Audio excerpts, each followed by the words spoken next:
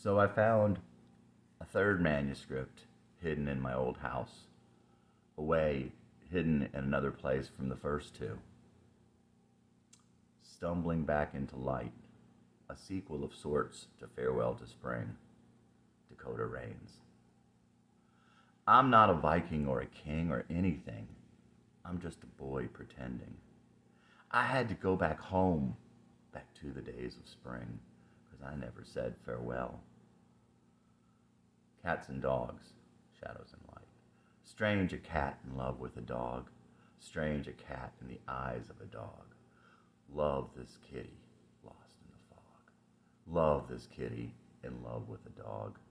I saw you down in the night, fit in my usual shadows and light. Pack of dogs ready to fight, but I saw you and love in the sight. I saw your eyes fear for me to go. I saw me there and I saw the glow. Love this kitty lost in the snow. Love this kitty in love with your soul. There's blood-matted fur when the dogs find a cat, and it's a long way for me to find where you're at. But I can survive thinking of you, your puppy dog brown reflecting my kitty blue. I'll remember your eyes in the light. I'll remember love and hope you might remember this kitty lost in the night. Remember this kitty lost in flight. Jesse Dillon. Under the starless city sky, the mischievous night breezes came and went with impunity. A street light lit the asphalt and brick like the full moon painting a clearing. The only movements were the leaves in the wind and the telltale shadows bearing witness to the comings and goings in the dark alleys and side streets. Compact but strong, with long hair and mysterious blue eyes, he stood there guarding his usual shadows and light. Across the street she stood, in her own light, virtually ignored by the others. Small, with long and wavy dark brown hair, she was all newness and innocence. Their eyes met. Her eyes were warm brown sunsets, and in those eyes he saw the fires that dot the night skies out near the horizon. In those eyes he saw himself, and he saw the glow of love. The others had not noticed him, but he saw her fear for him to go. Suddenly they turned. In a flash of fur they were on him, their echoed voices shattering the silence. Far outnumbered, he fought his way loose and disappeared into the night. When uneasy sleep overtook him, he dreamed of her eyes in the light. He dreamed himself in those eyes. They ran together, playing in sunlit meadows, tumbling in the tall grass. There's blood-matted fur when the dogs find a cat, and surely it was a long way to find her. But her memory shadowed his day, and dreams haunted his sleep. Searching out the places where the dogs go, he came within the sound of their breath time and again. The days began to grow short, and the earth grew cold. He searched the white ground through the swirling, downy sky. One night they came to him, from the bushes and out of thin air. Every muscle in his body lurched out, spinning and scratching and biting, but the dogs kept coming. Will o' the Wisp. It's bad enough the times I leave my body, but damned are the times I leave my head. Time just marches on its course without me, only leaving me regrets and dread. Constant careless feeding of the bad wolf, a pointless idle chasing of some wind. Does it seem the one that I had started chasing? Did I get confused when I got round the bend? Searching eyes for something only I'd know, as if they could know who I was way back when, thinking I could catch up to the shadow of the past by running backward now and then. I can live with the times I've been 2 times wrong, but damned are the times I know I'll never belong. I can accept there are people I could never be, but damned are the times when I wasn't me. A wheel inside a wheel, I feel I'm moving against the grain of all the others here. Looking at them speed ahead just makes me dizzy, 'cause I should be somewhere else, not here. Certainly now I'm speeding now across them. Only in this way I feel alive. But could it be I'm just standing still, or following so slow I'm far behind? If at all they should even see me, only see themselves reflected in my eyes, and my fear they'll see everything I'm lacking. If I look away, they won't catch me in my lies. I can live with the times I'm wrong, but damned are the times I know I'll never belong. I can accept there are people I could never be, but damned are the times when I wasn't me. I can't say why you'd come to me for answers, although I'll gladly tell you what I've learned. It's not a race I'm equipped for winning. It's not a matter of admitting how I've yearned. I lie awake and listen not quite hard enough to try and hear the fading echoes pass from some melody slipping from my memory, as if hearing it could bring me home at last. So I try and bring about a past that never was. Does this explain the cloud inside my head? How others do the things that they decide to, while I float through my days asleep instead. I can live with the many times I'm wrong, but damned are the times I'll never belong. Except that there are people I could never be, but damned are the times when I can't be me. Channing Matthews. 3 more good weeks of fall. Channing thought, I have wasted this fall like I continue to waste my life. Book 1, Not All Those Who Stumble. Stumbling back. First light. Every morning is a new life, another chance.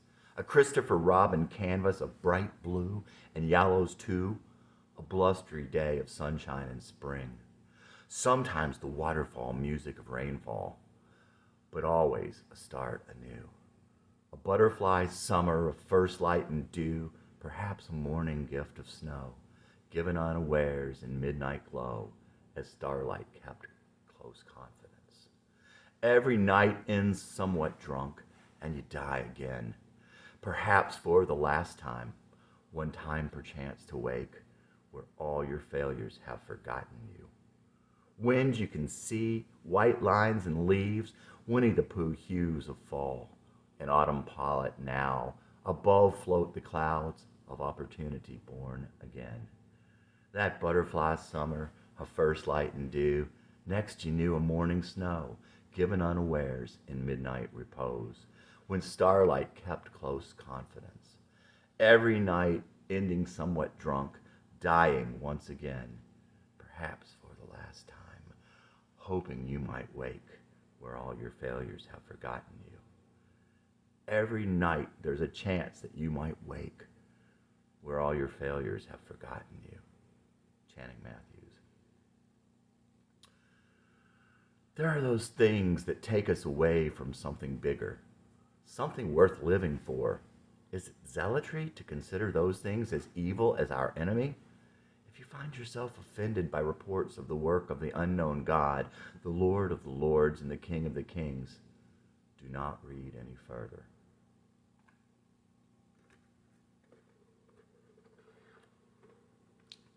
Winter solstice. It had been over a year now, and in that time Channing had written songs, but had not written another line in his journal. He was ready to take it up again and tell the things he had learned, though at the time he did not know he was learning them. Jessie was free. The mountain no longer held her, and Channing knew she would want to go to bigger and higher places. That comes as no surprise.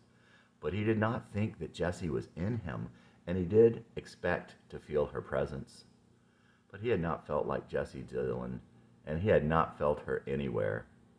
He hadn't climbed the mountain once in the year since Tom died. Winter was here. He did not climb it that summer or that fall. Channing regretted missing the fall, but now it seemed that winter was the appropriate time for his last ascent. Now he would try and explain all the things he had learned, the things he did not understand back then, all the things that lay dormant that past year, things that have opened up on his journey back from the dead. Darkness. For a year, the darkness intensified.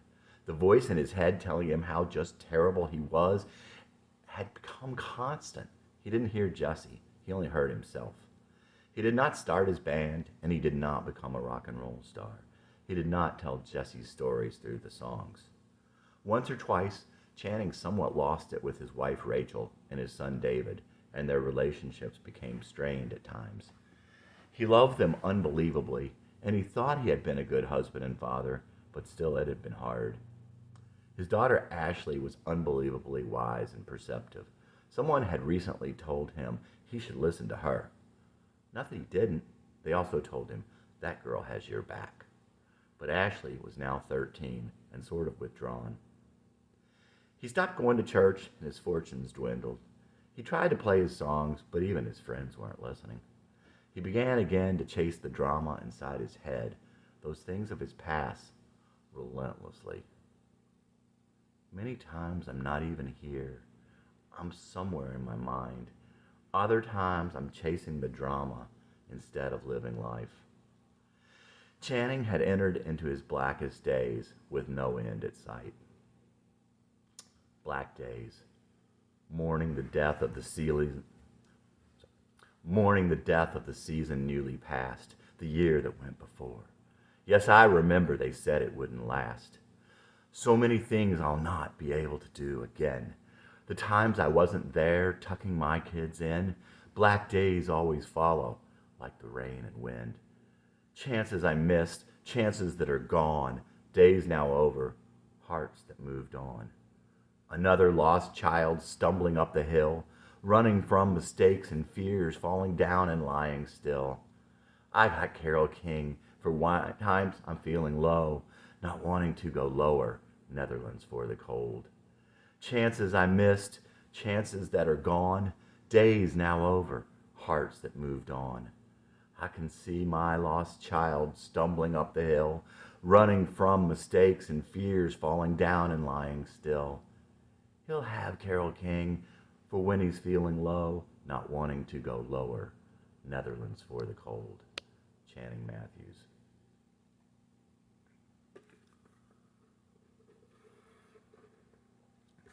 Not intended to grow old.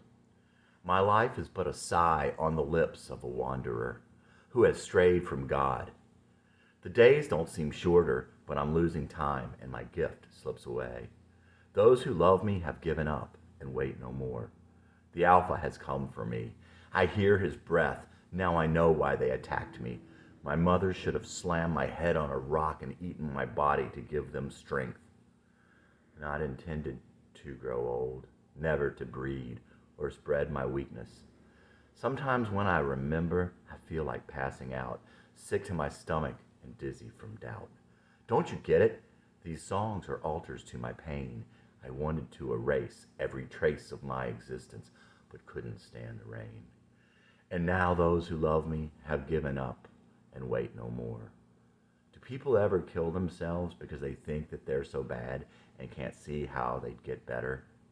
I find myself sometimes between A Tale of Two Cities and Young Goodman Brown. Not intended to grow old, never to breed or spread my weakness. Sometimes when I remember, I feel like passing out, sick to my stomach and dizzy from doubt. Channing Matthews. At Quick Mart, some old people would come in and buy a single tall boy every night on their way home. Jesse thought, what losers, what lives. Now that's me, thought Channing. He resumed his journal with this entry. Channing's journal. I wanted to be an angel. I'm a ghost. There never was a Channing, and maybe there was no Jesse. I only listen to Blue Rodeo now. There's no Beatles, no Moody Blues, no Neil Young, and I've even come to doubt Jackson Browne's sincerity. I mostly go my own way. It usually leads to pain and failure, but the few times I did it any other way never worked. Funny how the times you can do what seems the greatest and most obvious good are so wrapped up in a strange and surprising moral ambiguity where none should exist. Funny how all my old illusions are dead, and yet there have never been more illusions than now. For every one destroyed, 3 more pop up at its root. I'm the ghost and look homeward angel, but unlike that righteously solitary specter, I've had a family for 20 years. For 20 years, I've underappreciated Rachel and left her doubting I wanted her or that she was enough. But I have no idea how to undo the damage I have done to the ones I love most. For Rachel, I have given my distance and isolation. David, I was too lazy, too high-strung, and too ignorant of the things that really matter to let him do anything on his own.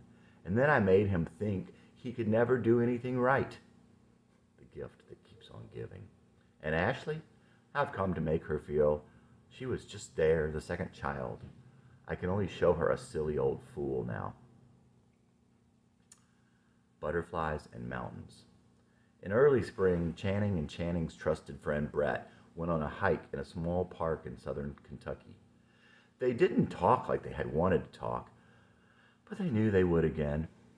A child again, Channing climbed the rocks and slipped through crevices, and Brett followed, more reticent than Channing expected. And Channing saw zebra swallowtails when he was a boy and chased butterflies. He never saw one, but they were all around that day. Channing caught them with his bare hands and insisted Brett take his picture with his cell phone. Channing regretted that Jesse killed and collected butterflies as a boy. He didn't think he ever was quite good with that deep down, but he wanted to possess them. Now he knew, like our desires, we should not turn away, and we should reach out and touch, but only hold them for a moment. The possessing is in the memory, though. The only way to share the beauty is to chase and watch and touch, but never to keep. To keep is to lose. To inanimate is to destroy the beauty. To inanimate is to destroy the thing that we most desired, that which was the essence of its greatest beauty, only leaving a pretty corpse. Zebra swallowtails. I, a child, climbed rock walls and fit in tight crevice, always from height, closer to God, and to my own understanding, and I brought you there too. Zebra swallowtails. I, a child, climbed rock walls and fit in tight crevice, always from height, closer to God and to my own understanding, and I brought you there too, surprisingly more reticent. And I, a child, caught zebra swallowtails I never found in my youth, when desire more natural filled my days, but in turn was filled by many things quite naturally. I asked you to take my picture phone in hand, 'cause now I just let them go, quite proud to catch butterflies by hand, but remorseful I used to kill them. Now I possess the memory. The ticks were bad, and at some point no more to see, and we didn't really talk. But more than worth the walk, and knowing that we'd go again, a greater adventure, somewhere further up and hidden in the green. Channing Matthews. There was an echo in the canyon as they called out to each other. I can't hear your words, but I like the echo in your voice. They were so close then. Brett was definitely Channing's best friend, probably his best friend ever, and Channing's only fan. It wasn't long before Brett slipped away. He had other close friends. He was younger. He had small children. He needed Channing for a time, but it wouldn't last. Going on ahead, traveling light. Till you have one fan and lose them, you're not truly free. You're not supposed to believe in me anyway. Hate me all over and let me be. I don't need you, not today. I can't hear your words, but like the echo of your voice. I don't know where I'm headed, but like the fear in my choice. Trying in vain to find some place that brings to mind better days. But there's a horizon to memory, and they remain in the haze. The closer I get, the farther it seems. Is it moving away? Am I a fool in my own dream, or did I just go astray? Laugh at me if it makes you happy, and you despise me still. I can't hear your words, but I like the echo of your voice. I don't know where I'm headed, but I like the fear in my choice. Can't hear your words over the echo of my own voice. Wasn't born to follow, and never really had any choice. Channing Matthews. One night soon after, Channing was sitting alone in his office and wrote another entry, Channing's journal. What am I doing here? All by myself on this cold, dark night in this empty office, all alone, nothing to do. 2 years. and certainly it is not me. Why am I here? I don't know, of course, but God knows, and I'm not alone. I will climb the mountain one last time to remember once more and to say goodbye to what was. Jessie is no longer on the mountain, and the mountain has lost its magic. But I know she is someplace grander, someplace higher, someplace much bigger and freer than the small overlook that can no longer hold her. I too always feel closer to God at great heights and closer to understanding. The fact that I drive the same small circle must be rectified. One day I'm going to invite David and Brett to climb a much higher mountain. I think Brett will want to go. One day, David. And I've found that you never know who God will send into your story. But for now, I'll go alone. A walk in the wood. It's a fall day and I'm walking in a wood, by myself but not alone, somewhere south of heaven.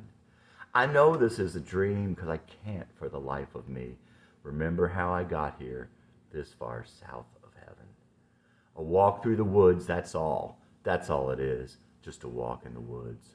Walking in these woods south of heaven, not recalling anything since I was 11. I come to a meadow and the sky is really dark. I think I see you through the trees, but I can't picture heaven. I know this is a dream because I can't for the life of me remember how I got here this far south of heaven. Crossing a meadow, that's all it is, just a walk through the grass. Walking through the grass, shadows of heaven, covering over everything before I was 11. It's coming on fall again and I'm far from that place, longing for the wood and just another taste. And I know this is a dream for the life of me. I know this is a dream. Channing Matthews.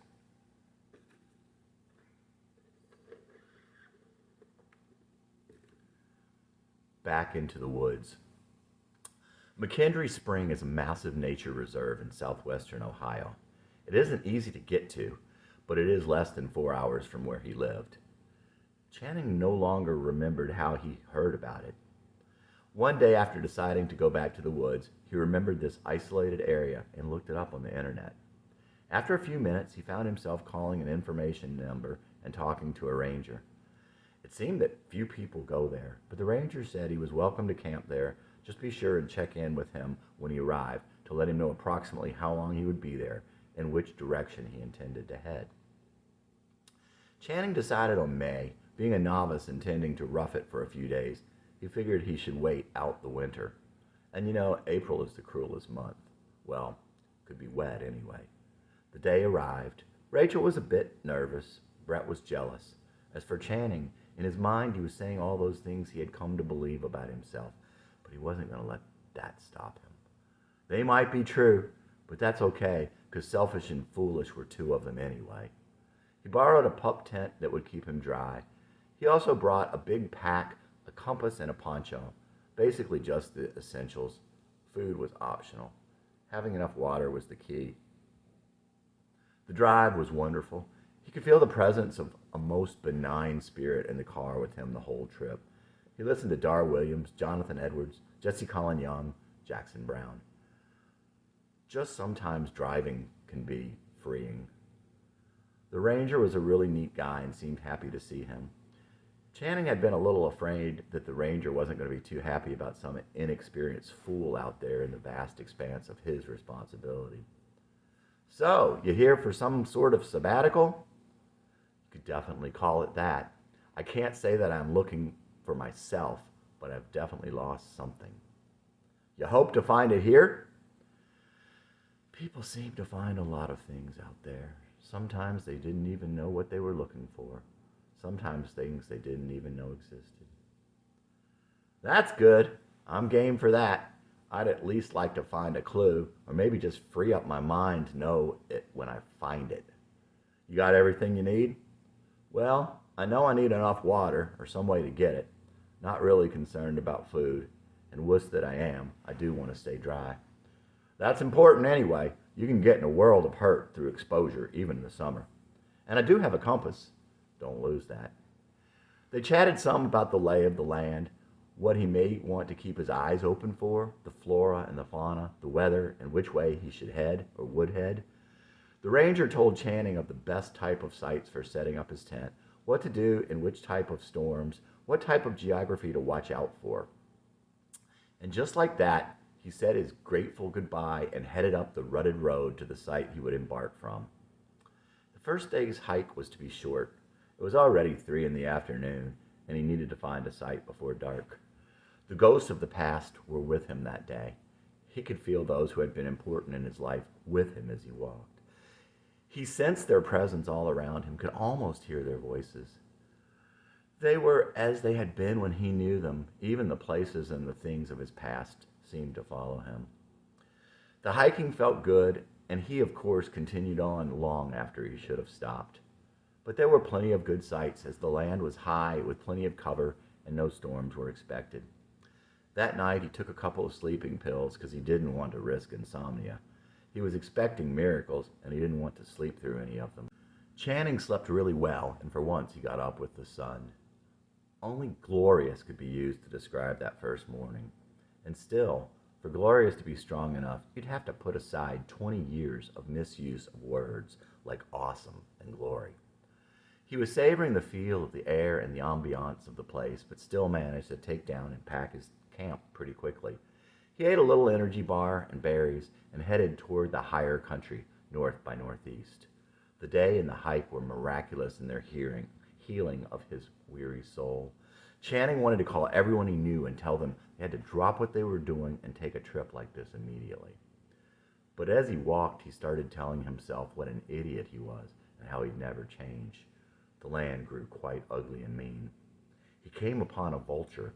The great bird flapped its considerable wings to warn him off, but it had nothing to worry about, as he wanted no part of the bloody entrails it was pulling on. He took a wide berth around the bird. Channing was a little ill and more than a little spooked. He made his way into a wooded area with great oaks and sycamores. After some time, patches of blue, deepening with the day, began to show through, but the depressed feeling and the beratement continued. It's funny, in the woods, you know you're being watched. You know something sees you first, and from the outside, certainly, you don't know what's in there. Once you walk in, there are spooky shadows, distances you cannot judge, and things you think you see in the places between the trees. Part of you is anxious to get out. You're not one of them. Part of you feels you have always belonged there. Dogwoods in full bloom, pink and white began to appear scattered among the taller trees. At some point, the sky opened up, and there were only dogwoods, hundreds of them, littered across a rise. He came upon a waterfall and started to remember a dream. At first, it seemed like he had dreamed it a week ago, or perhaps a few days ago, but as it came somewhat into focus, he remembered it was from the night before. He had dreamed about Danny, and in the dream they were friends, and Danny was giving him advice about music. Out of the blue, Danny said, "We're only here once. Let them see you. I had no idea till finally you showed me." Channing got one of those warm feelings and started to feel good about himself. Well, He reached some pretty rough country covered with fallen timber and boulders that must have come from the period of the glaciers. Up and down it went, and it seemed to go on forever. Finally, he came to an old-growth forest. It was a fantastic place, and he felt a presence there, something more than just the playful wood-nymph butterflies. He felt like he was being watched by curious fairies, mystical beings who had never seen a human in their wood. He felt kind of funny. What was it? I know, Channing thought. I'm 10. He was the Jesse of 10, and he was in another woods at another time.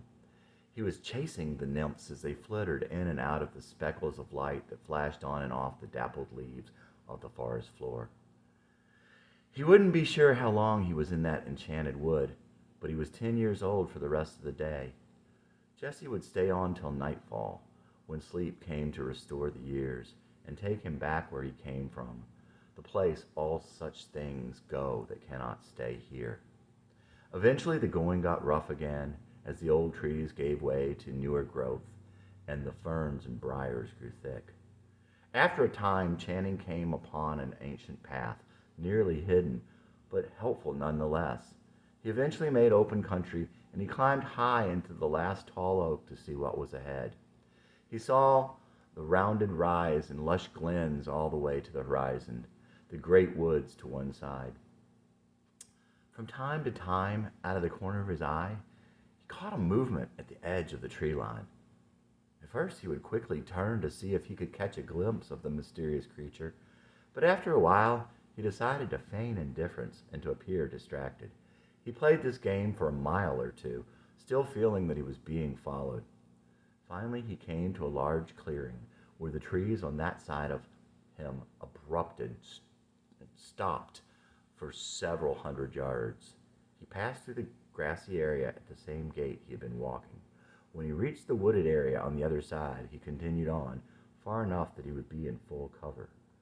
Channing quickly doubled back, not along the path, but amongst the thick brush, and waited in the shadows of scattered sunlight at clearing's edge. He had been crouched low in the position for about 2 or 3 minutes when Channing saw him.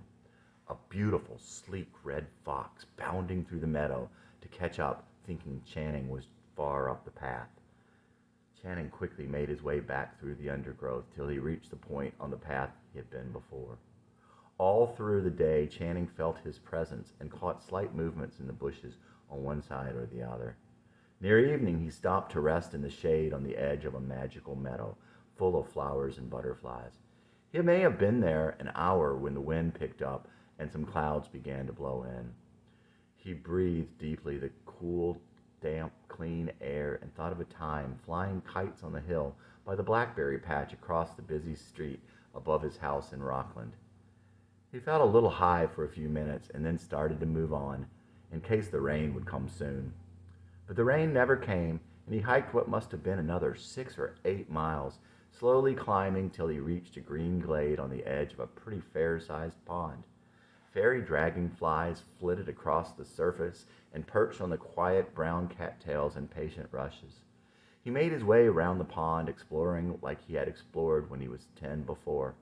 On the far side was a grove of birch and maple with a nice flat grassy spot where he pitched his little pup tent. Channing thought about reading or even writing some, but started to feel that good groggy feeling and decided not to fight it. He must have been asleep by 9. Empty wood. I can feel the wind off lakes in mid-November.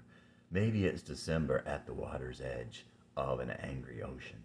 Then I see the still of a February pond, startled by a crocus, walking in the brownwood by the shore. Just inside the tree line, deserted and forsaken, smiling to myself, warmed by isolation, knowing for me alone it's been there all along, but I'm alone by choice this time. All things end in their time, but the end always surprises, and all too often we don't detect the dead weight of the corpses by our sides. Smell of charcoal burning floating through my window always takes me back to memories of a lake your family took me to. But I don't belong among happy people laughing, so it's back where I belong to wander off again. Just inside that tree line, deserted and forsaken, smiling to myself, warmed by isolation, knowing for me alone it's been there all along, but I'm alone by choice this time. Channing Matthews. Daniel. The sun is already bright. It must be around 9:30, and he was still tired, but he felt good. He could tell. The fox was already up. Not hungry, he brushed his teeth by the pond, made a slow circle around it, packed his stuff, and resumed his course up country. The climb grew a bit steeper, but he ran into a path, another path, almost completely hidden from disuse.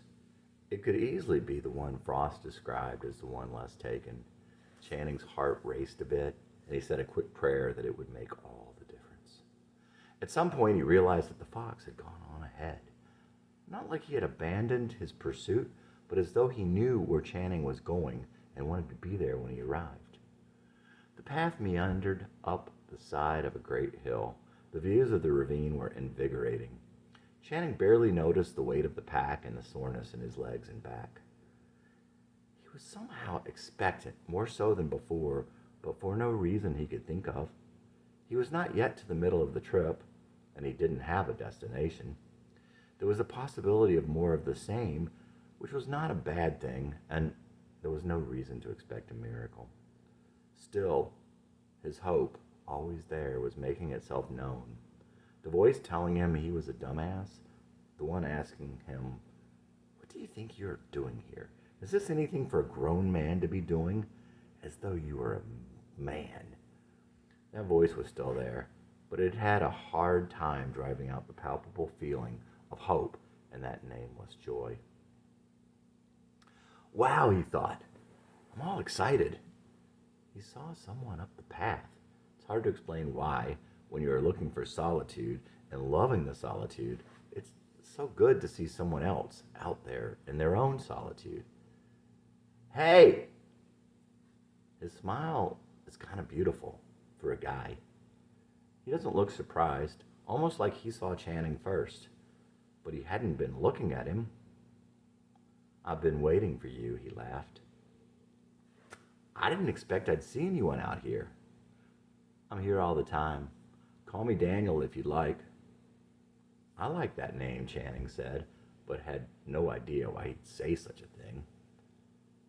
"It suited me at times. How much farther do you plan to go?" Channing started to tell him his name, but Daniel seemed always to have a new question for him, and the answers always seemed more interesting than what he had planned to say. "I hadn't really decided yet. It's still early. And just like in How Much Land Does a Man Need, the terrain keeps getting better." "Better keep track of the time, then." "No doubt. Where are you headed?" "Where the spirit leads me. Do you mind if I tag along with you?" "Sure, that would be great," he said, the eagerness in his voice somehow taking him by surprise. They talked about the day, and they pointed out the beauty in the sky and the trees, the hills and the dales, and the birds and insects and the horizon. They talked about music. Daniel loves Rich Mullins, and he knows Neil Young and Jackson Browne and even Dar Williams and Blue Rodeo. They talk of movies and books, and Daniel says that Wuthering Heights had been one of his favorites for a very long time. And he said that Taylor Caldwell had always been very close to his heart. "It's all about passion, Jesse. All about the greater desire and the longings of the heart." "So it would seem. I read a book about that called Wild at Heart." Did Daniel call him Jesse? "John Eldridge. He's a prophet, you know. There is something that has been missing in the world and in my church for a very long time now." I definitely hadn't heard any of the ideas from Wild at Heart at my church, that's for sure. "But you have had those natural highs, felt those shadows just out of reach, ever since you were a young child. Those stirrings in your heart, the longings for a home you never knew, that sense of a great and tragic but unknown loss." Channing didn't answer. It didn't seem like Daniel was looking for an answer. He didn't even phrase it as a question. There was a certain etiquette to the conversation on the trail, a certain extra quietness that lets the other man speak. And it seems a place of honor for the wise that they don't tend to foster in the current world of titular equanimity. And don't forget smiles, the light on someone's face, the beauty of a child, a young girl's heart, the color that attaches to everything on a clear, warm day in January. All of these things are there so that we can remember to remember. There are only a couple of ways to remember not to forget to remember. One is to surround yourself with the simple things that bring you to joy. The other is to take trips to places of great solitude, the desert, the mountains, the sea. There are places where God restores our desires so that we will not forget He created us for something more, and so that our souls should feel their worth. Those stirrings you feel are the eternal calling out to the eternal. You know what I'm talking about. Sure, though I don't think I could put those things into words. I write songs, but I could never write or talk with the beauty I can feel.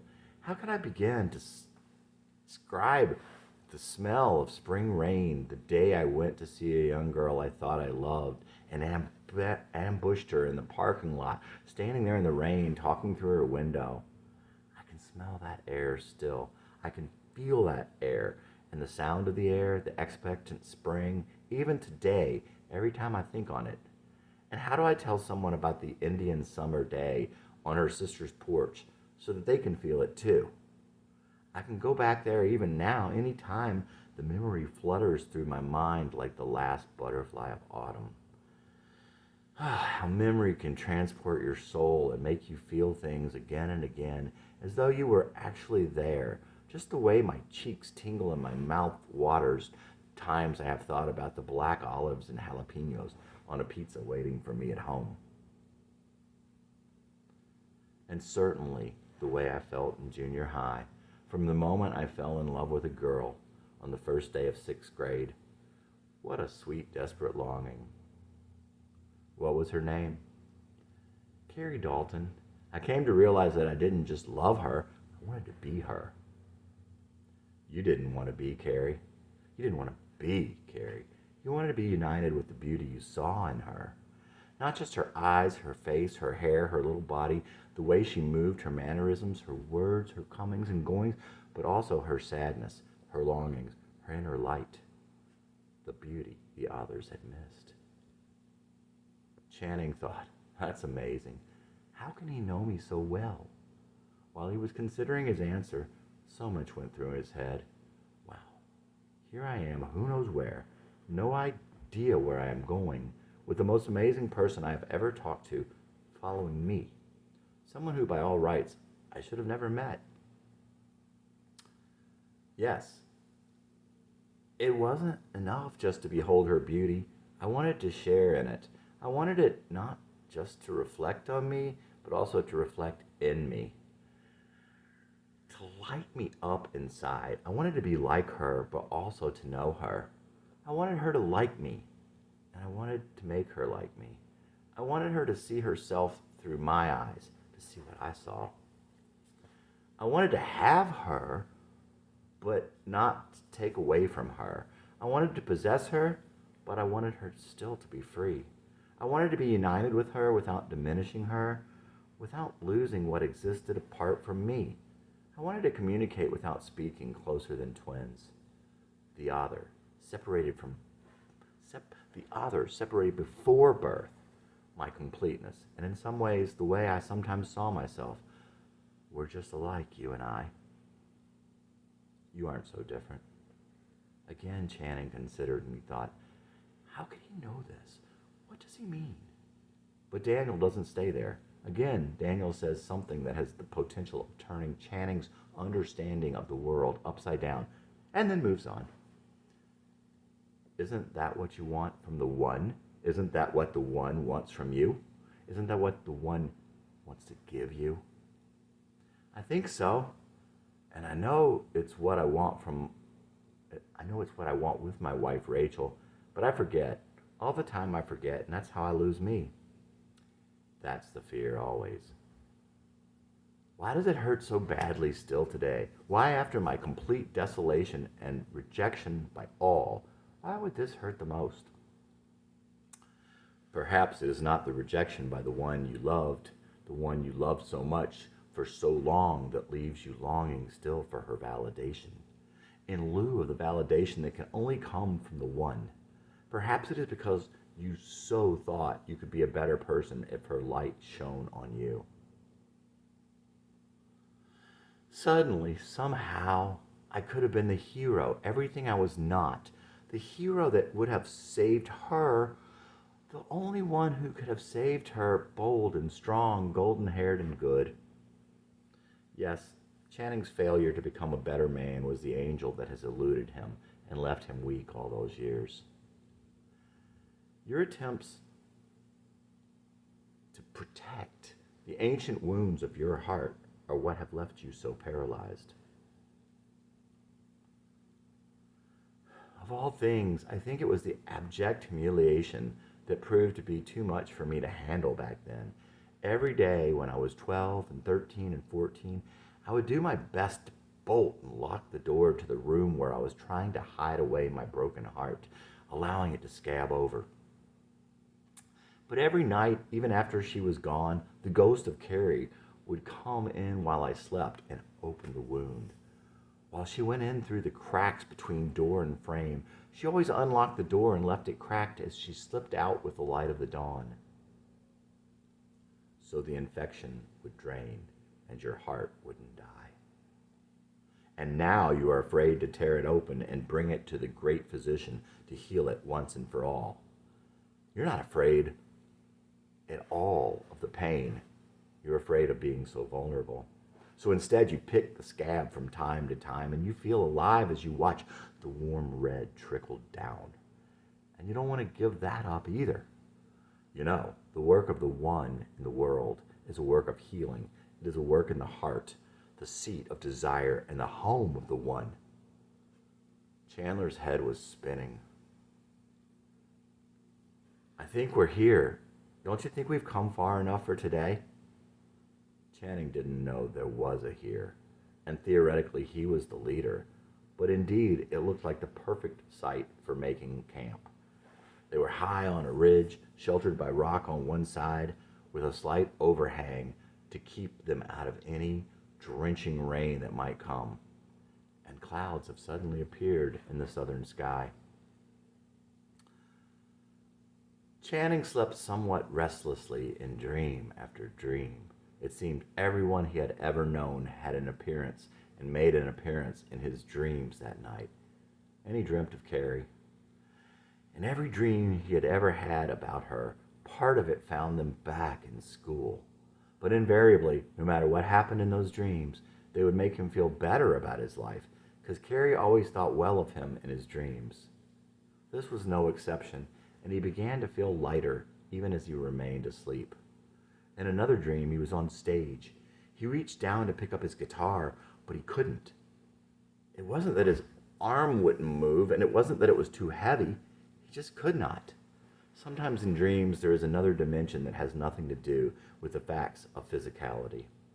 Channing started to panic as he became aware of the audience, though he could not see them. And there was his band. He could not see them either, but he was aware that everyone was waiting on him.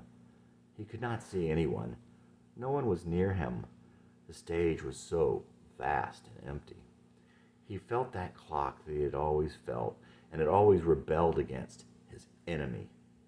He was aware that he looked pitiful, lost, despondent. He could see himself. He was small and he was wearing a baseball shirt and black running pants and chucks. He recognized himself from a dream of long ago. He was the girl in the reflection in the pond. He looked up, expecting to see the boy from that dream, himself as a boy, but instead, Daniel was beside him. He knew that Daniel knew what he needed. He reached out his hand, and Daniel handed him something. It was heavy, and Daniel closed Jesse's little hand around it. Channing slowly opened his hand, and he saw that it was a magnet, one of those old-fashioned kinds, with each pole painted a different color. It was broken in two. The blue side said, God's grace. The red side was labeled, the bitter sea. Channing started to cry, and he closed his eyes. He was crying because he knew there had been something right in front of him all along, something he needed, but somehow could not see. He didn't have to go it alone. He wasn't meant to make this music alone. He opened his eyes, but could not see right away because of the tears. But he was aware of a comforting presence. Standing at his side was Marie. Marie from long, long ago. She sweetly asked him if he was ready now. He nodded his head and said, "Uh-huh." She smiled at him and handed him his guitar. She stood next to him with her guitar, and he no longer felt alone. He felt confident. And the stage was no longer immense, cold, and vacant. Channing felt like he was where he was always meant to be. Channing woke refreshed in spite of the fitful sleep. Some of the usual hateful thoughts started to appear in the shadows, but he had this strong feeling that the one loved him, and the thoughts couldn't seem to come inside, even unformed. Funny, he had always believed that they came from within. Channing's first thought, apart from the dreams, was of Daniel, and naturally assumed he had dreamed him up, along with all those conversations they'd had. But he saw another tent, not 5 feet away from his, and a little campfire between the tents. After a few minutes, he saw Daniel, walking back down the path toward Channing, much as he had first seen him the day before. "Good morning, Jesse. I am so glad I found you out here. It's really good being with you." Channing hardly knew what to say. "Morning, Daniel. Thank you." They began to pack the equipment, and Channing seemed to be feeling so much better about himself. "You seem lighter." Daniel says this with a lot of gravity, but not surprise. It seemed so right to tell him everything, this stranger he had not even known 24 hours. It had gotten to the point where I was constantly calling myself every bad thing you can imagine. And I figured I knew what the one thought of the whole thing. Besides, I asked, but only heard nothing. "It's a spiritual battle, Jesse. The voice that tears you down, even though it sounds like you, it is not you." Channing thinks of a line he wrote in a song. Jackie says it's a spiritual battle. He can't say he really knew what he was talking about, what she was talking about. He guessed he really didn't know what it meant. When you agree with that voice that you are bad or selfish, lazy or cowardly, you are letting him get a foothold. Don't be surprised that there is a spiritual warfare. Channing knew people had those negative voices, but didn't know they could get to the point that they had reached in him. And he certainly had no idea where the voices came from. "Daniel, why do you call me Jesse?" "Don't you want me to call you Jesse?" "Well, yes, but..." Channing seemed to lose his train of thought, or more accurately again, a more urgent thought took over. "Why did Hart planted in me the seed that God would one day name me? I read that book after I began writing in a journal the story of Jesse. Jesse who was me, Jesse Dillon. I prayed that he would, but never heard anything. Long after I had finished reading Wild at Heart, and long after I had finished the story of Jesse, I did think that I heard the one speak to me, call me Jesse, but I couldn't be sure." Again, Daniel takes the opportunity, one Channing had given him, to change the subject. "Do you know the meaning of Dillon?" Channing shook his head. "Dillon means lion, loyal, brave, and faithful." "I didn't know that." Somehow he had never looked it up. He hadn't considered that last names also have meanings and etymologies. Channing thought, why doesn't he tell me about Jesse or ask me if I know what Jesse means? Channing knew that Jesse meant the grace of God, and he thought, by God's grace, I am his lion. God's loyal, brave, and faithful lion, what I had always wanted to be and was so sure that I was not. But what he said was, I've always known the one loved me, but I longed to hear him say, it's okay, it wasn't your fault. The world was wrong about you. They hated your glory. What? Daniel said, that's a line you'll find in another John Eldridge book, The Way of the Wild Heart. This was what Channing always wanted to believe, but more, sometimes he felt it could be true. Times, especially when the beauty smiled on him and he looked around and no one else was there, it was for me, he would think. For as long as I can remember, I have remembered the beauty. Why was there all this endless beauty, all these glimpses of the eternal, just for me? It told me he loves me. It got me through the pain. But some only get ugliness, hideous, filthy evil thrust upon them while still in their innocence, and for all their inexplicable, more than tragic, there are not words, desperate lives, short or long. Why? It's because this is your story, not theirs. What do you mean?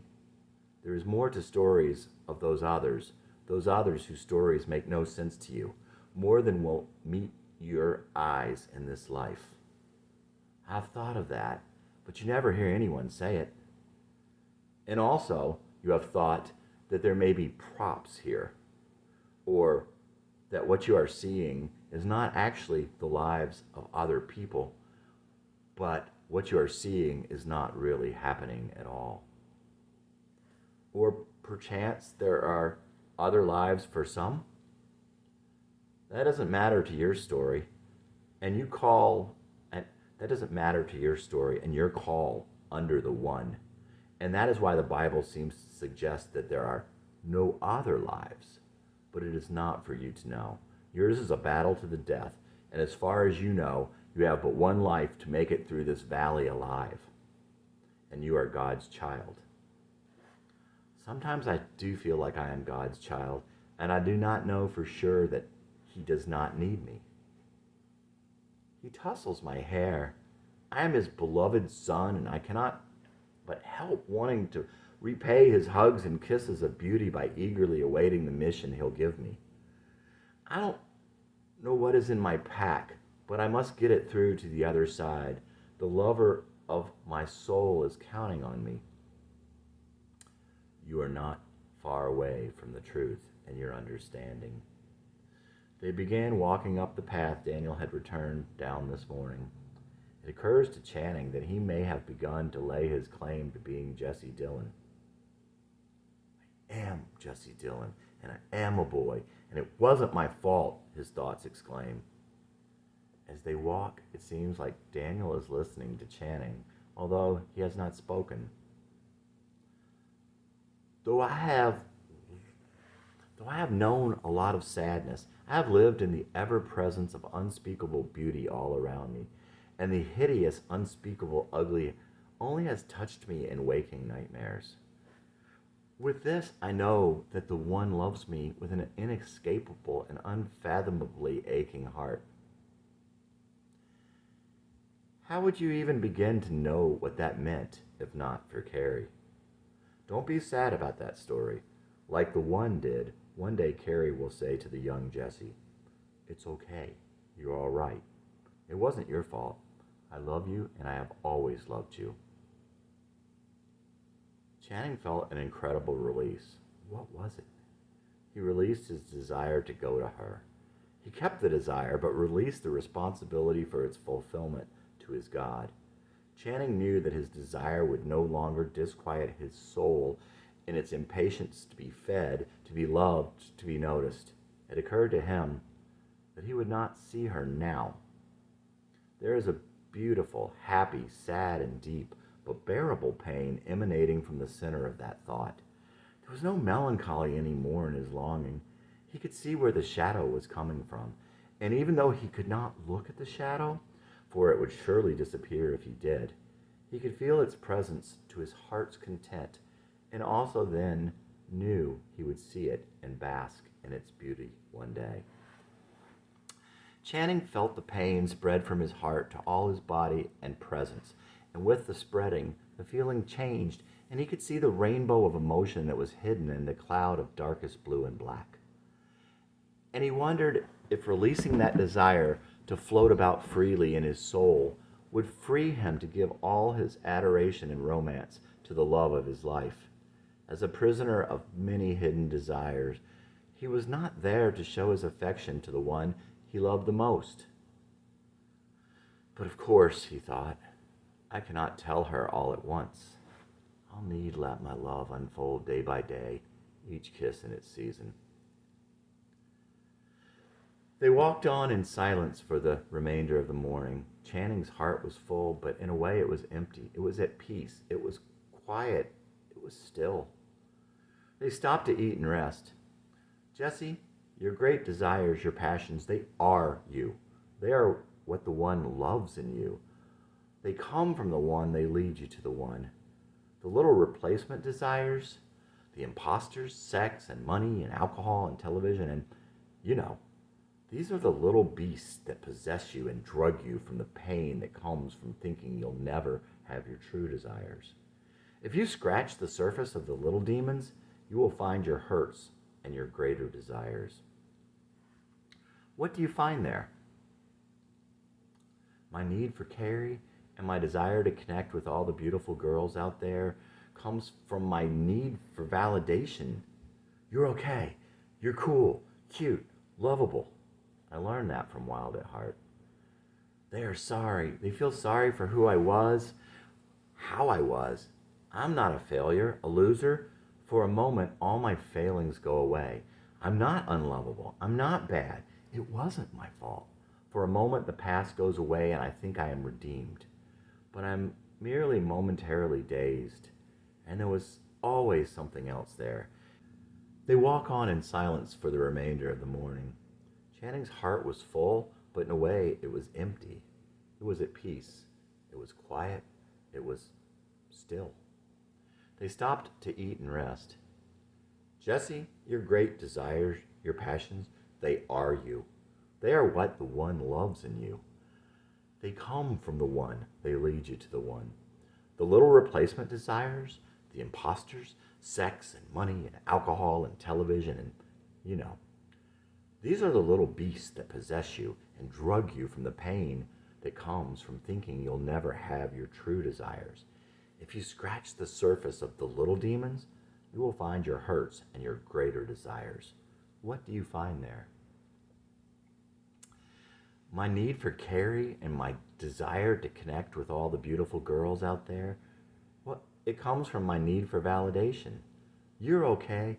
You're cool, cute, lovable. I learned that from Wild at Heart. They are sorry. They feel sorry for who I was, how I was. I'm not a failure, a loser. For a moment, all my failings go away. I'm not unlovable. I'm not bad. It wasn't my fault. For a moment, the past goes away, and I think I am redeemed. But I am merely momentarily dazed. And there was something else there.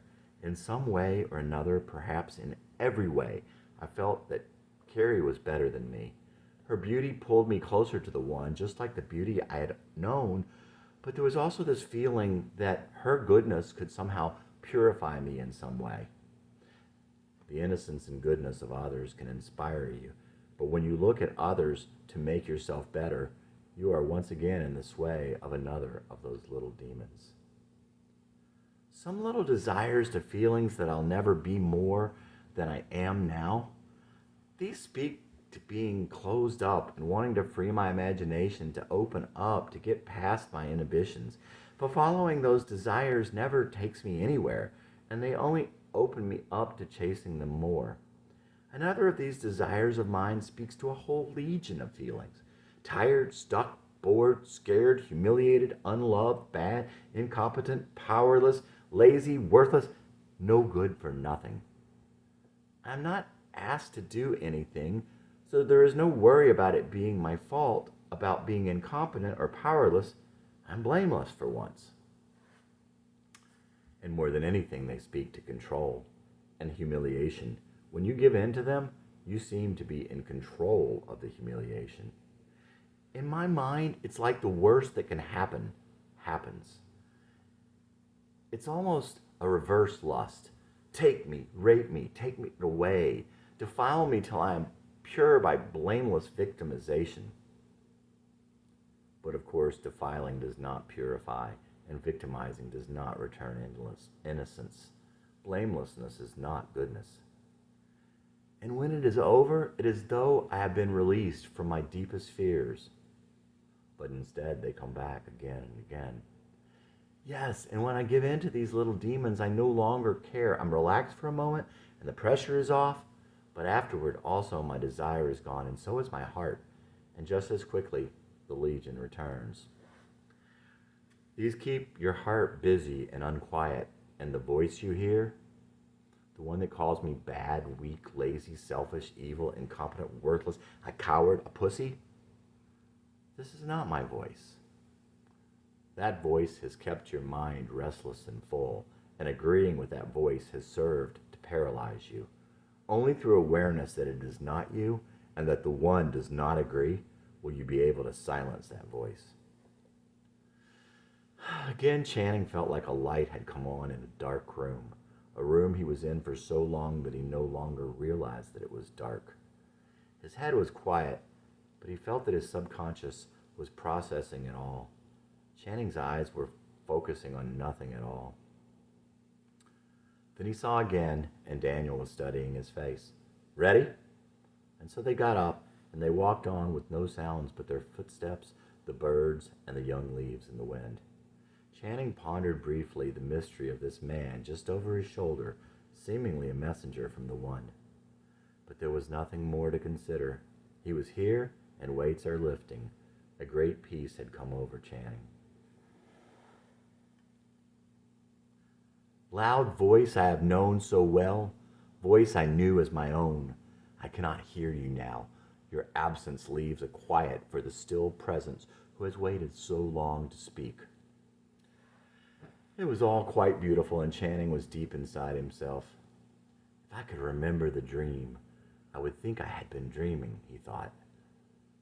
Sometimes I think maybe if I could look away for a moment or two from my never-ending search for some quick and easy way to redeem myself, I could take my place in this story the One wrote for my redemption. It is not just the responsibility for your desires you must give up, but the responsibility for your righteousness also. And I wonder, in his strange and ironic grace, if the One has a place for the power in my will to get behind the power of his, another way he will use my flaws against all odds. Have you ever thought that perhaps there was a reason that the Greeks never deigned to do plays about heroes who were all flawed, with only a single virtue? Tales that end well in spite of all the hero's flaws, the opposite of the tragedies that end badly because of the hero's single flaw? That it could have been that they knew that the unknown God of the Hebrews had already perfected that type of story. For so long I have cursed myself, and sometimes the One, for making me so flawed, so weak, so different, and worse, so powerful and glorious. I suppose it is time now that I take a moment and reflect with awe on the great purpose for which the One must have created me. The One must have made me for this, so flawed and bereft of visible virtue, and to thank him for making me the only one with a unique set of shortcomings that could fill those shoes. How could he tell you of all his wondrous plans for you, or even show you the next step to take while you still labored under such a cloudy mind and busy heart? You could not hope to keep up till first he taught you his design to keep your desires, but lay in wait and not pursue the goodness that you cannot yourself obtain. Of course, now he understood. Channing thinks on this and again goes off in reverie.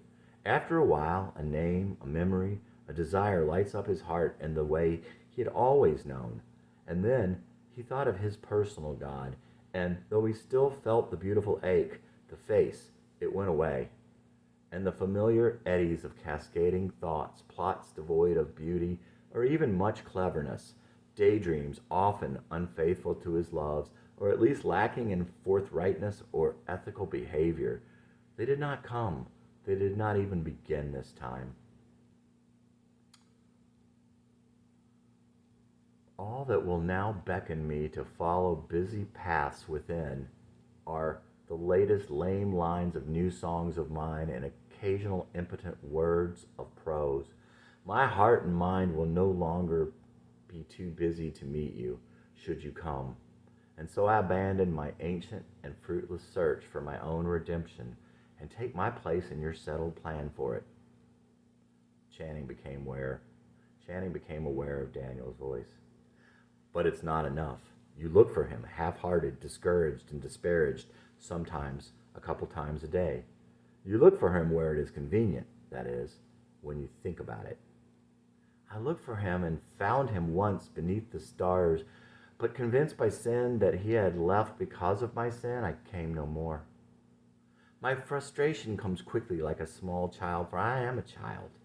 I congratulated myself at the time that I was smart enough to know that he would not turn his back on me. Instead, I rationalized that he was gone because I turned toward sin. And so, of course, could not see him within. So, of course, I could not see him with my back facing him. I was only half aware that this little thought of mine would keep the door half locked and fully closed. It is too important a meeting for him to leave you, and he is seeking you. The upshot is that your busy mind and heart are the only things that are keeping you from escaping the funk in which you waste away. So, be still and know I'm God? Channing thought he understood. He had tried many times to completely blank out his mind and think only of the one. How'd that work for me? It didn't. I couldn't. It's not a meditative thing. It's not that we should try to force ourselves to completely blank out our minds for a moment. It's so much bigger, yet so very much easier. We are supposed to give it all to the one, to turn to him any time we realize that we are trying desperately in our hearts and minds to work it all out, and to still our lives, understand that the one is there and that he is in charge. Now he got it. That evening they found a spot high on a ridge between massive boulders. Daniel sat with Channing without speaking till the last evening caller had gone silent. Channing had laid back in his tent at some point and woke the next morning, his feet still hanging out of the tent, to find Daniel gone. He looked but found no traces of Daniel in that place. No campfire, no footprints, no place his tent might have stood. There was a certain disappointment, of course, though he really had expected it. Channing didn't think he even saw Daniel make camp that night. He had been tired to the bone and felt a heavy exhaustion as though he had been drugged. It was an exhaustion born of relief, he thought, but also it was just too much to process, at least all at once. As he stood there that last morning, for some reason he thought about the fox that had shadowed him for so long. He had forgotten about him, but he was a little foggy, it seemed, and he could not recall when he had seen him last. He wouldn't remember making his way back, and he didn't remember the ride home. The memories of that time in Ohio would be somewhat dreamlike, but they were at the same time clear, and Channing would remember those moments at least until he died. Sometimes he would lie in bed at night and hear Daniel speaking, as though they were in a tent together, Daniel's sleeping bag next to his, two brothers whispering so as not to wake their parents. All these years, all the people he had known, all the voices, the books, the songs, the movies and poems, sermons and heart-to-hearts, deep thoughts and long conversations, none of what Daniel had told Channing had come up in all that time. So he was changed utterly. Channing was not the person who left for McKendree Spring that day in May, but he felt that he was free to be the person he was born to be. Channing thought, my desires? I shall treasure them and hold them to my breast as the hope that fills my sails. The past of holding them up as bloody reminders of a fractured child is behind me now. I have come in from the cold, and I am with you now. You tell me, stay. I guess you could say I am divorcing my will from my desire and from my righteousness. The striving and the beatings in my heart, they were no friends of mine. I am not a rock and roll star, not yet. This desire, too, I released to my God. I believe in my core that it is part of his plan, but all things come in his time. My releasing that desire to him had to come first. Maybe all things on that path awaited these lines. From Channing's journal. Acceptance. Can't feel worse about myself or be much more helpless, and I see that I am worthless. What do you want me for? I'm a pussy and a pervert, and no one knows like you. No longer do I dream, little darling one, I'd ever be a man or even a golden sun. The hairball is stuck inside my heart, not my throat this time. I give up completely and this time draw no line. So grab my wrists and hold me down till I struggle no more. Take away my dignity just like you did before. Tape my mouth and slap my face till I lose the will to scream. Thwart my will, corrupt me till you break my will to dream. But do not leave me dirty. It was not you who drove me out to the perimeter and forgot to kill me. I know now I'm the piece that fits just in this way. So why do I fight God? Okay, then I'll get drunk till the day I die for you. Lonely, that's what you want from me. But what's she supposed to do? It's getting darker outside these days and still darker inside the maze. The other horses seem so free, but I suddenly see the fences. So take my breath and choke me. Show them all just how you broke me. I try and speak but make no sense, and I can't do it justice. So grab my wrists and hold me down till I struggle no more. Take away my dignity just like you did before. Tape my mouth and slap my face till I lose the will to scream. Thwart my will, corrupt me till you break my will to dream. But do not leave me dirty. It was not you who drove me out to the perimeter and forgot to kill me. Do not leave me dirty. It's okay if you leave me. But do not leave me dirty. It's okay if you kill me. But do not leave me dirty. Just don't leave me dirty. I want it to hurt. I think I deserve it. It makes me feel alive. It feels like me. Channing Matthews. Sometimes it's not the place that we need to be freed from, but it is certainly all caught up in that also. There was that funny thing that Channing had come to think, though, if he could go back, he wouldn't be able to change things, even knowing what he now knew because of who he was. That's what Channing cursed the one about sometimes. And then Channing would realize that he made him like that for a reason and that he fit in his place, his plan, like some crazy shaped piece of the puzzle no other would do in his place. Channing had finally realized also that the one didn't intend to fix him, which was kind of a pisser. He had the idea that the one intended to use him for his crazy purpose, just how he was, bad, crazy, idiotic. Men in the game are blind to what men looking on see clearly. Chinese proverb. We don't quite know why things work the way they do, but one part is that the one and good are not the only players.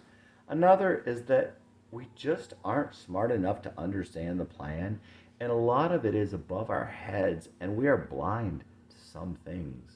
And there are some things we couldn't handle if we could see them. There should have been someone for you to turn to, but too often, for too many of us, there's just not. Try and look at the things that take you sideways and try to see where those responses come from. And besides, it's good to cry. When you quit, it means your heart is hard.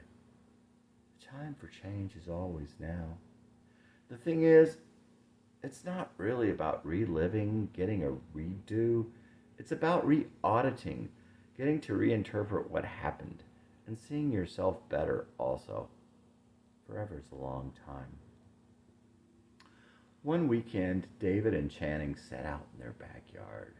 It was a beautiful day and was really nice. David was unbelievably wise, as well as caring and in tune with people. Channing told him how he thought he was how he had always been and had only come to realize it in the past couple years. You're not the same as before.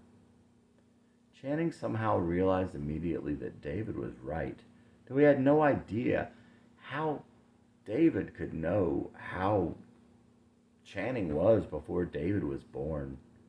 Channing told him also that he couldn't change. He couldn't learn to sing. There were a lot of things that he felt no one could teach him. Different methods work on different people, but there were some things that were impossible for Channing to learn. Nothing is impossible.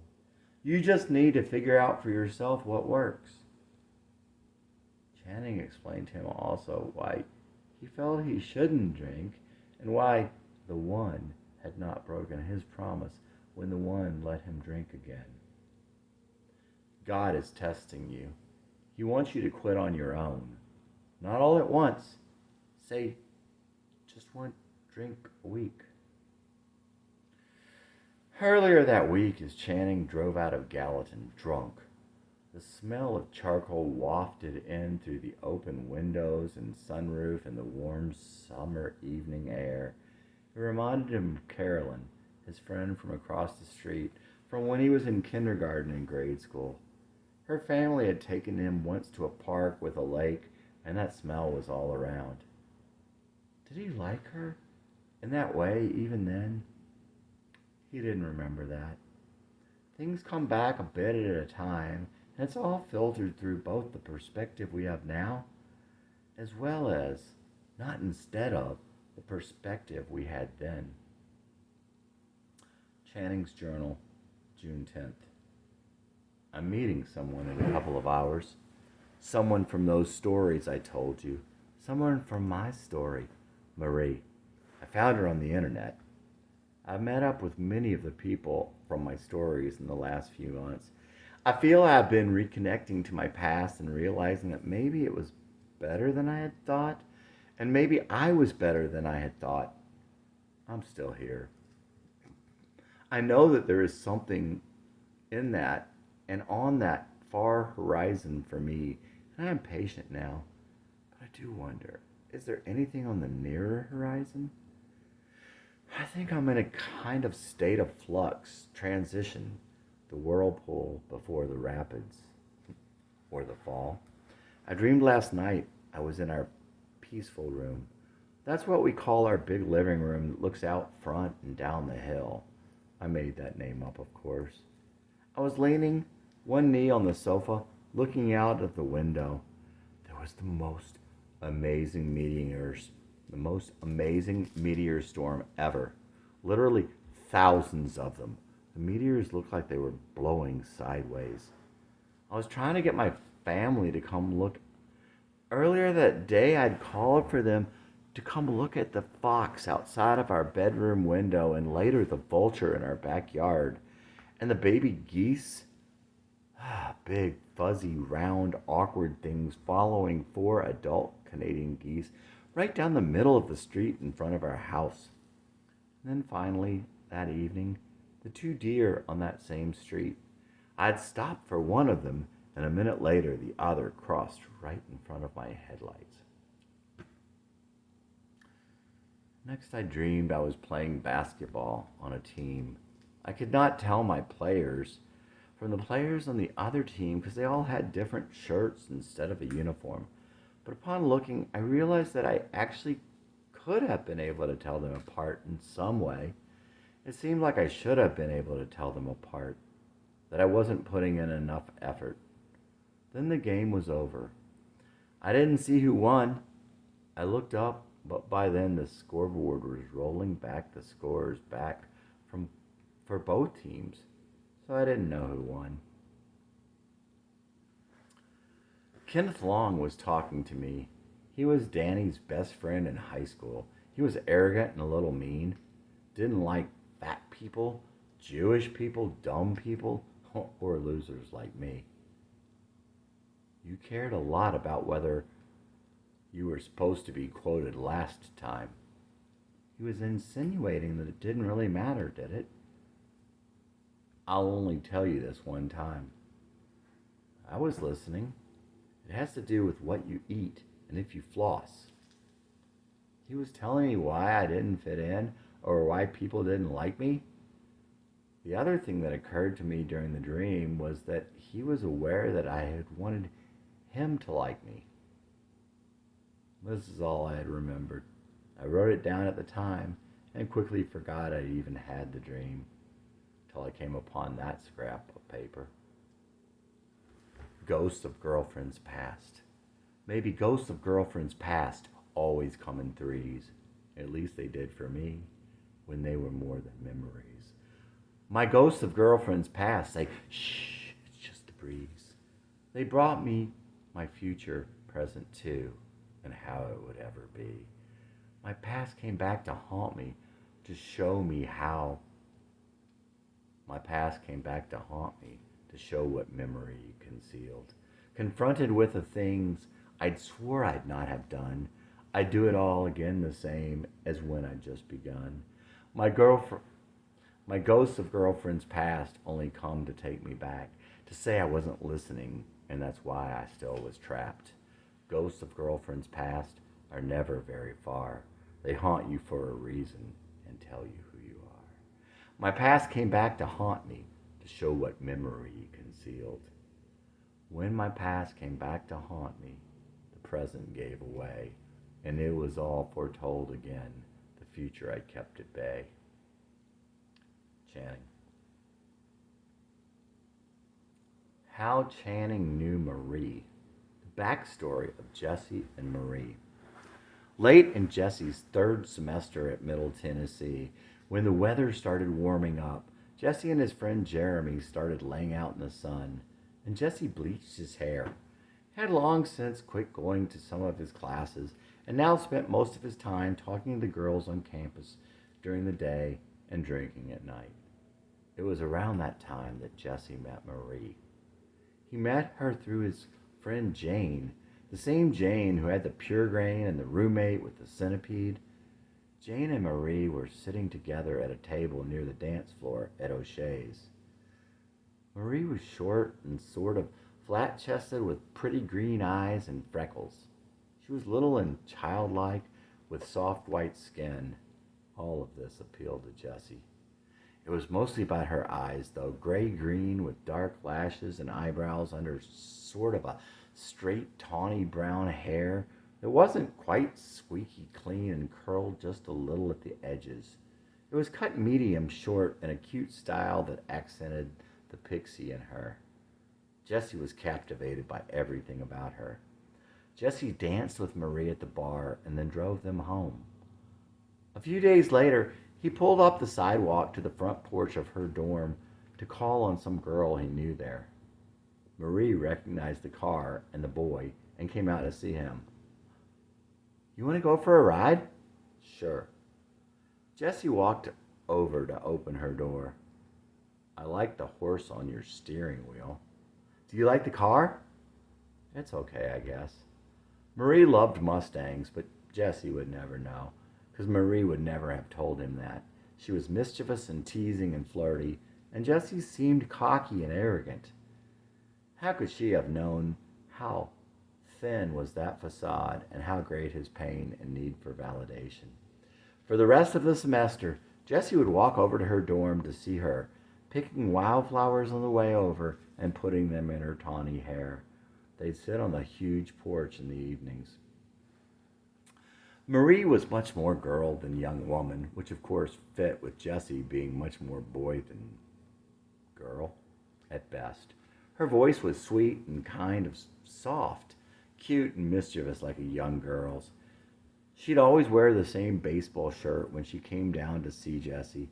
He didn't care if she ever wore anything else, or if she ever washed it. She was just as cute as could be. He was just a little surprised. Jesse loved to listen to her sing, sitting cross-legged on the ground with her guitar. Marie had the sweetest and purest voice he had ever heard. He would love to hear her sing Rhiannon with that extra verse that Stevie Nicks only did on the live version, and the song she had written about a 15-year-old friend of hers, Mary, who had been raped and got pregnant. Virgin Mary in Disguise was a great song. One day out in the sunshine, she sang him one of her songs. She had written it about someone she had had a crush on in the past. She didn't tell Jesse, but he suspected as much, and that it had been in the recent past. Marie never told Jesse who it was about, and Jesse didn't want to ask. He was somehow somewhat jealous about the whole thing. But it seemed too that she had picked that song for a reason. The words she sang to him made him think she was trying to tell him he was too aggressive. As they walked together one evening, Marie suggested that maybe Jesse was jealous of her guitar playing. He didn't think he was. If anything, he thought, I'd be jealous of your singing. But he didn't say anything. There were too many times he had been burned in trying to protest something he was falsely accused of. It just made him sad. Jesse thought of all the crazy times in the past he was accused of something he didn't do and the horrible helplessness that came from them. The time in first grade when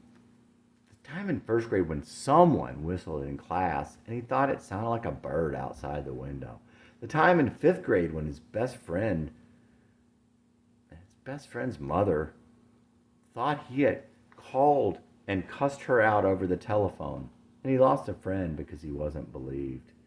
The time in eighth grade when he was going to sneak out with Blaine, and he lost his only friend. All the many times getting trouble in school, and finally the time his father accused him of being jealous of Matthew.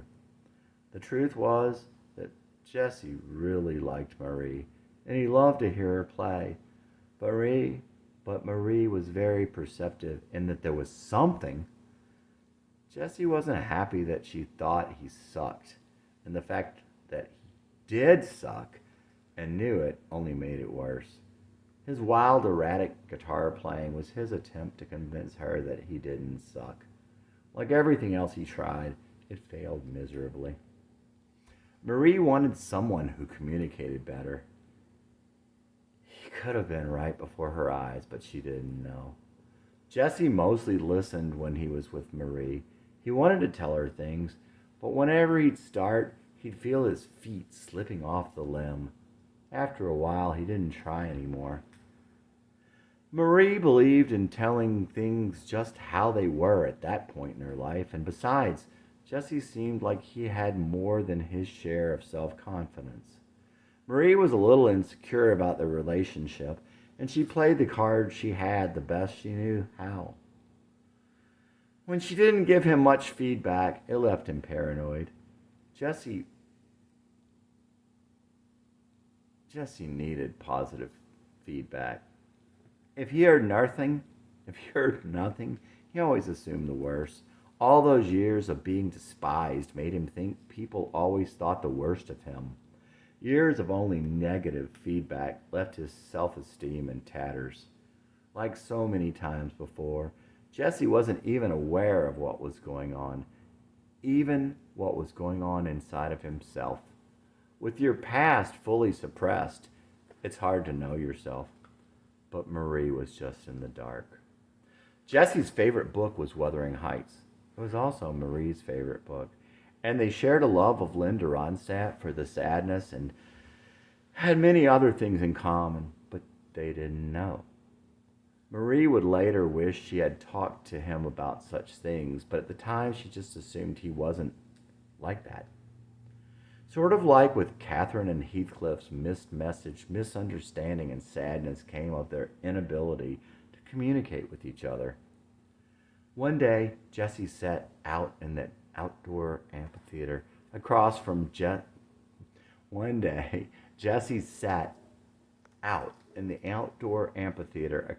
Marie's dorm, playing guitar as he waited for her. There were rabbits and squirrels frolicking in the early autumn sun and birds chattering in the rustling leaves. He wrote her a song as he waited. Sing for me. I watch the rabbits playing. I think the squirrel is saying, Marie, won't you sing for me? I see the robins flying. It seems the wind is crying. Marie, won't you sing for me? Sing. Oh, won't you sing for me? Maria, sing. Sing. Oh, won't you sing for me? Maria, sing. Now the trees are swaying. I hear the leaves all saying, Marie, won't you sing for me? I lay in the sunshine basking. I dreamed that I was asking, Marie, won't you sing for me? Sing. Oh, won't you sing for me, Maria, Maria, sing. Sing, oh, won't you sing for me, Maria? Maria, sing. Jesse Dillon in April of his 20th year. Jesse saw Marie a lot that semester. She was the closest he ever came to having a girlfriend, at least since Jan. They enjoyed each other, but never really got close. There was just something between them. Something was just never quite right. Jesse cared a lot about Marie, but he never was quite convinced that he wanted more, that she wanted more. And Marie, it seemed, was afraid of something. One night, Jesse kept asking what was wrong. She kept telling him that nothing was wrong, but that something didn't seem right. The next evening when he called, Marie told him she had missed him. She had never said anything like that to him before. It made him feel so good that she cared about him enough to miss him, but at the same time it made Jesse sad that she had. When she came down, they sat together and Marie talked about how starlings mated for life. Jesse loved to listen to Marie. When he got home, he wrote her another song. Lonely Last Night. Sing me your song about lonely last night, when nothing was wrong, but it didn't seem right. Morning, you missed me before in the day. Your eyes, silent mornings, bring pools far away. Sing me your love, the starling's dependence, forlorn, fragile freedom, and wildflower pendants. Tell me your stories of where we were born, and you as a child on a shadowy morn. Tell me something that isn't yet true. I'll tell you the dreams that help pull me through. Help me see why you feel so afraid. Those elusive feelings before seen always fade. Sing me your love, the starling's dependence, forlorn, fragile freedom, and wildflower pendants. Tell me your stories of where we were born, and you as a child on a shadowy morn. Jesse Dillon in April of his 20th year. Another night, much later, Jesse sat alone, drinking and getting quite wasted. He always liked to get drunk with people. Getting drunk all by yourself seemed a waste to Jesse, but Marie had told him how she liked to get drunk alone. He thought about that and thought it was neat. She wanted to be with herself that much, especially as he sat there realizing how much he hated himself, and he loved that she wasn't like him. For all they were alike, Jesse and Marie acted like two very different people at that time. And sometimes Jesse felt like he was two totally different people. In those days, on nights when he didn't see her, Jesse would go out and get drunk and wild. He'd obsess about summer and he'd hit on other girls. They wouldn't talk about what he did on those nights. She wouldn't ask and he wouldn't say. When Jesse was with Marie, he could almost hold it together. Marie stopped him for a while. She stopped him for a little while, at least for days at a time, from sliding on down his long, insane, and reckless ride to the bottom. Losing you. I dreamed last night, girl, I was losing you. And I don't think I could take it if it's true. There's another part of me you don't know about. Times you're not with me and I go out. Just the little things we always talk around. There's a flip side of me when I go down. Jesse Dillon in April of his 20th year. A funny thing happened to Jesse along the way. He had begun to forget who he was, who he had been, and what he had been through. He would have died had anyone known who he had been, but he needn't have worried. There was no one who remembered, not even him. He had hidden it in such a secret place, not even he knew where it was, nor even that it existed. Little would he have guessed that Marie would have loved the sensitive and hurt little boy hiding there. He was someone she could have understood. Jesse wasn't sure about Marie's feelings for him. Sometimes he felt like her second choice, like a substitute. One night, Jesse and Marie decided to go downtown to the bars together.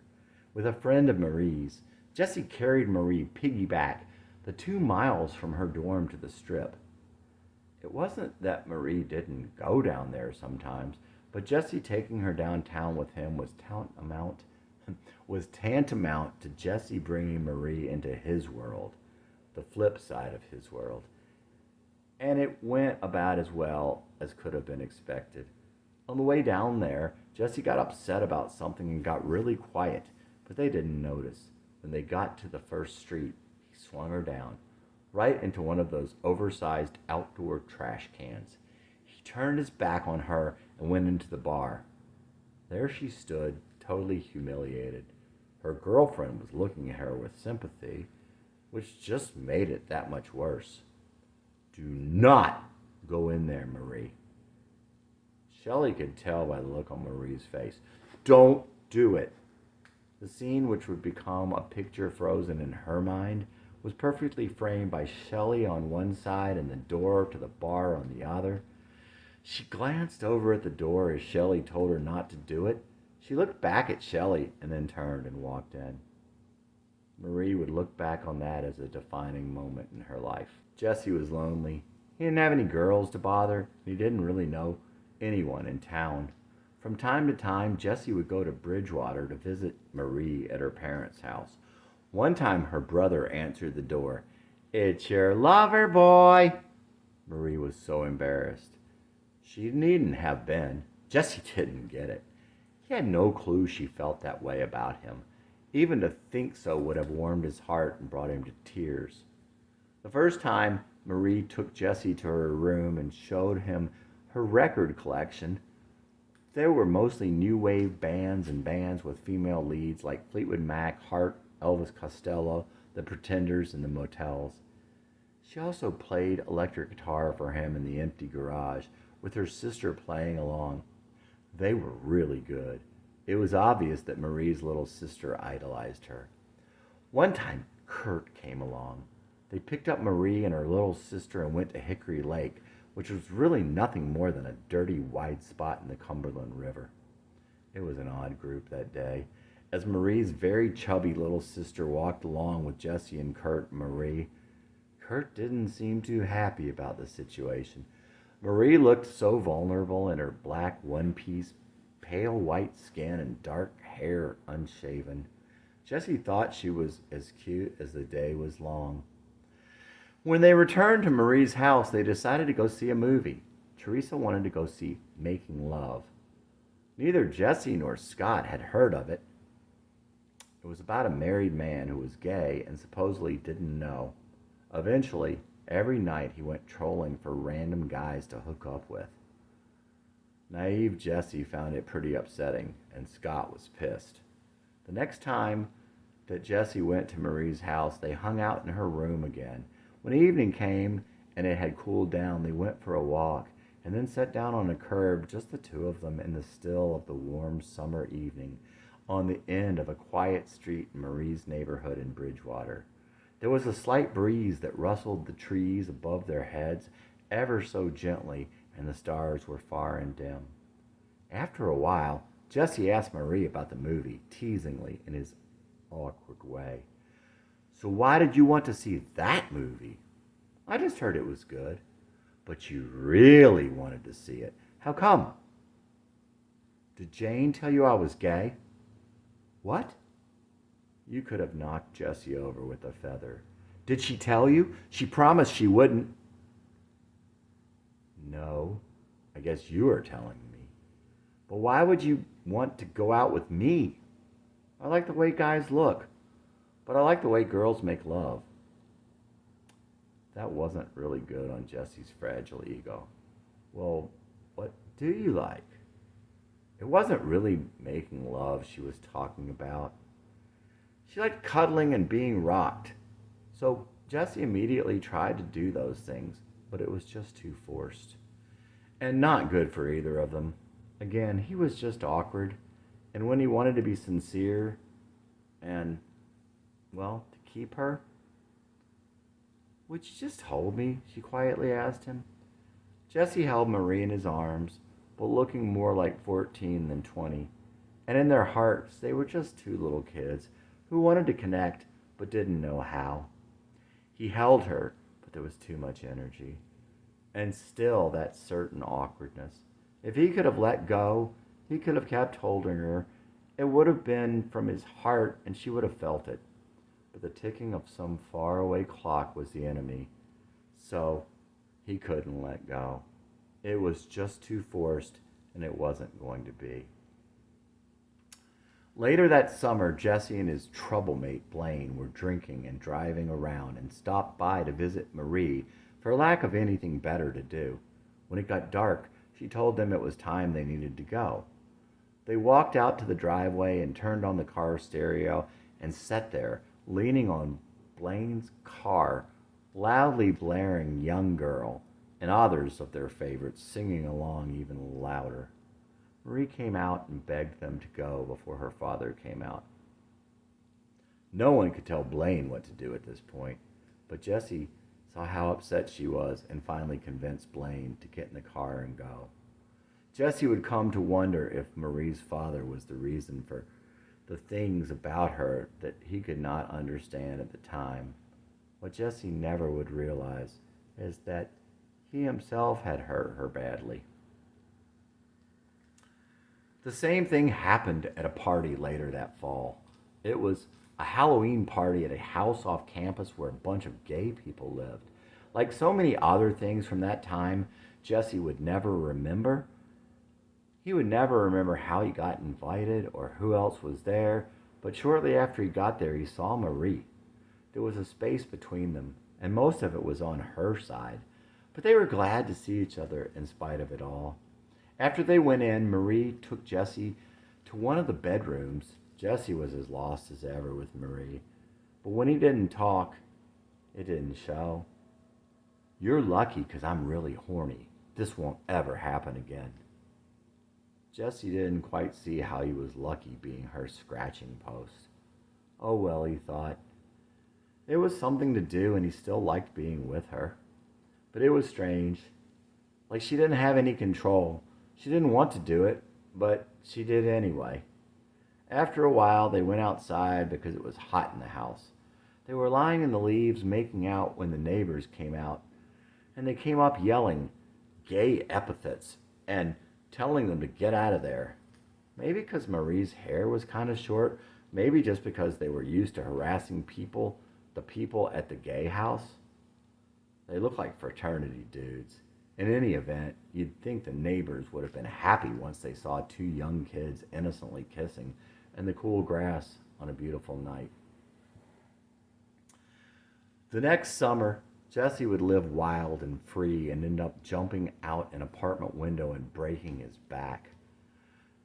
Near Halloween, he was mended enough to go to a concert in Chattanooga with Blaine and another close friend, Rick.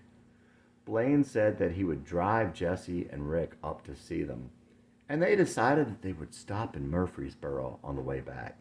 The concert was great. Jesse felt free and alive again. They spent the night in Murfreesboro and slept on the floor at one of Jesse's friends' apartment. After getting drunk and passing out the next day, they woke up and went to the party at the house where the gay folks lived. As soon as Jesse walked in, he saw Marie. It was rather sad that it was the last time they would see each other, and they were both wasted.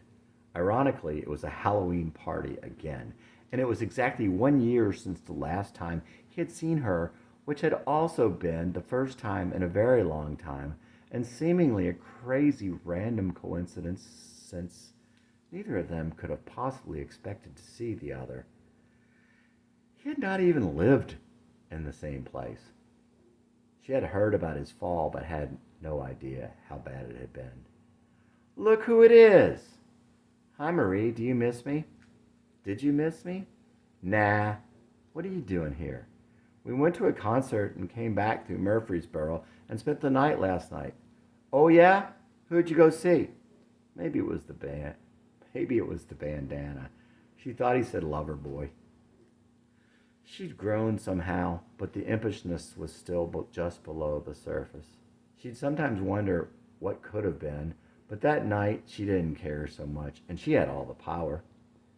Hey, I've got something of yours. Marie went into one of the bedrooms and came out with a cassette tape.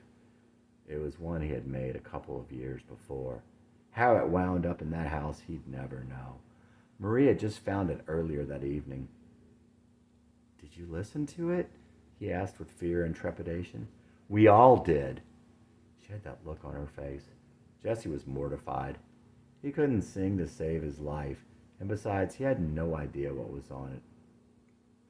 Marie looked at him with that little mischievous look she had, the one that never quite belied how much she liked him.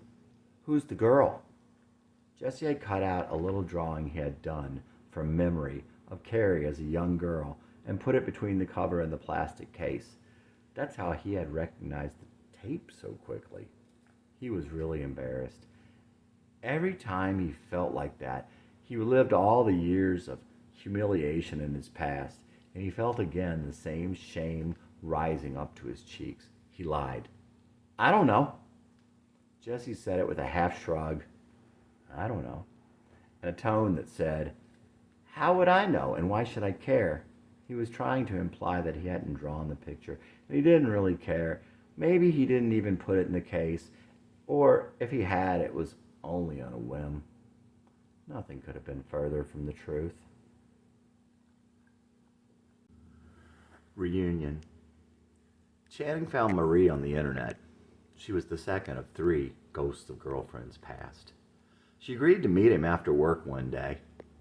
He met Marie at an outside cafe in Gallatin.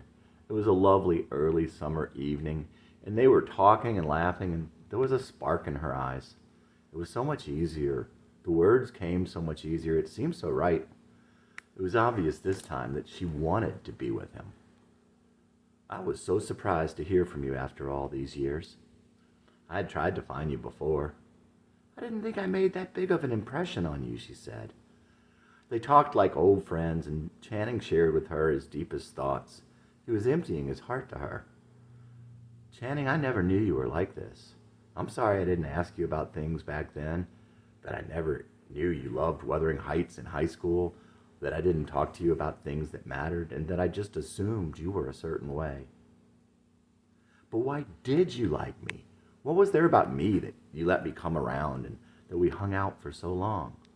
She had that twinkle in her eye, and she exclaimed, I thought you were gorgeous. The words thrilled his hungry heart. It was like he had waited all his life to hear those words. Channing felt warm and high at the same time. I could die happy now. If a car came down the street and careened into this table and killed me, it would be okay now. I used to call you my pretty lover boy, Marie laughed. I was so embarrassed that time you came to my house and my brother said, It's your lover boy. How could this have been? How could he not have known? Channing told her more in those few hours than he had in all the other times put together. The whole time he had known her. So you listened to my songs? You didn't say much. I guess you didn't like them. The first day you sent them to me, I spent hours reading the lyrics. I must have read them all. They are amazing. I just don't get your music, though. Channing's heart sank. If it hadn't been for the things Marie had said earlier, he would have broken down and cried. Why do you feel like you have to do music too? You should just publish your poetry in a book. Well, I did put a lot of the songs in my journal, but the music is so important to me.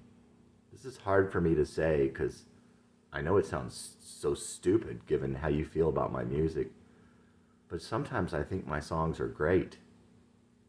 But more than not, I think they suck. I have some fans, including the most talented guy I know, who tell me they are great, but I think most people can't stand to listen to the recordings.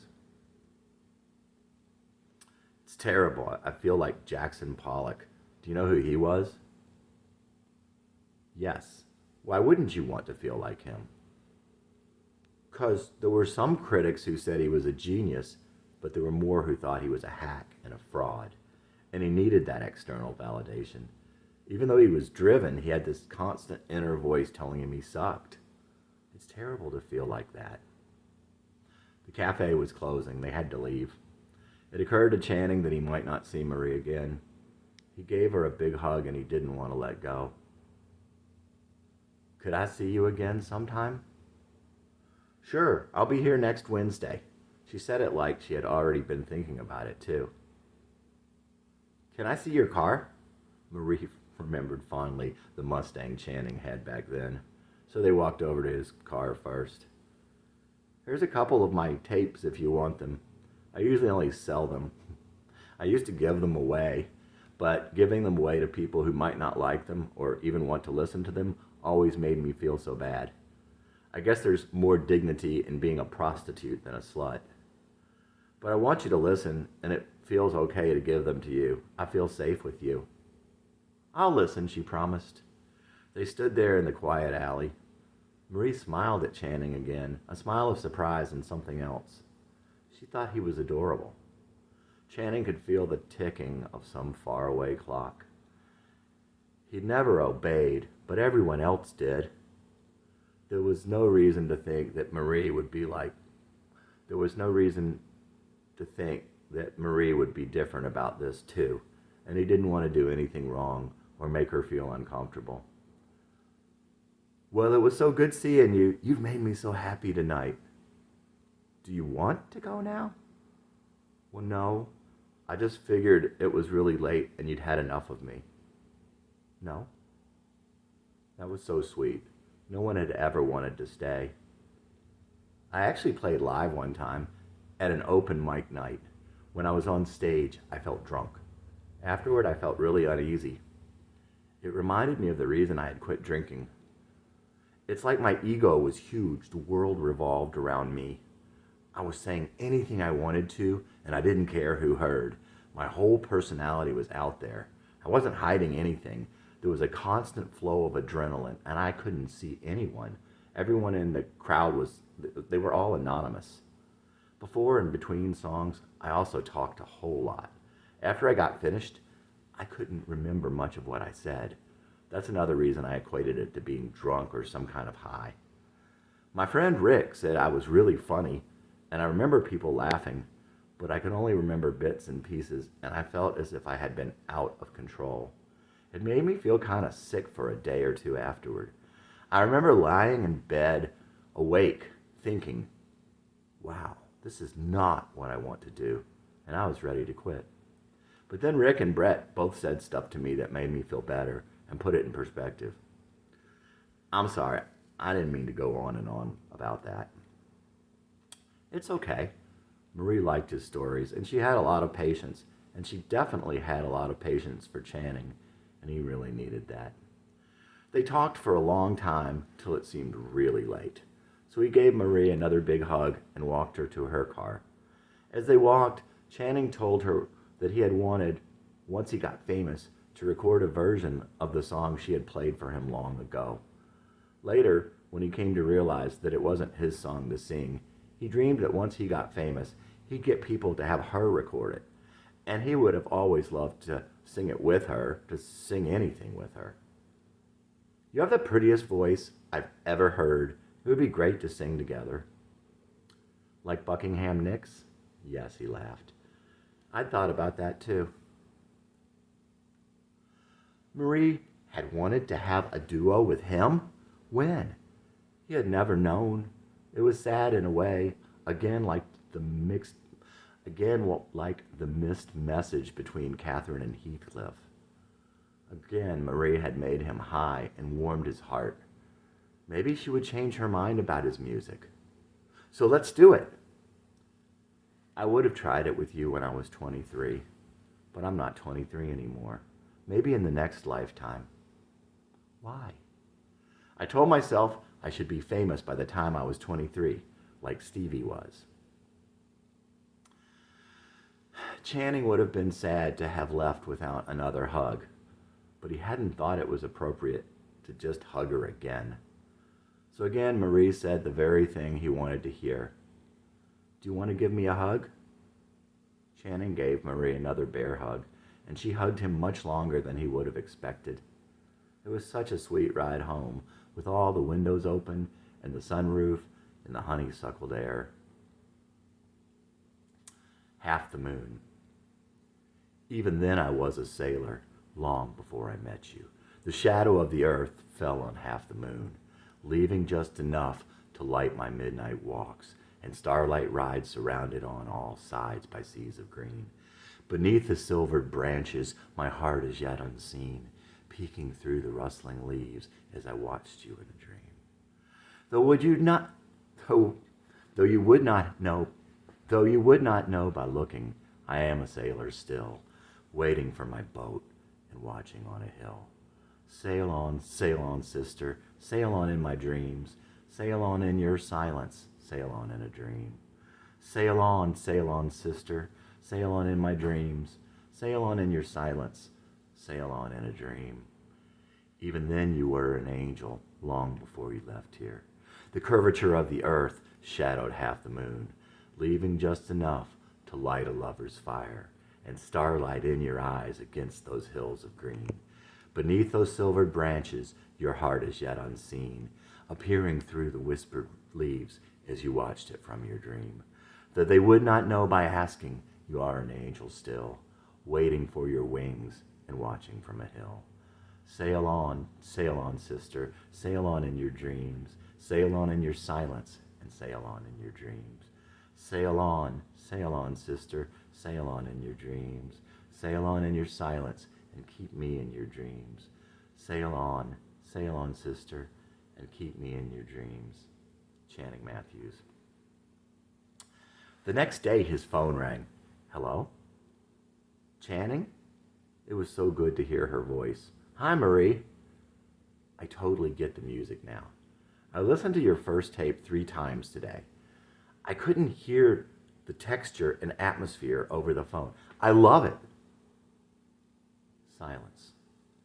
Channing sat there, stunned for a moment. Channing? OMG. Marie, you can't even imagine how that makes me feel. You just can't. It's hard for me to say anything else after hearing that, but I want to tell you again that I really appreciated last night. I definitely didn't want to leave, and I still have a smile on my face. Now, after what you just said, though, I'm kind of having sun showers, which I just now thought of, and I'm so going to use in a song. Might even be the name of the song, so thanks for that, too. Marie took all that in and smiled to herself, and then she turned thoughtful again. Somehow the essence of your son comes through in the music on that one CD. I don't know why. Maybe it's because you showed me his picture. Wow, that's cool, Marie. Okay, you just made me think of something else, too. Wow. What is it with you? It's like the avenging generation in Wuthering Heights, Catherine and Hareton. He started out like me, except he was sweet and cute and good, but he broke through it and is cool, and everyone loves him. I think you'd really like my song, Bright Flows the River, which is about my son. It's not either on those 2 tapes, though. Picking Up the Pieces is also about David. It's on the new one, Waiting to Begin. I'd like to listen to those sometime. Thanks so much for calling me. I would have been bumming had you not, but that's okay. Channing called her a couple days later. If you like my other tapes, can we be Buckingham Nicks in this lifetime? Will you be my Stevie? I would try, but I'm not 23 anymore. Are you drinking wine by yourself? Yes, I'm a little bit down. We'll celebrate your birthday on Wednesday, okay? Okay. You are 23. We both are. Okay. She still sounded sad. The day came they were to meet again. Channing called her as he got ready to leave. Marie again sounded sad. Is this too hard for you? He didn't want to, but he had to ask. Marie knew exactly what he meant. Channing loved his wife more than anything. No, I think I'll be okay. Knowing you want me to kind of squares the deal. All that said, Channing was happy because he never thought boys and girls could be just friends, and he never thought he'd have a friend who was closer than a brother. And Marie was happy because she had thought she would never be as close to anyone else as she was to her sister, let alone a boy. Channing started out down the road toward downtown, but it was somehow unfamiliar, as though he had never been on that road before. He couldn't decide if he had gone too far or if he was no longer on the right road at all. He began to feel really tired. Channing felt confused. How did he get to be 30 or 40 something? He thought to himself that it seemed like he was borrowing someone else's memories. Wasn't he only 20 just last week? When he tried to remember, he got really sleepy, and everything seemed somehow blurry. Sun showers. Such a gray day, 100% chance of rain. I'm crying because I'm sad because I caused so much pain. Then you called just to say you get me and you love me for who I am. You brought sun showers, what I always wanted to be, smiling and crying, raining down on me. It's a beautiful morning driving through the gray small hours. Then I see a rolling meadow under a blanket of flowers, and a faint smile comes upon my face, and the first warm drop of sun showers. You gave sun showers, what I always wanted to be, smiling and crying, raining down sun showers. Thought you were my twin, the one from that crazy dream, but it was only in my head where nothing's much how it seems. Didn't say goodbye, but you gave me the reason. Still, I don't know why. You came to me for a season, and you brought sun showers, what I always wanted to be, smiling and crying, raining down on me. You gave sun showers, what I always wanted to be, smiling and crying, raining down sun showers, raining down on me, raining down on me. Channing Matthews. Channing was excited when he woke up. Why did he dream he was 30 or 40 something? Oh well, it didn't matter. Today was going to be the best day ever. He dressed quickly and headed out the door before anyone saw him. He walked past the bus stop, but no one was there because it was very early still. The sun was just starting to poke up over the hill. No need to hurry now. No one would give him a ride till it was light anyway. Jessie sat down by the road and thought about her. She was his soulmate. They loved all the same things, and she understood him completely. No one else understood him at all. How could she love him when everyone else despised him? The cutest girl in the world, and she adored him? No one else would even look at him, except maybe to start a fight. He was little and skinny, and lost them all, but he never backed down. How can I back down from anything when I have her, he would think. The road got busier and busier, and the sun was up now. It was going to be a beautiful day. Summer was right around the corner, and everything had a green glow. God must surely love me, Jessie thought. The first driver who stopped for Jessie looked at him funny, but he didn't say much, so it was a good ride. Jessie was still thinking about the day ahead. He let Jessie off at the interstate, but Jessie only had to stand at the ramp for a couple of minutes. The man in the pickup truck asked Jessie where he was going. Bridgewater. What's in Bridgewater? My girlfriend. Supposed to be in school today? Yep, but I don't ever get to see her. I can get beat up and yelled at again tomorrow. The driver smiled a sad smile at Jessie, and it looked like he understood. He didn't say anything else till they got to Bridgewater. He didn't even turn the radio back on. Jessie was grateful because then he could think about her the whole time. The man slowed down at the Bridgewater exit. You're going to Bridgewater too? Nope, just getting off to turn around. The man had only been going to Gallatin, but drove the extra 50 miles to ensure Jessie got there as quickly as possible. Jessie closed the door, and the driver smiled a sweet smile at him as he pulled back on the road. Jessie quickly walked a few miles to the strip mall where she'd be waiting for him. Marie figured he'd be another hour or two, but there was no way for Jessie to call her, and she didn't want to take away from their time together in case he got there earlier. She saw him from a couple 100 feet away, and she got up off the curb and ran to him. That's what heaven must be like, Jesse thought. He thought that each and every time she hugged him. You've got a black eye. Marie sounded so sad, and it made Jesse sad. It's okay. No big deal. Not like it hurt or anything. He'd always say that, and she'd always be sad and wonder how anyone would want to hurt Jesse. How's my Catherine? Sorrowful and melancholy because it's been 2 weeks since I've seen my Heathcliff. I've missed you so much. I know, me too. I can stand everything else, but being away from you hurts so bad. Do you cry? Yeah, me too. Marie handed Jesse a tape. His heart leapt into his throat and he turned red. Thanks, that was awesome.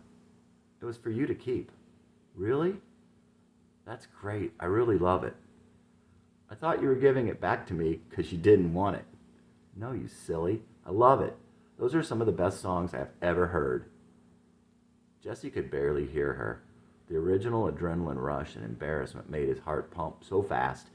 And then when she said she loved it, it was almost too much. I learned to play Landslide. You want to hear it? Oh my gosh, Marie, of course. You have the prettiest voice in the whole world. Ever. Jesse didn't really have a way with words outside his songs, but Marie understood. She always understood, and she knew he meant it. We can be like Buckingham Nicks. I'll be your Stevie, and you be my Lindsay. Okay. No, really.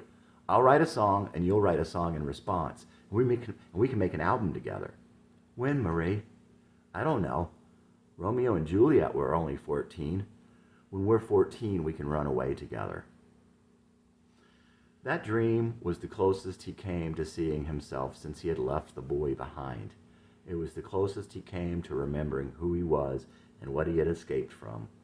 The next morning he woke up so happy, but he couldn't really figure out what the dreams meant.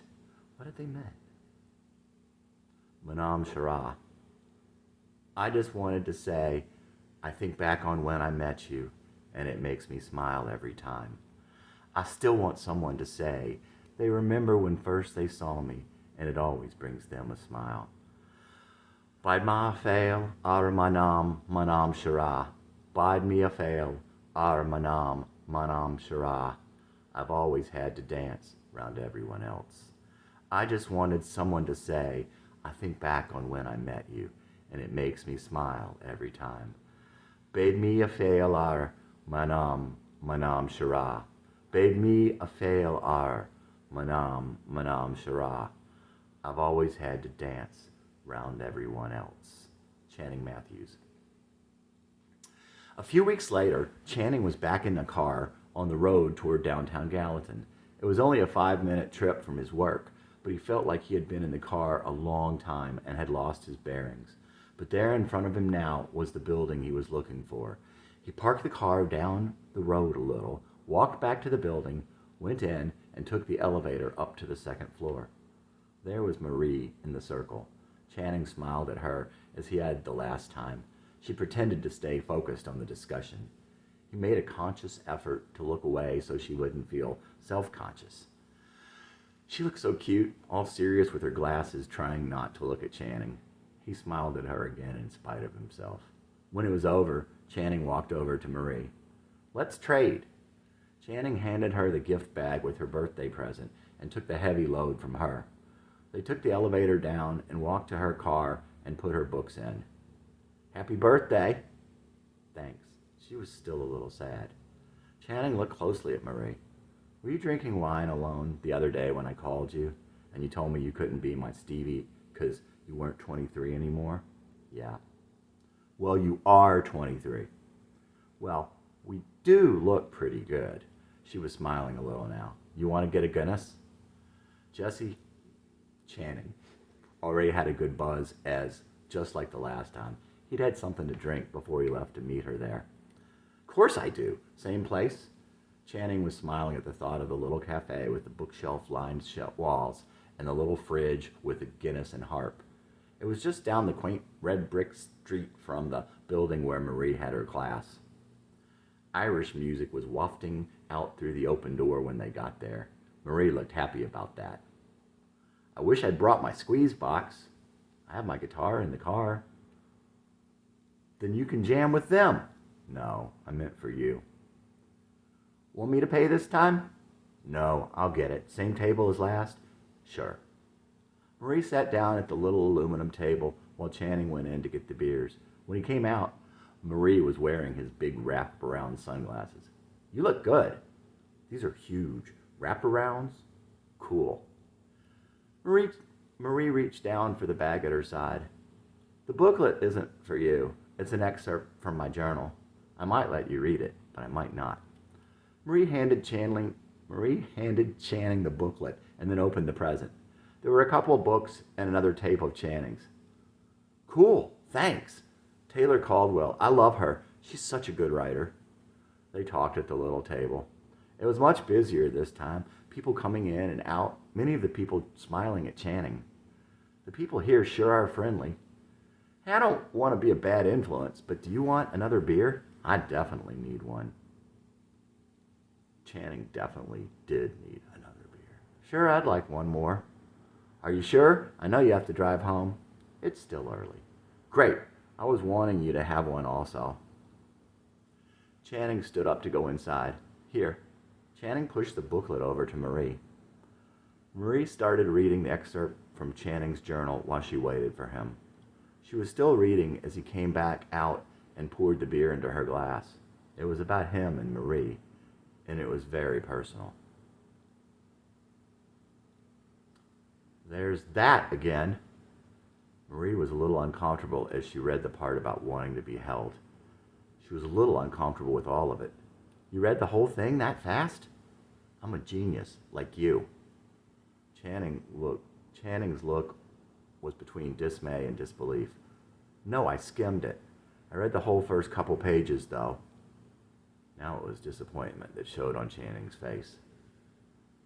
Oh, I don't think it really works like that. Marie put Channing's big wraparound sunglasses back on. I have a problem with intimacy. Well, those are intimacy glasses. You can wear them and be shielded from any indication of intimacy. Marie laughed, but she was still kind of nervous. Go get your guitar. What if I said I don't want to? For whatever reason, Channing didn't want to leave her there and go get the guitar. I need something to take the pressure off. Go get your guitar, okay? Will you leave if I do? No, I'll wait for you. Go get it. Now go get it. Channing didn't like to be told what to do. It went to his issues with authority and control, and it made Channing feel like a little kid, maybe one who'd been bad. But Marie had the control, and he knew he was going to say yes sooner or later, and the feelings would only be prolonged if she had to keep asking him.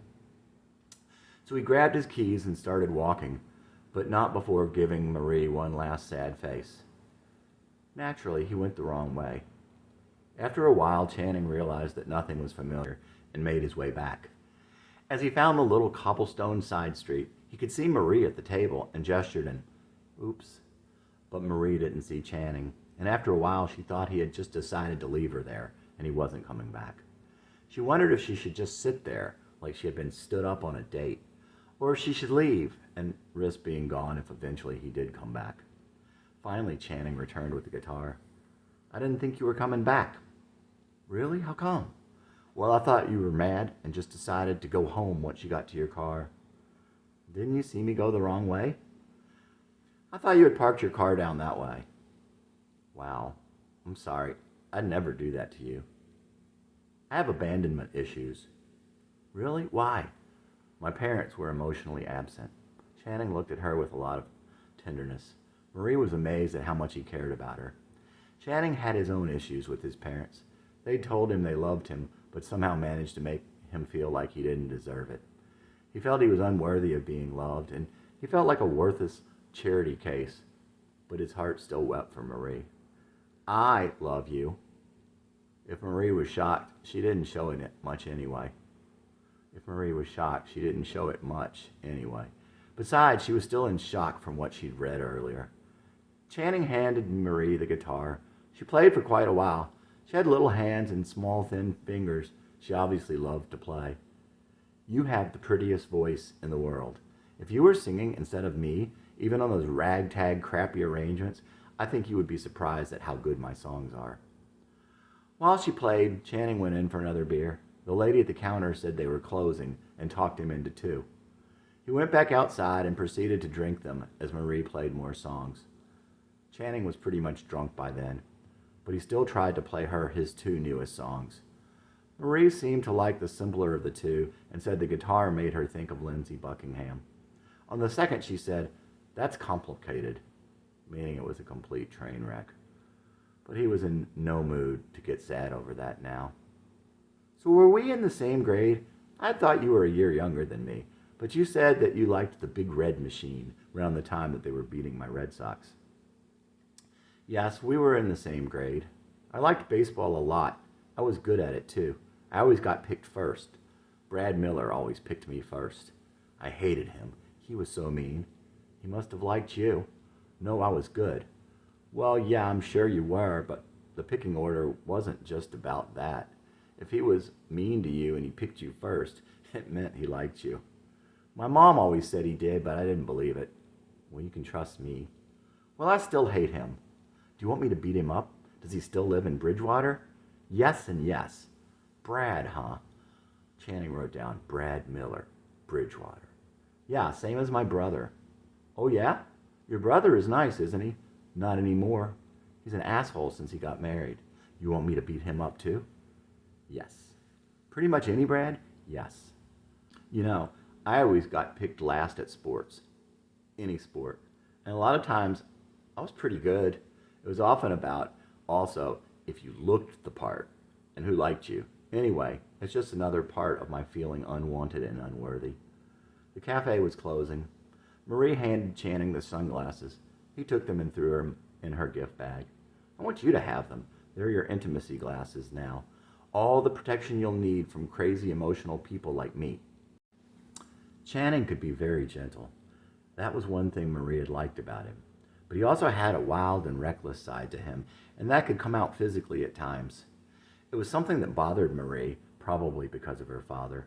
The act of tossing those glasses in there so suddenly fit that bill. That reminded me of something. "What?" "I can't say. It's embarrassing." "Oh, please, tell me." "Okay, one time you took me downtown. You carried me the whole way. It was really romantic, but after we got down there, you started ignoring me. You wouldn't talk to me at all. I'd say something and you'd look at like I wasn't even there. After a few minutes, you turned your back on me and went into the bar. My girlfriend was looking at me and I was totally humiliated." Marie went on to recount the tale and told him why she looked back on this as a defining moment in her life. "I'm really sorry. I'm the one that should be embarrassed. I can't believe I did that. Why did you go in?" "I just thought you were really desperate for attention, and she was always trying to tell me what to do, so I made my pick. Maybe in the long run it was the right one." Channing packed his guitar. "You want to go across the street to the courthouse?" "No, I'm really tired. It's time for me to go." "I don't want you to go yet." Channing looked really sad, and Marie studied him again. They talked as they walked back to their cars. "Please don't leave me. Don't go yet." Marie was really tired. She needed the laughs he'd given her the last time, but instead this time it was all emotion and drain. Still, she wanted to be there for him. He sounded so desperate. Channing said, "I might not get to see you again, at least for a long time. I think I'll have to do that thing Monday, and I don't know what it's going to be like after that. I think God brought you back into my life now to give me energy and strength. All this time dealing with that stuff has really drained me." "You don't have to do it. What if he comes after you or your family?" "I do have to do it. Someone has to do it. She's got no one else. There's no one else to do it. God chose this for me, and he chose me for this. Thank you for saying that, though. Thank you for caring enough to not want me to, for trying to protect me. What I need to do is what we're asked to do. I think it's all about love. Unconditional love. That's what life is about, period. Well, that's what I think anyway." "I think you're right." Channing was glad to hear her say that. It's hard, but it's powerful. Like long ago, when my wife and I would fight, I would pray for her and for whatever was best for her and try to forget what I was thinking about. And I would immediately feel good about her and not be mad anymore. Channing continued on that subject, sometimes making sense. He was pretty intoxicated now. I meant what I said earlier. I love you, and you can't take that away either. Even if you hurt me terribly, I would still love you. You love me unconditionally. She didn't seem to mind so much now. Yes, but I don't know. It's like there's a gray area. It starts somewhere. Like I can't just love anybody unconditionally. It's about how you are. It's like there was a precondition. It's odd. Once you have unconditional love, it can't be destroyed. The precondition could go away and the love would remain. I love you and I'll never abandon you. Marie stayed and they talked for a long time. The subject of getting in trouble came up.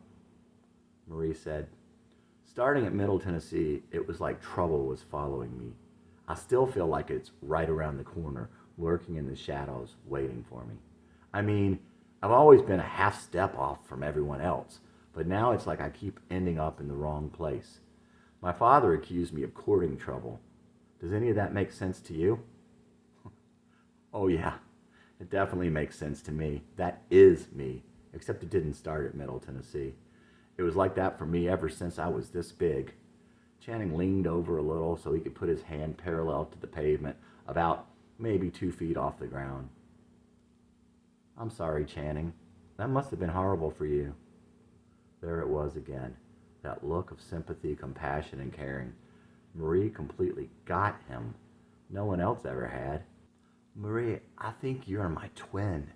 Do you think I'm totally crazy? Twin? More like polar opposite. But there it was. Was she looking straight through his eyes and into his soul, or was she just trying to? Did it matter which it was? Marie just looked at him with that other look, the same caring, earnest face she had looked at him with most of the night. Of all the hundreds of things that made him love her, that was it. That was the number one reason, the love that shone through her face. Channing said, it definitely seems like we are kindred spirits. Every time I think, wow, there are so many similarities, so many things in common, so many parallels, you shock me with another one. Even that you would ever get in trouble took me by surprise. I thought you never would get in trouble. I thought you never got in trouble. And trouble, doing the wrong thing, being out of sync with everyone else, that's the story of my life. You know, sometimes I think I have a semi-charmed life now, though. I'm always messing up or doing the wrong thing or something stupid, but I almost always escape paying the price. It's funny, when I was a kid, I paid the price for everything. Marie said she was also like this, and she recounted stories of how guardian angels would save her from her falls. I probably should go now. It was really late. Well, give me a hug. You're not wearing your intimacy protection glasses. Channing held her in a gentle bear hug. Marie felt he would not have held her back had she wanted to go, but even the devil could not have taken her away involuntarily from that hug. I'm so sorry, Marie. You wanted to go home, and I kept you and kept you. You're going to be so tired driving home. Well, I was, but after that hug, I feel re-energized. She always knew just what to say, but if Channing could have transferred energy from his body to hers, he would have. If it had been a dream, then maybe that was when the dream ended. In any event, he would remember no more of that day. So what was it that Channing gave Marie that upset her so much? Well, it was the part of his journal that talked about her and the times they'd had way back when, and it described her physically and talked about things she did, and it was the kind of stuff where you might not have ever known someone thought those things, let alone expect to remember them and expect to see them in writing. Wish it was okay how much I miss you. Wish you knew God and how much he loves you, and you'd not remember I put me above you. Wish it was okay that I love you, and how much I miss you now. When I said I was sad you missed me before, wish you knew how bad I wanted more, and I wish I knew what to do now. If you were Heathcliff, what does that leave? Is that what's the matter with me? Gorgeous was something I just wanted to be. Wish you knew me and knew that I'd loved you, and you'd not remember I put me above you. Wish it was okay that I love you, and how much I miss you now. Though I'd still be sad, wish you missed me again. I know there's a heaven, but until then, I wish I knew what to do now. Wish it was okay that I love you, and how much I miss you now. Channing Matthews. The next day after work, Channing picked up his cell phone. When I read your journal, I felt as though I had been verbally raped. Channing's heart stopped. He felt lightheaded, unstable. He could not walk back to the house. He stood there motionless for several minutes. His mind was swimming. Actually, it felt more like drowning. What have I done? I'm so sorry, Marie. I am so sorry. I'm an idiot. I'll never write again. I'll destroy the journal. I have a strong need for privacy and a belief in people's right to be left alone. You don't know how it made me feel. I can't imagine what it would do to me if you published that. I don't have words to tell you how sorry I am. I read your note and I was devastated. I've had a glass of wine. I'm better now. But if you have any respect for me, you'll never put that out. After that night, Channing and Marie talked a few more times, but a cord had ruptured. Faith had been broken. In spite of Channing's best efforts, they would not meet again. Finally, without warning, at least without a warning, Channing could understand. Marie was gone. She changed her phone number so that he could not call her anymore. Channing was crushed. In one of their last short conversations, Marie had said, "We had a couple of moments," and that had hurt him so badly. Certainly, he thought, it was oh so much more than that. Channing believed that Marie had felt that way too, but that she could not bring herself to say those things out loud. The intimacy was too much already. He tried not to contact her, and he wrote her a silent goodbye in the form of a song, but he hoped that one day she would hear it. Wish it was okay, how much I miss you. Wish you knew God and how much he loves you, and you'd not remember I put me above you. Wish it was okay that I love you, and how much I miss you now.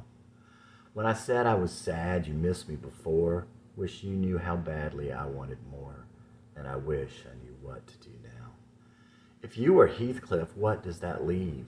Is that what's the matter with me? Gorgeous was something I just wanted to be. Wish you knew me and knew that I'd loved you, and you'd not remember I put me above you. Wish it was okay that I love you, and how much I miss you now. Though I'd still be sad, wish you missed me again.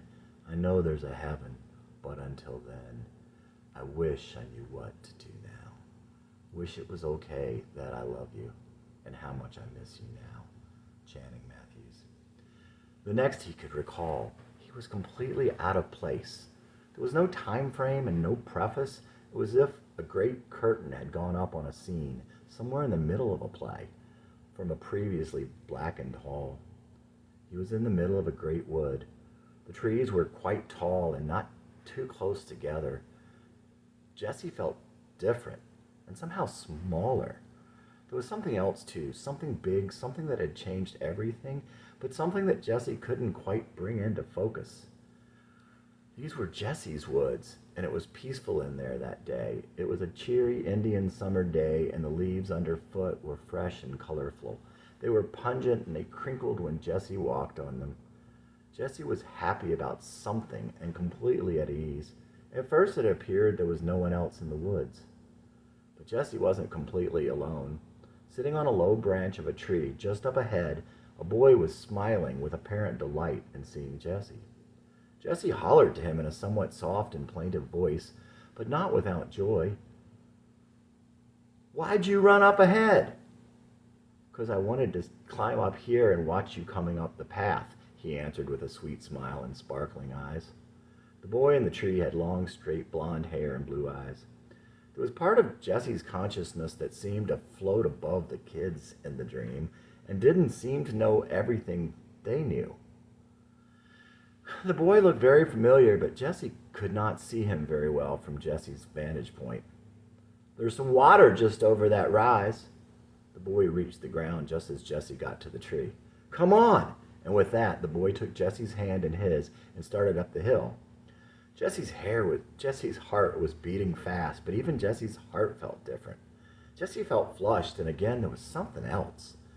The water was a great pool that had formed where the bend in a stream had met a small, barely trickling waterfall. The surface of the water was like glass, but the reflection of the sky and the clouds made it unclear how deep it was. Jesse looked up at the taller boy standing over the pool and felt a strong sense of knowing and a strange adoration. Jesse's conscious mind seemed to meld again back into the Jesse in the dream and felt suddenly normal and not strange at all. The boy took Jesse's hand. His gaze turned to the water for Jesse to follow. "Look how pretty you are. That's what I get to see." Jesse looked down at the white baseball shirt, black running pants, and little chucks, and then scanned the reflection in the water. Jesse saw a young girl with tawny brown hair curling ever so slightly on the ends, and thick dark lashes, freckles, and green eyes. She could not have been much more than 5 feet tall.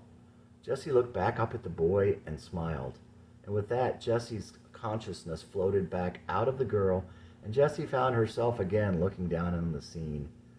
Now Jessie knew why the boy was familiar. The boy looked exactly as Jessie had looked when she was that age, but in the dream, Jessie had been the girl who looked like Marie.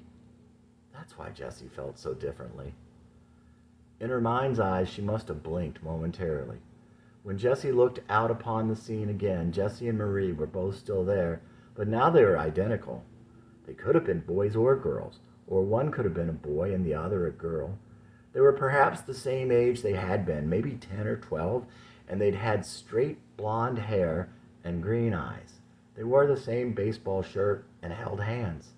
From time to time, they looked at each other and smiled. They stood there like that by the pool for some time, till at last the sun was lower, and they turned and walked back down the path they had come up on, still hand in hand. Channing wasn't sure when it was that he came to himself in a waking state. He was in sort of a reverie and still at the pool in the woods, but at some point he knew that he was no longer dreaming. This dream, too, had made him happy somehow, and he kept it in his heart for days. People and settings and occurrences in dreams are usually props. Dreams are usually about the feelings you have during the dream, but sometimes the dream is really about what it pretends to be about. His dreams were also deep and hidden. He'd not remember much and the details would be lost. One night, Channing was thinking back on all the things that had happened with him and Marie and drifted off to a deep dreaming sleep. He and Marie were together again. The dream seemed to go on, even though it perhaps spanned only one day. They were together the whole time, and they stayed together until the next day. Even after breakfast, they were still hanging out far into that next day. They were much younger, but they were not kids. They could have been in their early 20s, or even a little younger. They could have just as easily been 23. As the morning turned to afternoon, they knew they had to leave each other. There was some place that each had to be. Channing held Marie as he had held her much of the dream, and she held him back, even when they were waking, even when they were walking. They were outside in a very large space, but they were close to some sort of a wall, facing out to a line of trees across the way. They had spent much of the time outdoors in the dream. Where they had come from and how they got there was not clear. "I'm weaker when I'm with you." It hurt him to hear this, but he felt it was true. Channing wanted to take care of Marie. It was his job. But he needed her as she needed him. She hadn't said, "I can't be with you," and she didn't mean that. They loved each other too much to let go, but there was a sadness there also. Channing felt so in love in the dream. It was quite melancholy, but they were happy too. Again, he didn't understand the dream, but he felt the same upon waking as he had felt in the dream. When he first caught up to Marie, he thought he would be good for her and give her strength, but in the end, he was wiped out by the train, and it was he who needed strength from her. And two, he was holding on to something that was not his to hold.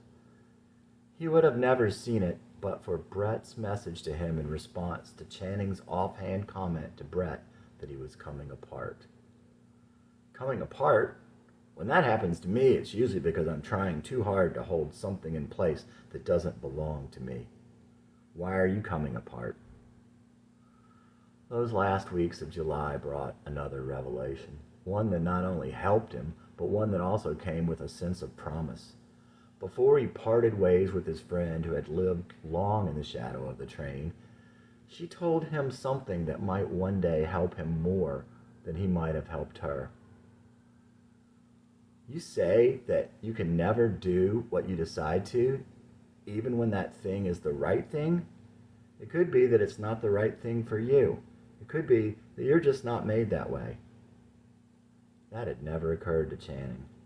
At least it never occurred to him that it might be okay to be who he was and not to do those things he was not able to do. Channing's journal. I continue to struggle. All aspects of my life seem to be under attack, and I am falling harder than I usually fall. Two of my new connections to the past threaten to destroy my present. For one connection, I threw myself in front of a train of uncertain speed, thinking I could save her and sure that God had called me to do so. Annie had been the victim of abuse and control for many, many years. It is hard to imagine how someone could be in that prison for so long. She would maintain that I was the angel God sent her, and understanding angel as messenger, I could agree, but I could not see why he would send such a flawed and broken angel. I did all I could for her and gave her all the support I could. God had supplied the unconditional love I needed. But this was the very sort of situation that had disturbed and sickened me all my life and made me feel small and without control in the face of such great evil. Late on the night before the appointed morning of her rescue, I turned on the television and began flipping the channels. I came to an expose of prosperity theology, and it made me think of Joel Osteen. I had once read half of one of his books and had to buy another book suggesting the opposite just to get the taste out of my mouth. Don't get me wrong, there is much good he has to say, but the emphasis is so skewed from the gospel as to seem impossible to reconcile. When it came to commercial, I flipped again, and right there he was, Joel Osteen.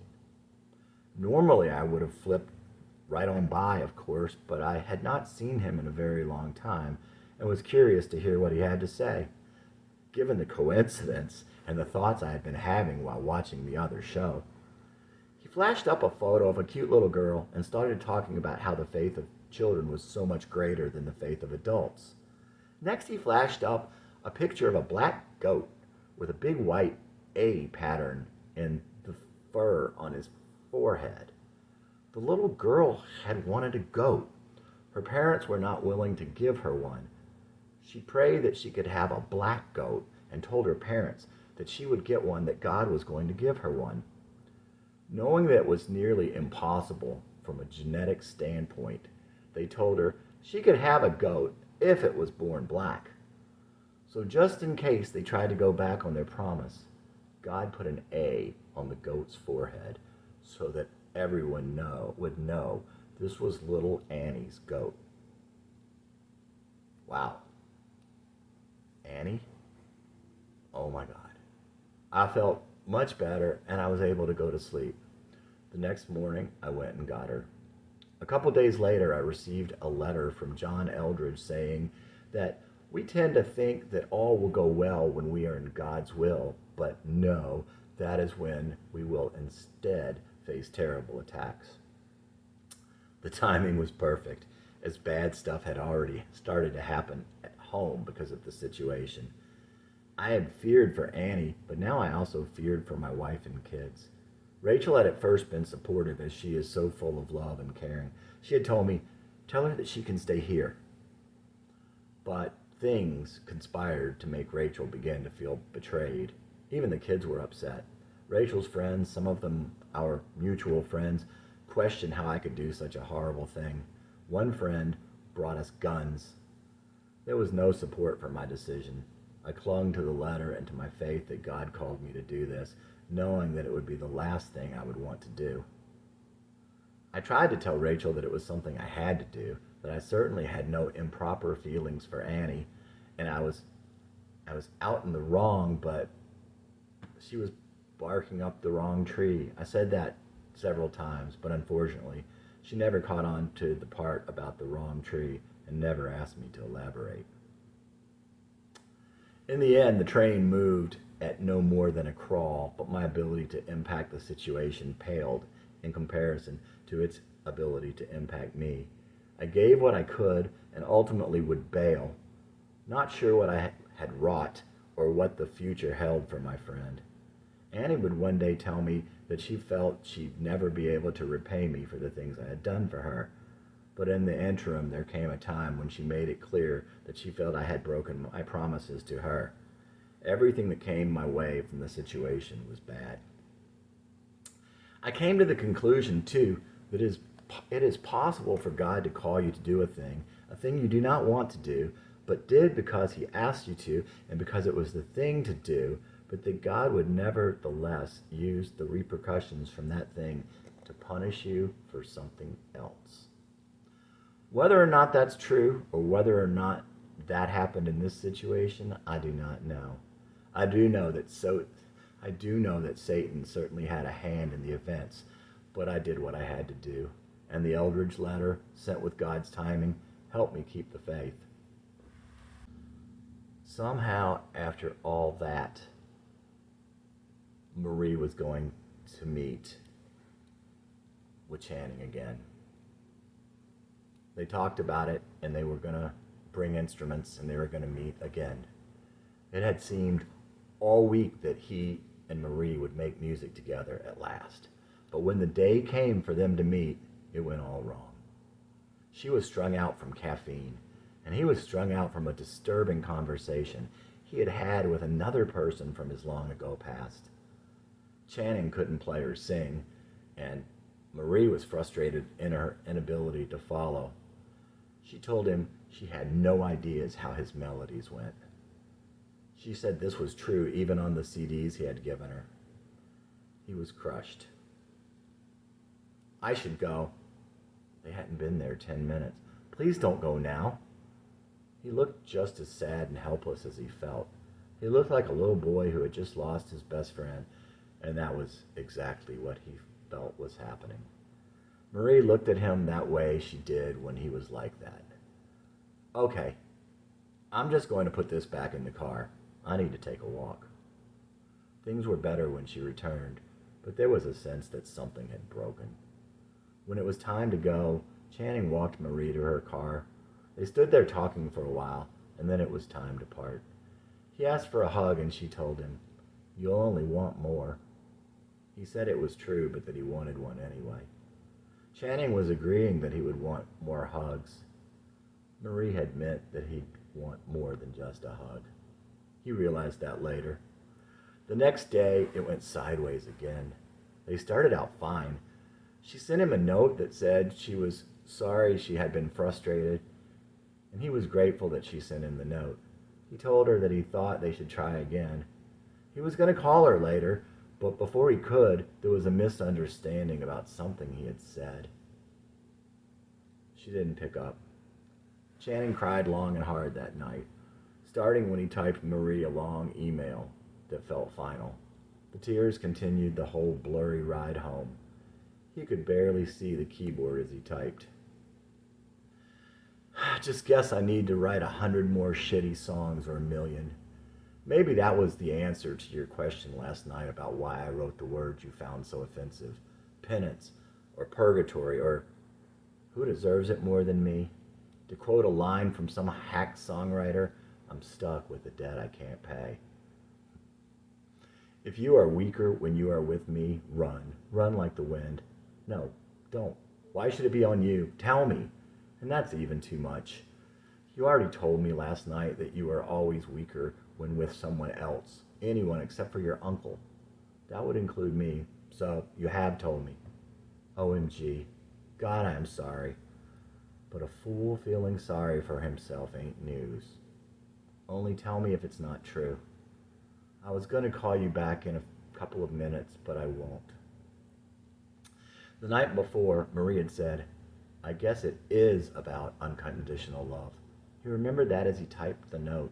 But as he typed the note, he thought, maybe that's not always enough. And he figured she had wanted to ask, why me? So he continued, there are many people out there who will love you. Find one who will love you unconditionally and build you up, someone who will give you what you need. If you need to know the reason why someone would love you, someone, anyone who had a heart. You're cute, sweet, smart, vulnerable, have integrity and strength. They will like you, respect you, adore you. You are like them in ways that will make them relate to you and bond with you. They will be able to be intimate with you. They will be able to trust you. You will know them and they will know it. You won't judge them. They will be able to empathize with you, and you will be like them in ways they like, but not in the ways they do not like. They will feel a great attraction. You will be open to them. You will listen to them. You care and they will know it. You won't ask too much of them most of the time. You love music and the greatness in it. You'll give them attention. They will have something to give you. Channing's journal, August 14th. Boundaries. I push the boundaries. Why? Because I want to know if you love me enough to still love me if I go too far. Why?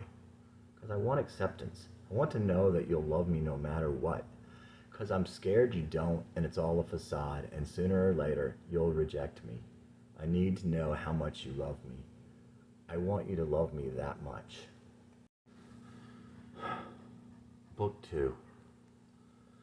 A few days later, Channing was reading a magazine article. In the article, the writer began to talk about emotionally absent parents and about kids never chosen for playground games. As he read those parts, Channing thought about Marie so strongly that he felt compelled to write her one last note. I'll try not to write again after this. I can mess anything up. Goodbye, Marie. Channing went to sleep early that night, emotionally exhausted. But all that night, he was tossed about in a sea of lucid dreams. One dream faded and another began. In one dream, Marie called him on the phone. They chatted happily and talked about many things. Marie seemed happy. Did you put a curse on me? Every time I turn on the radio, it's either Heart or Fleetwood Mac. Immediately. Every time. I don't speak. The universe speaks. Well, not only do I hear songs that make me think of you, every time I reach for my sunglasses, I think of you. And many other times also, of course.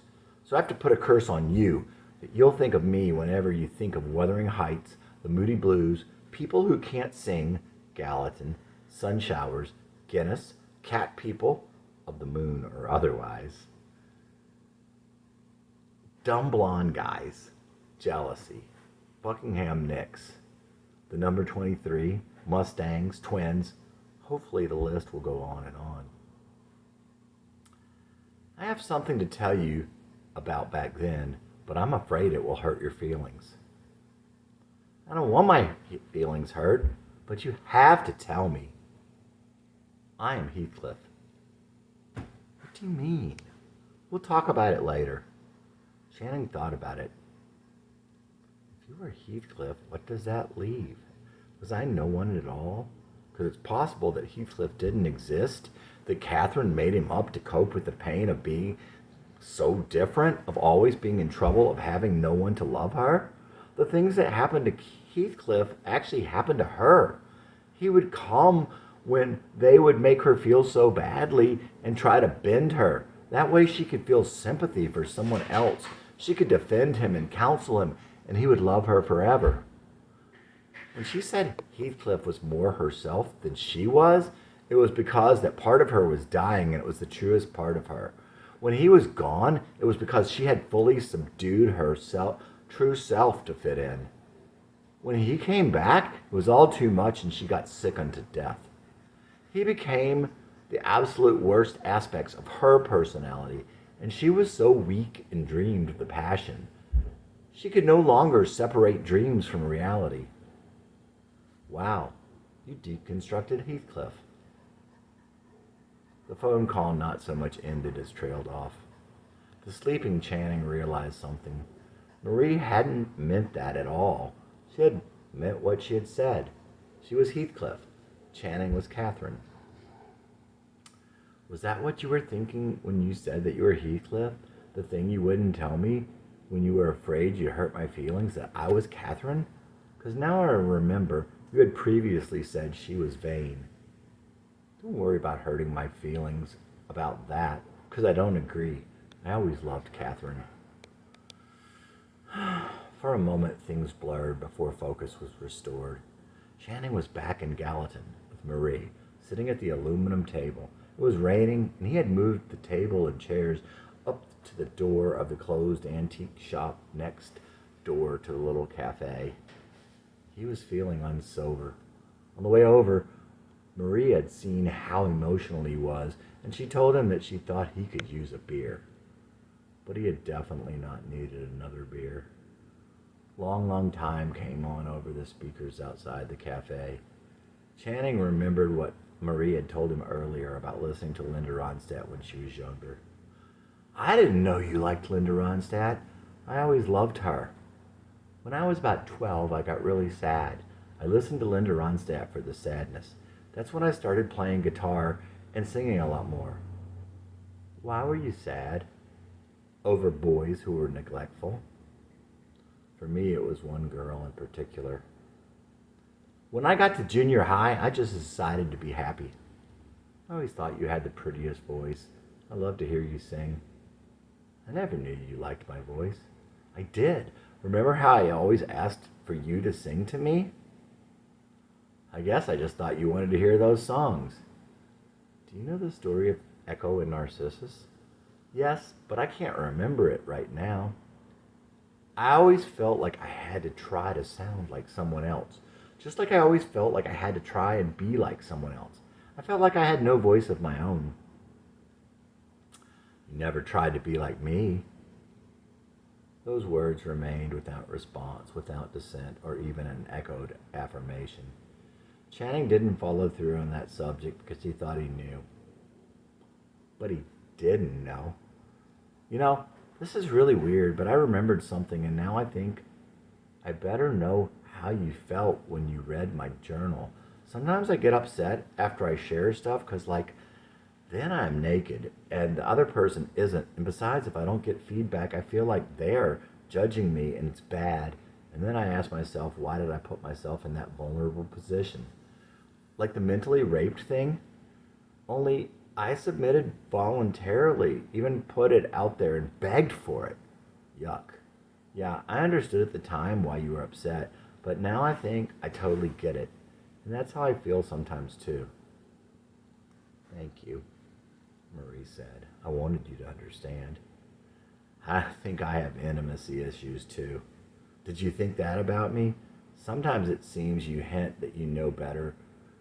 Sometimes it seems that you hint that you know me better than I know myself, in spite of how short a time we have known each other, then or now. I don't think I necessarily thought it was true, but I'm wondering now. Anyway, here's to self-deception, the only kind of deception that works really well for a really long time. Marie laughed. I was thinking of something else when you said you have intimacy issues. Echo. You were 5th grade, second base, playing with the boys. Marie, they neglected you once they left their toys. You were in the shadows, Wish that I'd been there, had a beauty all your own. Wish that you had known. I just came to say it didn't fade. Marie, find your beauty and your fate. Someone told you long ago you had no voice of your own. Marie, you believe them. I'm here to say they're wrong. Marie, find your own voice, the beautiful one I'd heard. It's been so long, but it's not been too long. I just came to say it's not too late. Marie, find your own voice and your fate. Marie, find your own voice, the beautiful one I'd heard. It's been so long, but it's not been too long. I just came to say it didn't fade.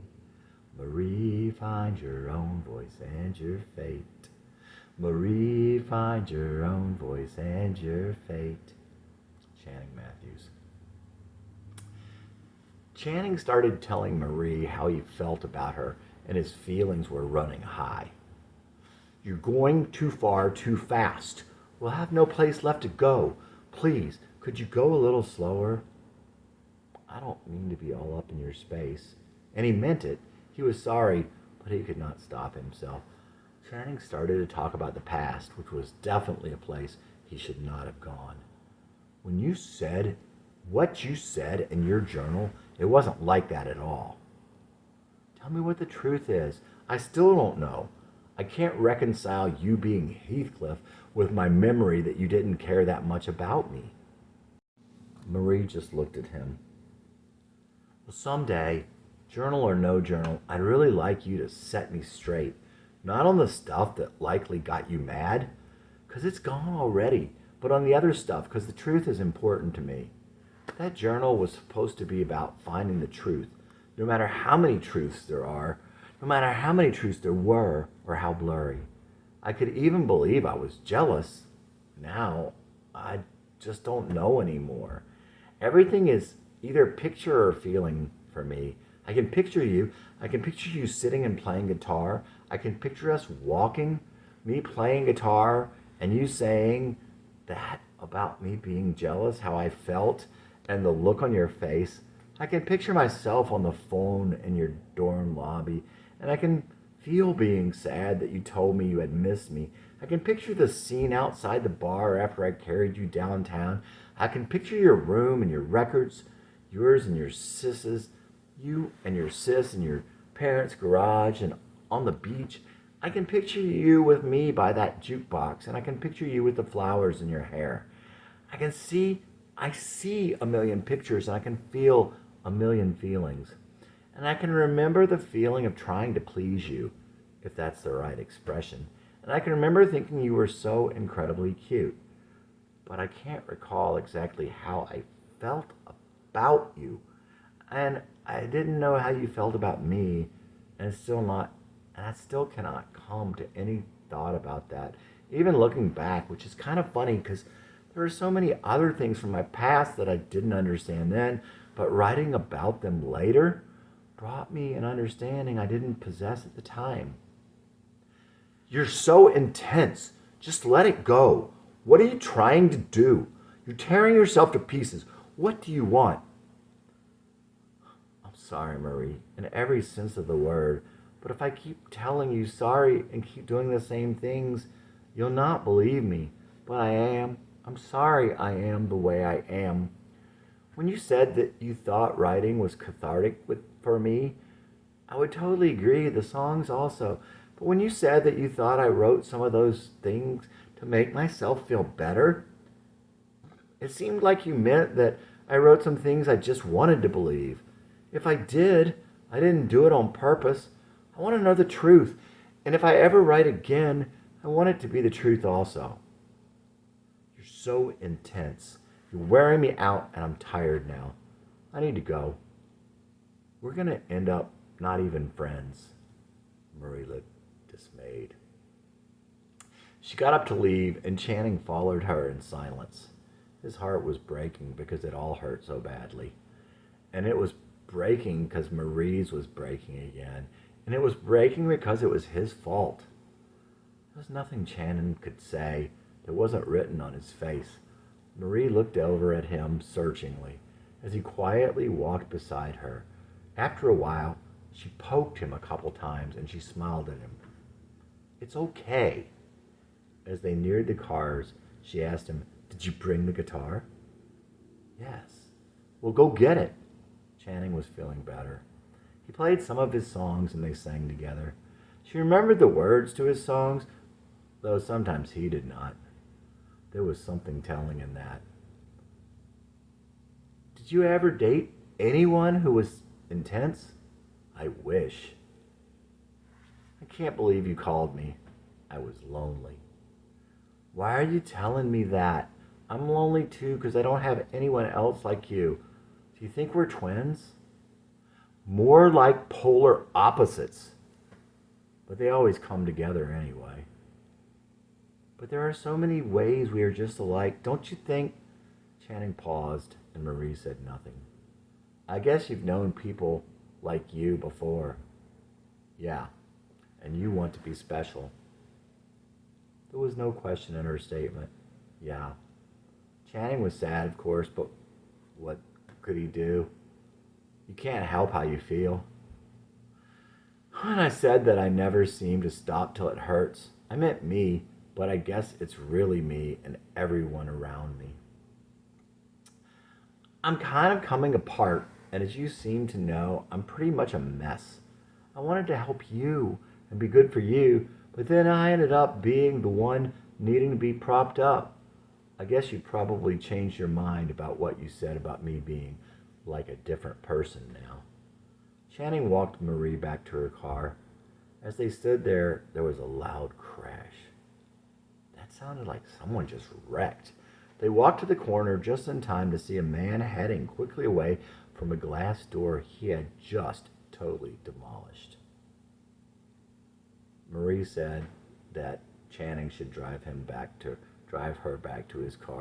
her car. Marie said Channing should drive her back to her car. He got in and drove the short blocks. "Could I have a hug?" Marie reached over. As he hugged her, she kissed his cheek so sweetly. Marie wanted it would seem to dry the tears in his heart. Channing did not hear from Marie in the days that followed. He thought again and again about her and the things she had said to him in Gallatin. And he thought, "Don't call me. Okay, don't call me all weak. I'll miss you badly, but we'll still be friends." Somehow in the dream, the film seemed to skip. It was sometime later, and Channing was standing very close to Marie on a sidewalk somewhere. It seemed to be foggy, but there didn't seem to be anything at all past Marie anyway. "You come to me as a love, but tell me, in not so many words, that you have no room in your life for another love. Well, I have no room in my life for another crazy person. Besides, I have enough trouble of my own. I don't want to borrow you. You say I'm your twin, but how long will you be able to keep this up? Really? You want to do this?" "An emotional affair?" "Yes." "Oh my gosh, you're right. I would never do that. I love my wife too much to cheat her out of what is rightfully hers." "Could we be this close were you a boy?" "No, I wonder." "So how could a married person have a friend closer than a brother? Is a twin of the opposite sex separated at birth, yin to your yang?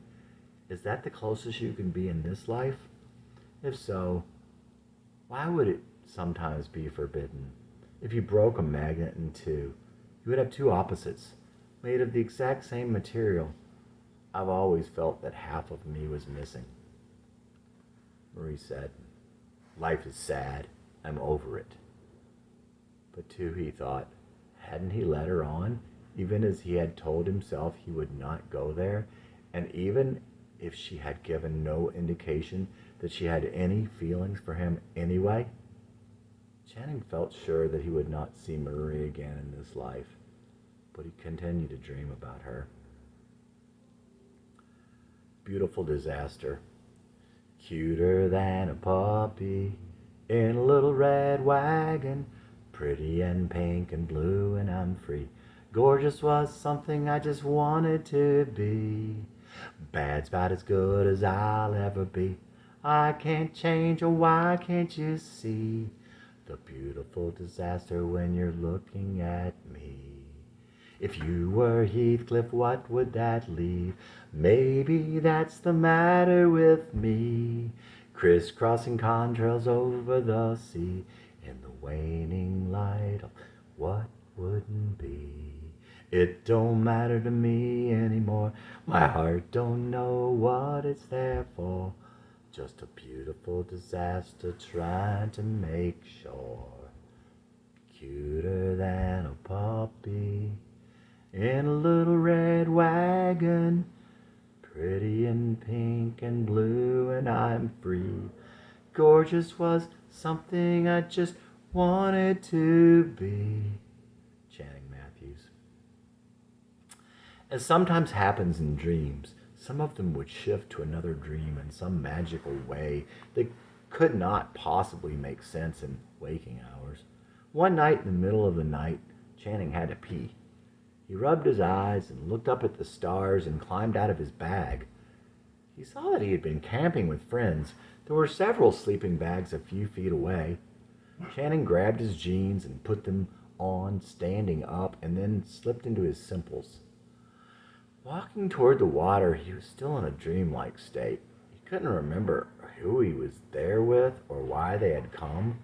He realized they were near Cape Fear, but that was about it. He peed into the gentle surf and watched the stars flicker over the water. Channing felt like there was someone there. Not the people sleeping back up the bank, but someone else. Someone conscious. Someone conscious of him. Maybe it wasn't a person, but there was something. Not only that, Channing was aware of where it was, even though it was behind him. Slowly, he zipped up and turned around, keeping his eyes fixed on the coastline as he started walking up the beach, but also veering up the bank. Out of the corner of his eye, he peered toward it. The moon began to peek out from behind a pale cloud. Channing realized that it was still 100 yards away. It was not a person, but it wasn't a dog or a fox or a cat or a coyote. It was much larger and shone in the growing moonlight. When Channing was 50 yards away, he altered his course, now going strictly up the beach. It was perhaps 50 feet into the tall grass, and while he could feel all the hair on his neck, even the hair on his head tingled. He didn't want to spook it. It was a magnificent white Mustang, and it was watching him warily. Channing instantly knew she was alone. This was a solitary horse. A lone Mustang. For a brief moment, the image of Marie flashed through his mind. Marie from long ago. When Channing was 20 yards down coast from her, and still 20 yards towards the water, the horse began to walk away slowly. For several miles, the horse maintained a gait that was somewhat comfortable for him to keep pace with. It was nearing daybreak. Channing stopped for a moment. He could see the first glimmers of sunrise on the still sea. When he glanced back up the coast, she was gone. Channing walked up the slope into the tall grasses. He fastened his jacket to an old, lonely, and useless fence post. The original barbed wire was still attached to both sides, but was futilely buried in the sand. It was no more than picturesque now, but it would serve Jesse's purpose. He turned and headed back the way he had come. He would return that night. His friends told him it was a nice story, but they didn't feel what Channing felt. Channing was drawn to this horse, not just because it was a wild Mustang, not just because it was a lone Mustang. He felt a kinship. More than that, Channing felt that this horse was somehow yin to his yang, like a twin separated at birth, the girl he knew in the womb and had missed all his life. Though he had not remembered her, he just remembered there was something he had lost. Channing stayed with his friends that day, but made it clear that he would not accompany them back to town. He would find his own way back. He took his pack and folded his sleeping bag and headed back up the beach as the evening faded. He found the forlorn post, retrieved the jacket, and looked for a place to put his stuff. He walked back to the sand and sat down. He sat there for some time on the beach, looking out to sea and not up the bank toward the western horizon. He began to grow tired, and there was no point in staying up. The Mustang would not return till the third watch. Channing was sure of that, but he was also confident that the Mustang would appear sometime that night. He had meant to wake up around 2, just to be sure he wouldn't miss her. But sometime around midnight, he found himself in that land between sleep and wake. He saw the horse. It was magnificent. The moonlight was much brighter, almost blinding when he stared straight at the horse, up at the helm of the bank. The horse bolted, and Channing sat upright with his eyes still closed. Gradually he made sense of the ensuing blackness and opened his eyes. She was there. How long had she been there? He had no way of knowing. And this time he could not sense her location. He looked all around. She must be in shadow, he thought. The moon was not near as bright as it had been in his dream. Channing stood up and stretched slowly and quietly, not because she didn't see him, but because she did see him, as if to say, I won't do anything sudden. Channing had caught a wild horse once. He had been looking for horses in New Mexico with an old Navajo. 2 days east of Albuquerque, they found a group of Palominos, 4 of them traveling together. They spent a morning waiting for an opportunity to cut the horses off with the old Jeep. Finally, the opportunity came, and Channing jumped out the missing passenger door, the vehicle still moving. He rolled to break his fall and came up right in front of a young white and russet mare, and somehow managed to rope her. For the next 3 days, with the old man's help, he worked to break her. After parting ways with his guide, Channing stayed out there in the sage country and rode the horse all that autumn, then let her go when the sage and aspen grew bright yellow. But this was no Palomino. This lone Mustang had a heart like Channing's, and he casually relinquished any thoughts of catching her. No one would ride this girl. She was too wild and free even to stay bound to her own kind. Channing quickly dressed and took a last look at the water before searching again. But as he turned back toward the land, there she was, right on the beach, just 100 yards up the shore. His first instinct was to head toward her, but he didn't want to leave his bag and pack this time. He quickly rolled and attached the sleeping bag and nonchalantly strapped on the pack, and started walking up the coast, careful to stay on the bank. This time she began to gallop, staying on the hardened part of the sand just exposed by the receding tide. Channing began to run. The pack was awkward, and after 5 minutes he pulled off the sleeping bag and let it fall on the wet sand, knowing it would be swept out with the next tide. He tied his jacket around his waist and continued as fast as he could for what must have been hours. They were now far from Cape Fear in a much more remote part of the Outer Banks. Ahead was the end of this part of the land. The Mustang slowed, and Channing thought he was in luck. She could have turned around. She could have turned inland. She could have headed inland. As it was, she walked straight into the surf. Channing understood then how these magnificent animals were able to remain free for 300 years. They knew these islands, like the wind coming off the ocean. Where they came from and where they went, no one knew. Channing was determined to follow, but the price was that everything he had would be soaking wet, even his shoes and pack, lighter, food, everything. As he pondered this, the Mustang stopped momentarily. Channing was still 50 yards from the water. The Mustang was in water up to the bottom of her body. Waves took it to her shoulders. She looked back at him and held his gaze. When she saw that he saw her eyes, she turned and looked up the far bank. A rowboat with a single oar sat on high ground. It seemed too good to be true. Certainly it was full of holes and not at all seaworthy, not even bathtub-worthy. Channing paused only a minute before running up the dune. It looked okay, not a single hole that he could see. Perhaps there was some space that represented leakage, but it might make it. Channing thought he could see land in the direction she was heading, perhaps 2.5 miles away. He threw the oar in the boat along with his pack and began pulling it down the other side of the dune. When he got to the water, the horse was gone.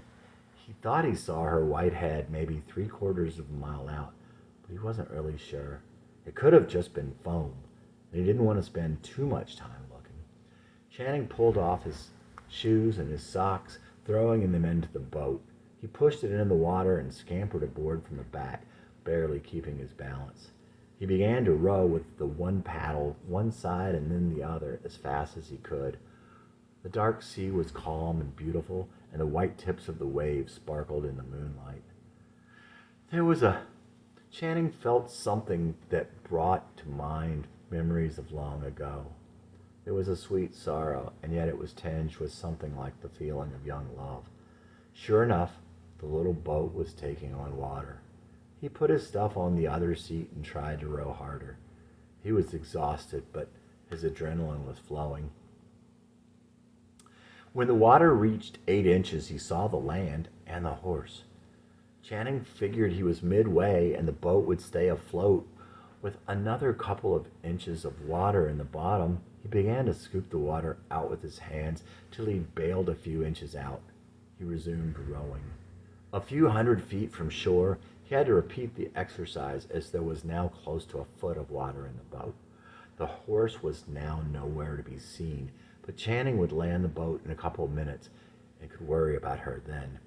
He climbed out and considered his situation. The boat would have to be bailed out quite a bit before it would be light enough for him to capsize it and put it ashore, and the sun was once again coloring the horizon. The horse would likely stay in the vicinity, out of his view and beyond his ability to find her. Channing took care of the boat and his stuff and explored the desolate island. He was not surprised when he found that the horse's tracks simply disappeared on one of the dunes. Channing had been out of fresh water since before he found the little dinghy. He headed toward the nearest shade and pondered this new predicament. He might have to return. He had no idea where there might be fresh water on this island. He could tell no one lived here, and that it might take him a while to find anything. It had not rained in days. Just as he was becoming discouraged, he heard the horse call. The entire time he had chased the Mustang, he had not once heard her.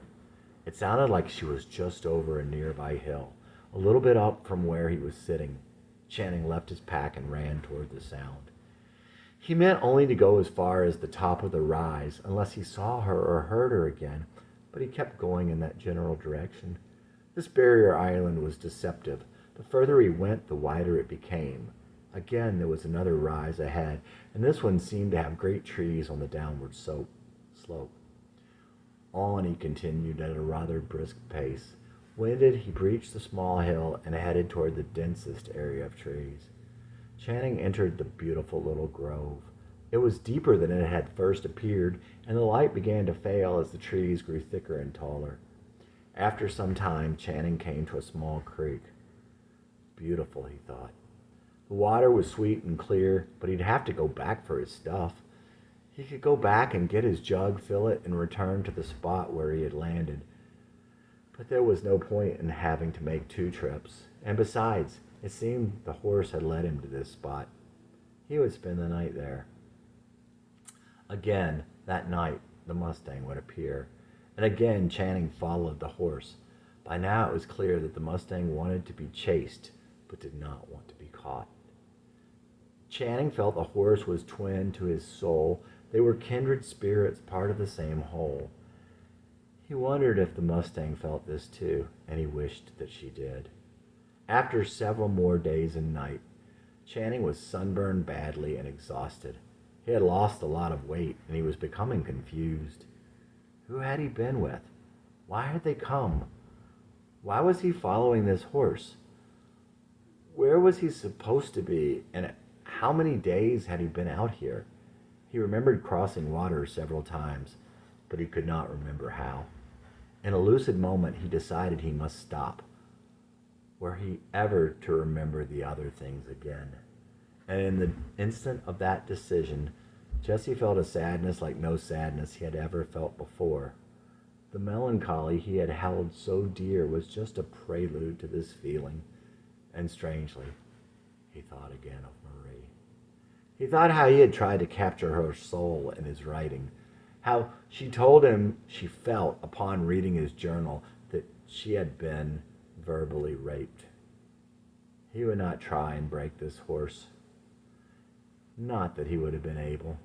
He had known that a long while back. Channing felt the need to tell himself that he would come back one day. I'll be better prepared next time, he thought. He would see her only from a distance, perhaps, but he felt he would find her again, or she him. Their souls were as the tide, their souls were as the two sides of a broken magnet, made of the exact same material, but one was north and the other south, and they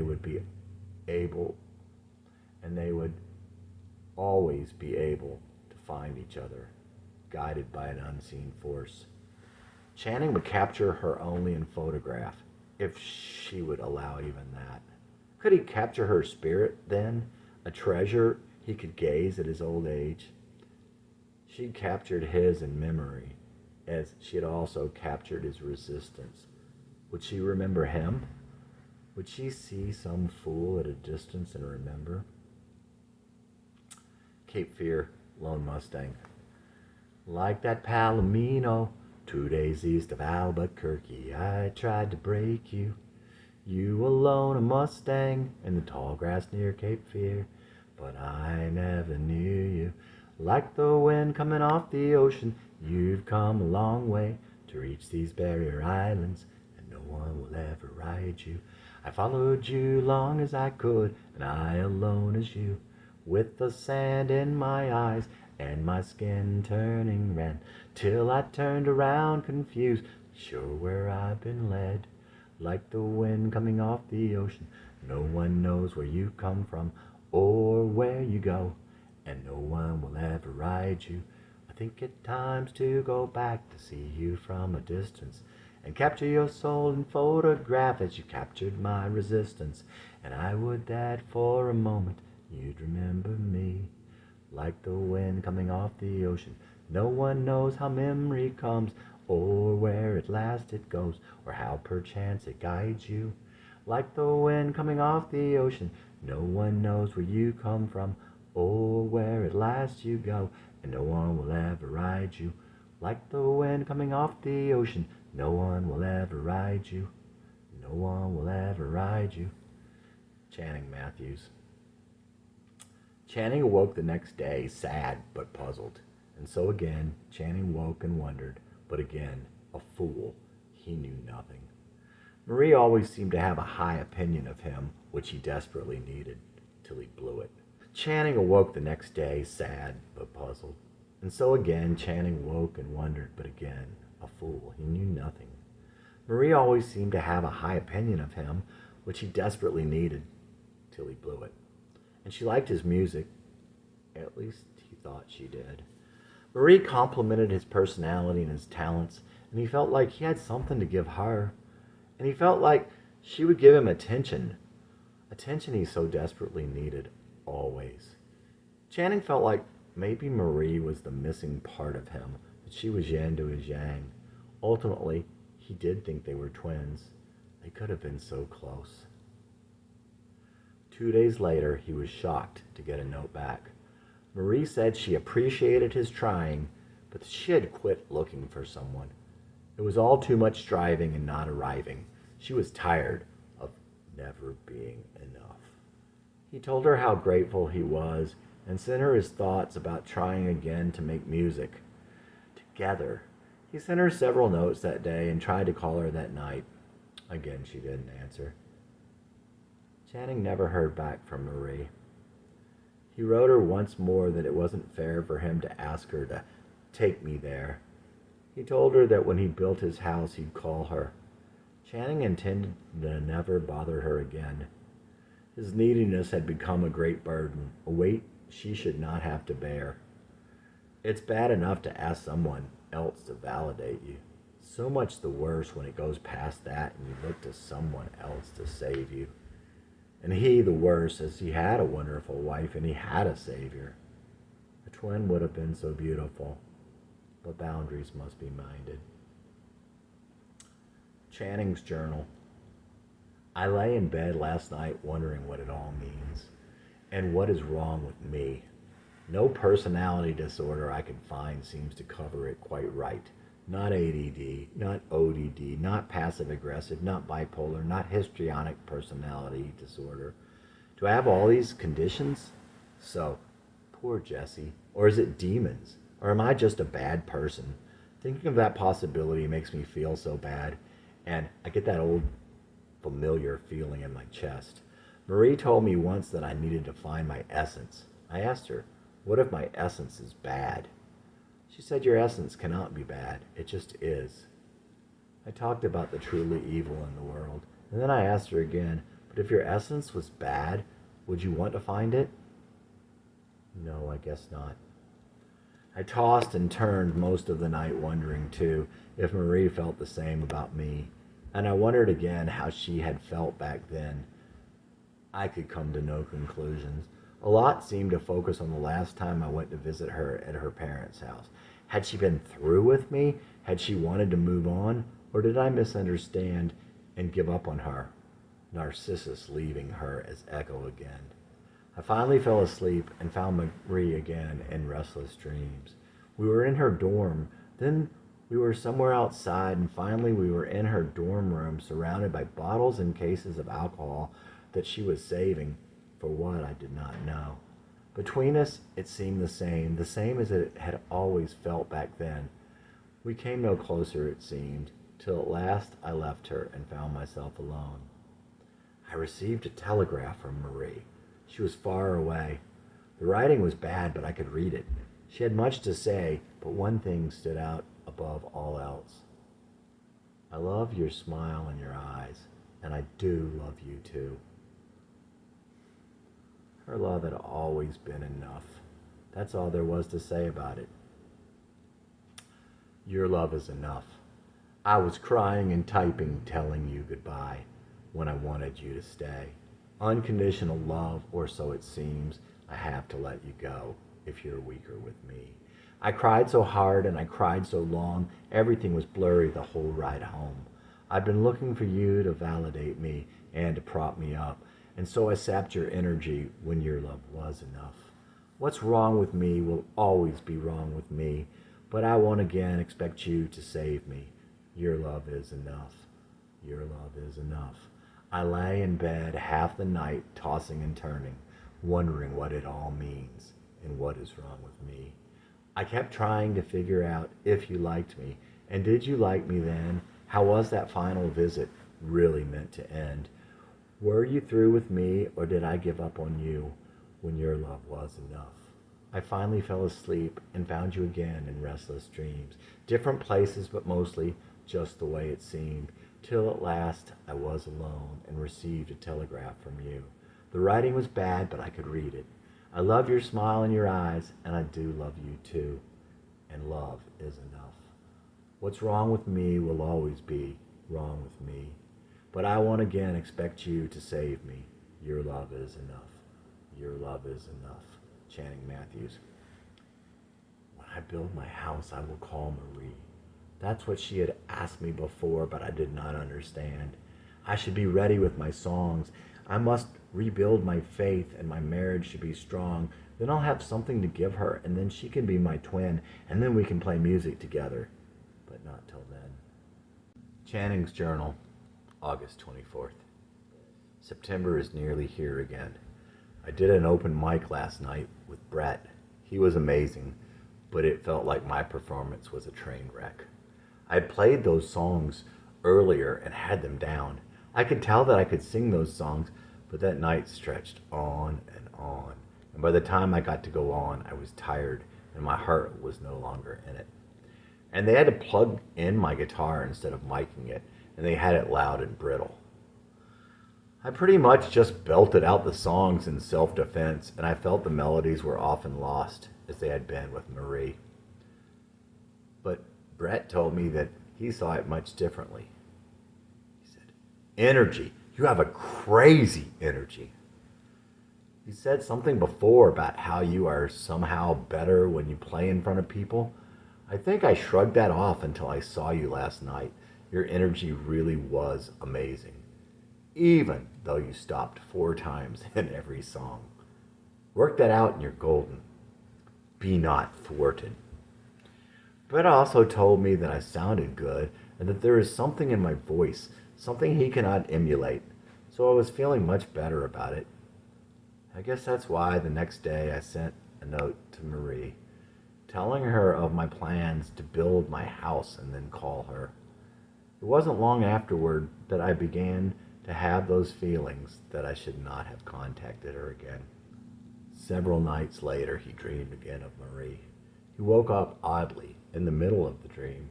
Obviously, his subconscious was trying desperately to tell him something. He got up right then at 3 a.m. and wrote down as much of the dream as he could remember. In the dream, there were a few couples who were just going through the motions, who had gotten together to talk about it. He remembered pretending, maybe he was pretending that he wasn't just going through the motions. The group was going through some sort of written guide. There was a question about the last time they had written love letters to their partner. It was hard to remember that long ago. There was something about a Snoopy card. The next thing he knew, he was with Marie instead, and like all the dreams before, it was just the two of them. They also appeared to be doing some sort of exercise. He was writing on a blackboard. There was a sofa and chairs, and Marie was sitting in a chair next to him. She was that cool, detached, playful Marie, it seemed.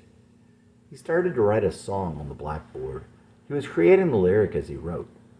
Marie liked the wordplay and the gentle philosophical overtones and the pretty poetry, the non-specific platitudes, but suddenly the personal part came, and he could barely write fast enough. As he wrote the words on the board, he also saw images.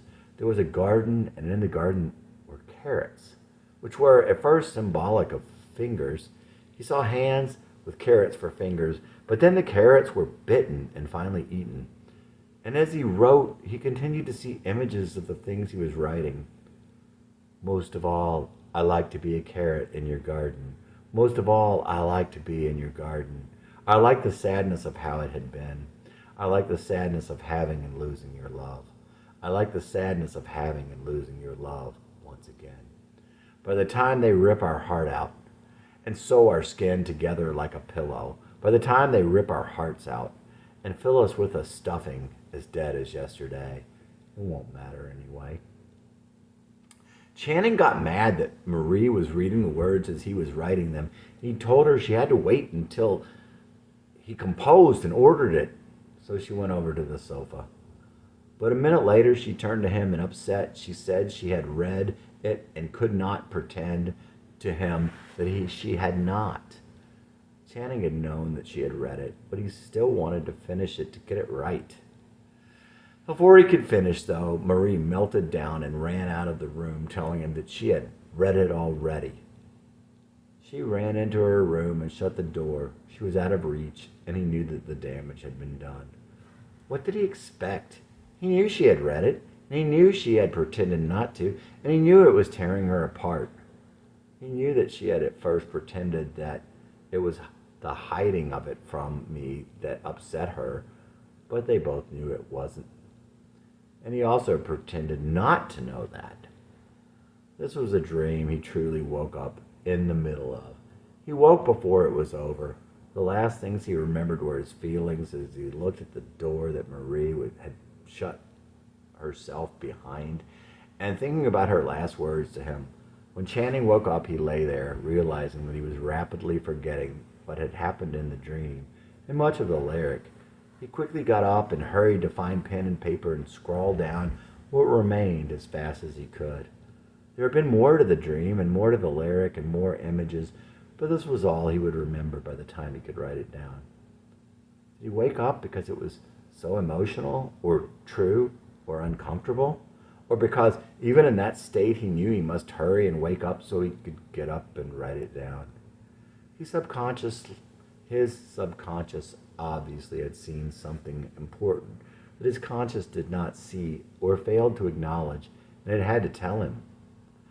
The fact that he woke up before the dream was over made him realize that it must have been trying to tell him for some time. He must not have been listening before, and by then it was urgent. It could no longer chance that he'd forget again with the coming day. Before he could get back to bed, he realized something. He thought for the first time just then at 3 in the morning. That cool, detached, playful Marie, that is just who she wanted to be. That's who she wants to be. Who she thinks of herself as, how she likes to see herself, but it is not who she really is. The real Marie is emotional and warm and a little girl and not cool, non-serious, be happy, curious thinker at all. That's just a personality she tried on once, one that seemed to work for her, a coping mechanism, and so she kept it. Oh my gosh. When he lay back down, he realized that in addition, the dream was revealing two other truths to him. First, the way he was and the things he was doing are hurting someone. And that person is pretending they are not, and they are pretending that they don't know. Is it Marie or Rachel or both? The other truth that dream exposed to him was this. That song was the central and repeating story of his life, the basic recurring plot line, the pattern that has guided him all these years, all those years, the myth that he identified with. Nobody said it would be easy, but Channing believed he would sing one day with Marie, his twin. Don't go back. A chalk outline of our love, a fossil of what God made me. A refusal to grow up or to let you save me. Be a boy, embrace my joy, protect what you gave me, fighting the way things work as I've always done. But I know one thing, I know one thing, I know one thing, I know one thing. God loves me and this ain't a game. Heard him say, don't go back the same way you came. I needed a new friend, I guess, all along. It seems to be you that I need. You talked like it hadn't been 3 weeks, and I'd done nothing wrong. I made the decision not to fight, wandered alone 40 years, a wilderness I came to know and like, never turned and fought my fears. But I know one thing, I know one thing, I know one thing, I know one thing. God loves me, and this ain't a game. Heard him say, don't go back the same way you came. Channing Matthews. At the end of August, Channing emailed Marie to tell her he was going to play in Gallatin and he would love for her to come to see him. He told her it would be like an audition. She could see how the house was coming along. On the day of the show, he followed up with a phone call. Marie told him that she would like to come see him, but that she was sick and really tired and didn't think she would be able to make it. Before they hung up, she thanked him for calling. Channing made too much of that. Marie didn't show up, but it was probably for the better. That night just didn't seem to go well at all. One evening, a few days later, he read again in Wild at Heart. Channing seemed to be going lower and lower, with no end in sight. He was thinking about the pain of our wound that the book talked about, and feeling sorry for himself. Channing's journal, September 9. You know why it hurt so bad? Because it lasted so long. Because no one said, it's okay. No one said I was okay, not even one. And I've always thought it was my fault. Always felt I deserved it. Thinking about Carrie, as I always do when I think on those times. I don't know why I picked her to save me. Her beauty was like God's beauty. Maybe that's why. And I certainly wanted to be like her. Why did I think she could see inside me and know? Why did I think she would think I was okay? Why? What did I want that first day? I don't know. Later, Carrie, I set you up as the judge of me. If you said I was okay, then I would have been okay. Why? Did the others see you that way? No. Definitely not later, they didn't. At first? I don't think so. So why? I don't know. But in any event, my sadness is far better than anything I could have had. I'll look again and I'll wonder, but I don't have to know. Marie. Why Marie? Intimacy? Is it the same thing my wife wants? Why can't I give it to her then? Why can't I give it to Rachel? Could I really give it to Marie? To anyone? I don't have to give it to Marie. Is that it? I don't know. I'll have to release this also. The desire for intimacy, and in letting it go, my only hope that it will come to be. He was also thinking about the false self that we create as a coping mechanism to protect ourselves, and realized that if he didn't have his false self, a mask, success in the eyes of the world, someone to be who wasn't him, he could not admit to or share any of the bad stuff inside of him or from his past, not even in veiled verse in his songs. Jesse never did. After a while, he put the book down and headed out to the dollar store with the intention of buying some sunglasses and a headband. The kind that girls wear. Channing found a pretty brown leather one with a lighter cloth woven through it. It looked good with his blonde hair. He intended to wear it when no one he knew was around, and on stage when he played his music. When he got back from the store, he thought about all the guilt he was carrying. The weight of my guilt is too heavy for me to bear. Lord, what do you want of me? Channing felt like he should call Marie, drink, and then call her. And he felt like the one was saying, it was okay. He wanted to feel that, of course, but he felt also, right then, it was true. He knew it sounded ridiculous to think the one would be into that. After a while, he went outside, put on the headband, and called her.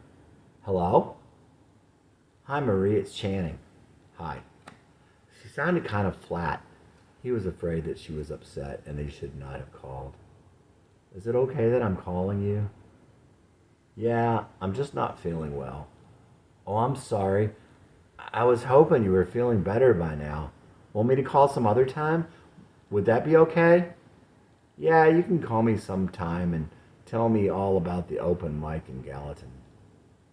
There's not much to tell. I'm sorry you're sick. Maybe you could go to bed and get Boz to snuggle up to you. Yeah, he's right here. She sounded bad. You might need to go to a doctor and get an antibiotic. Antibiotics lower your immunity. I'm not sure about all that. Whatever the case may be, you might need to go if you don't feel better soon. I have to work tomorrow. I didn't work today. I slept all day. That's like the most important thing you need when you're sick. I never get sick anymore, which is weird because I was pretty sickly as a kid, and after, when I feel something coming on, I go to bed. That doesn't work for me. Wow, your cough sounds pretty bad. The only thing that works for that is guaifenesin. But you don't have to take the liquid stuff. The pills work too. I tried that. I'm taking an antihistamine. I don't know. Listen to me. Antihistamines. Well, you have to drink enough water. Antihistamines are work for me. I hate water, so... The call was dropped. He hit the redial button. Hey. Yeah, I hung up on you. Oh. I know myself better than you. I'm sorry. I didn't mean to. I'm so mad. You always go too far. I don't mean to. I don't know why I do. I guess it's a control thing. When I think something is going to happen to someone I care about, I feel the need to try and help. I don't need anyone trying to control me. I'm sorry, Marie. I really am. I don't know how to say it any better. I guess if I say I'm sorry but keep doing the same thing, it's hard to believe, but I am sorry. I never wanted to be a downer to you. Maybe you should just block my number. I just need to talk to you sometime when I'm in a better mood. Is it okay if I call you again sometime? Sure. You know you can call me anytime. What's your number? He gave her his number and she repeated it, as though trying to memorize it. They said their goodbyes and hung up. He didn't know what it meant, but he was pretty shaken up about it, full of self-loathing and somewhat suicidal. He thought how Marie had said that Rachel was lucky to have him, and Channing thought she probably didn't think that anymore anyway. You're lucky you aren't married to me and have to deal with me all the time. You have no idea. Channing thought also how just recently Rachel had said, some people are just not meant to be married. You would be happy by yourself. He thought also about the open mics, his music, writing, his life. He accused his God. You have never given me one indication that I'm on the right path, with tears in his eyes and his voice trembling. Maybe you're on the wrong path, was all he heard in response. Channing thought, I hate for this. He tried to break down and cry, but the tears were short-lived. Meant to be alone. I stand here listening to the gurgling of a brook I cannot see, and realize I'm not sad enough for who I'm meant to be. So break my heart, leave me alone. I'll hold out hope till it's past time to go. A child again, I'd grasp the branch of a tree that takes me back. I'd climb it had I more time, and perchance no one would ask.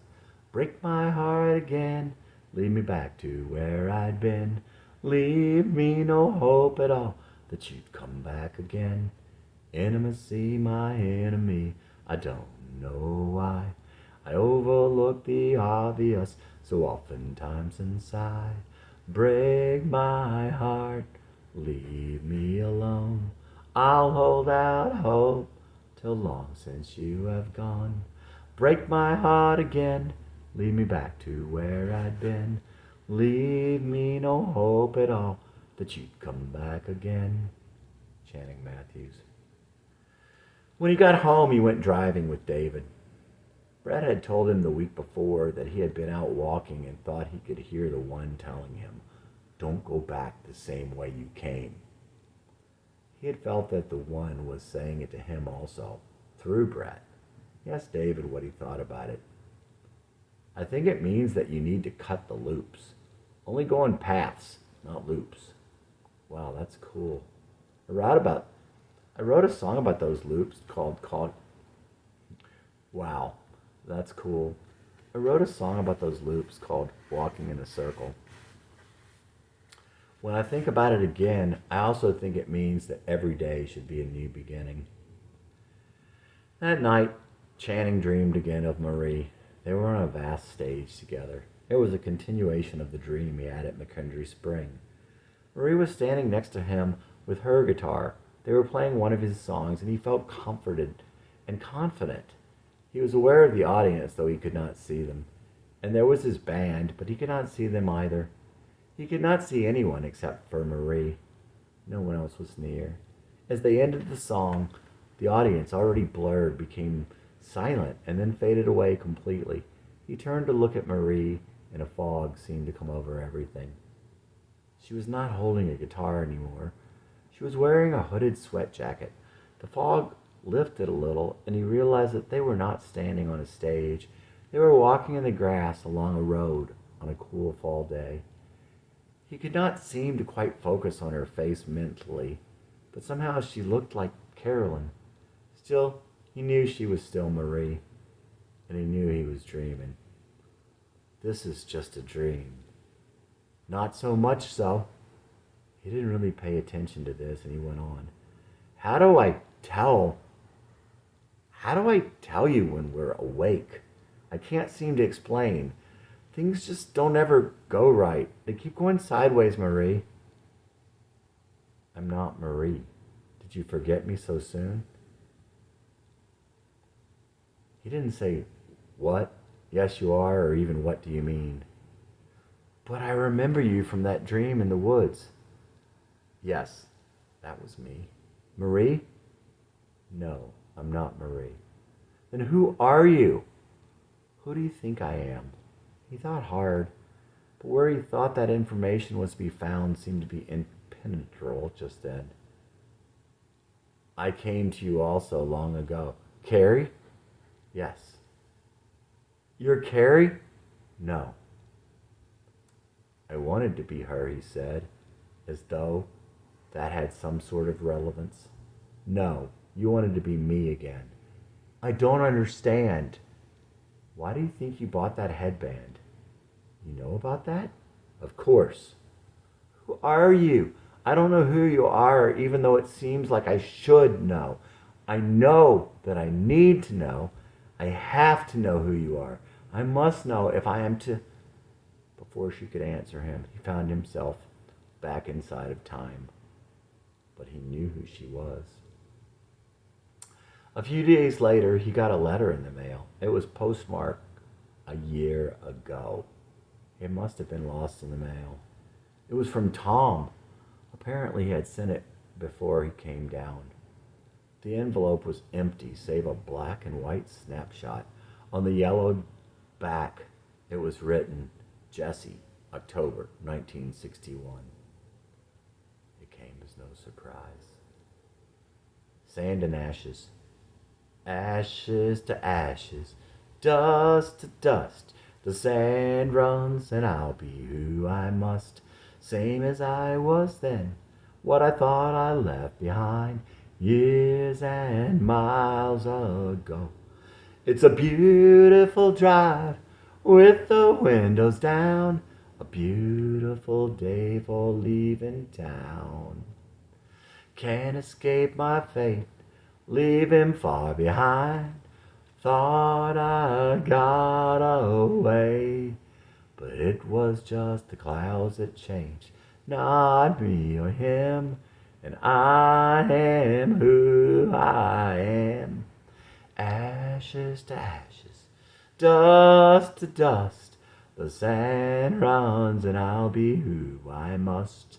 Same as I was then, what I thought I left behind years and miles ago. It's a beautiful drive and God smiles down. It's a beautiful day, homeward bound.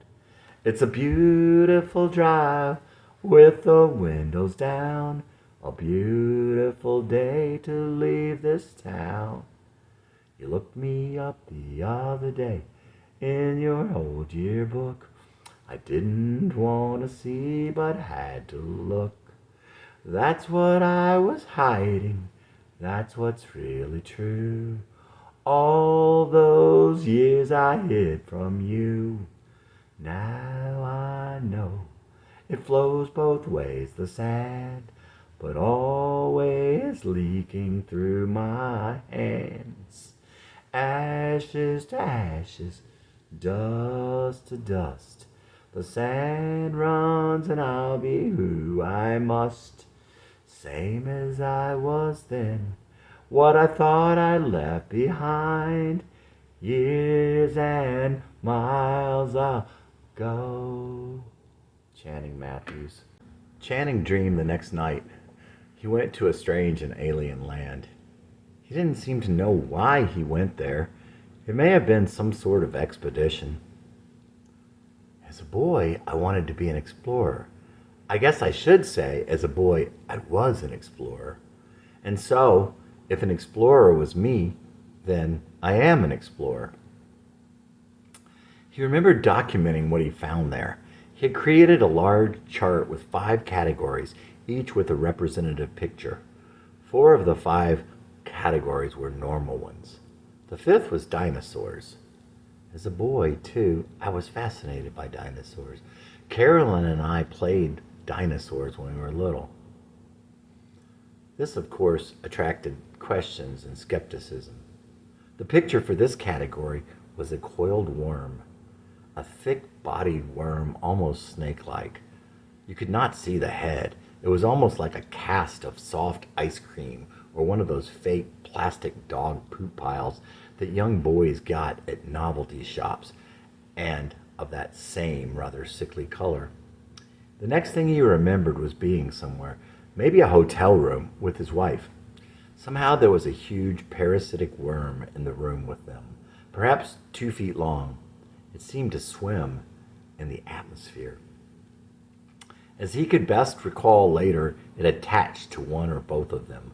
Channing somehow knew that these worms bit you. Each time they bit you, they released 56 larvae into your bloodstream.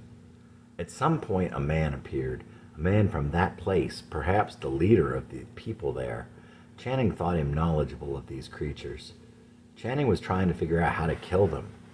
He also had some feeling that the man did not want them to be killed, but the man still answered his questions and did not stop his experimentation. Ammonia seemed to catch them on fire, and when you cut them in pieces, the head would drink all the blood coming from the pieces, drying them up. The next thing Channing remembered was the man giving them a tour of the place. There was another man and his wife with him. It seemed that the other man had been with him on a previous expedition. They were all going to some sort of get-together or function that evening. At some point, Channing came to the knowledge that the leader was, in reality, a giant worm himself. In his true form, he was 9 feet tall, the last 2 feet a giant worm head. His body was worm-like and yet still had arms and legs of some sort and was somewhat human in form as well. But the body itself was 6 to 7 feet long and extremely powerful. However, Channing did not fear him, even in his true form. Channing knew, but did not tell him that he knew, and he knew Channing knew, but did not tell Channing. Channing knew of this also, and so on. It was almost like a gunfight or a duel, whereby it would seem that each person would draw immediately, as it would seem that whoever drew first would be the winner, but it was not that cut and dry, which kept draws from being immediate. When the larvae of the worms got into you, you would become, as the leader, a horrific and humongous humanoid worm yourself. The man led them through the neighborhoods on foot. The people in their backyards going about their business were friendly. Too friendly, it seemed to Channing. They were all the same kind as their leader, but also appeared merely as ordinary men and women, none in their natural states. Clearly, they were to become one of them or be killed.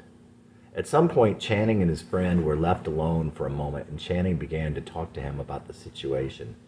After a moment, Channing began to hurriedly rip the plant and dirt out of a large planter that sat on the side of the porch they were standing on, expecting to find a microphone.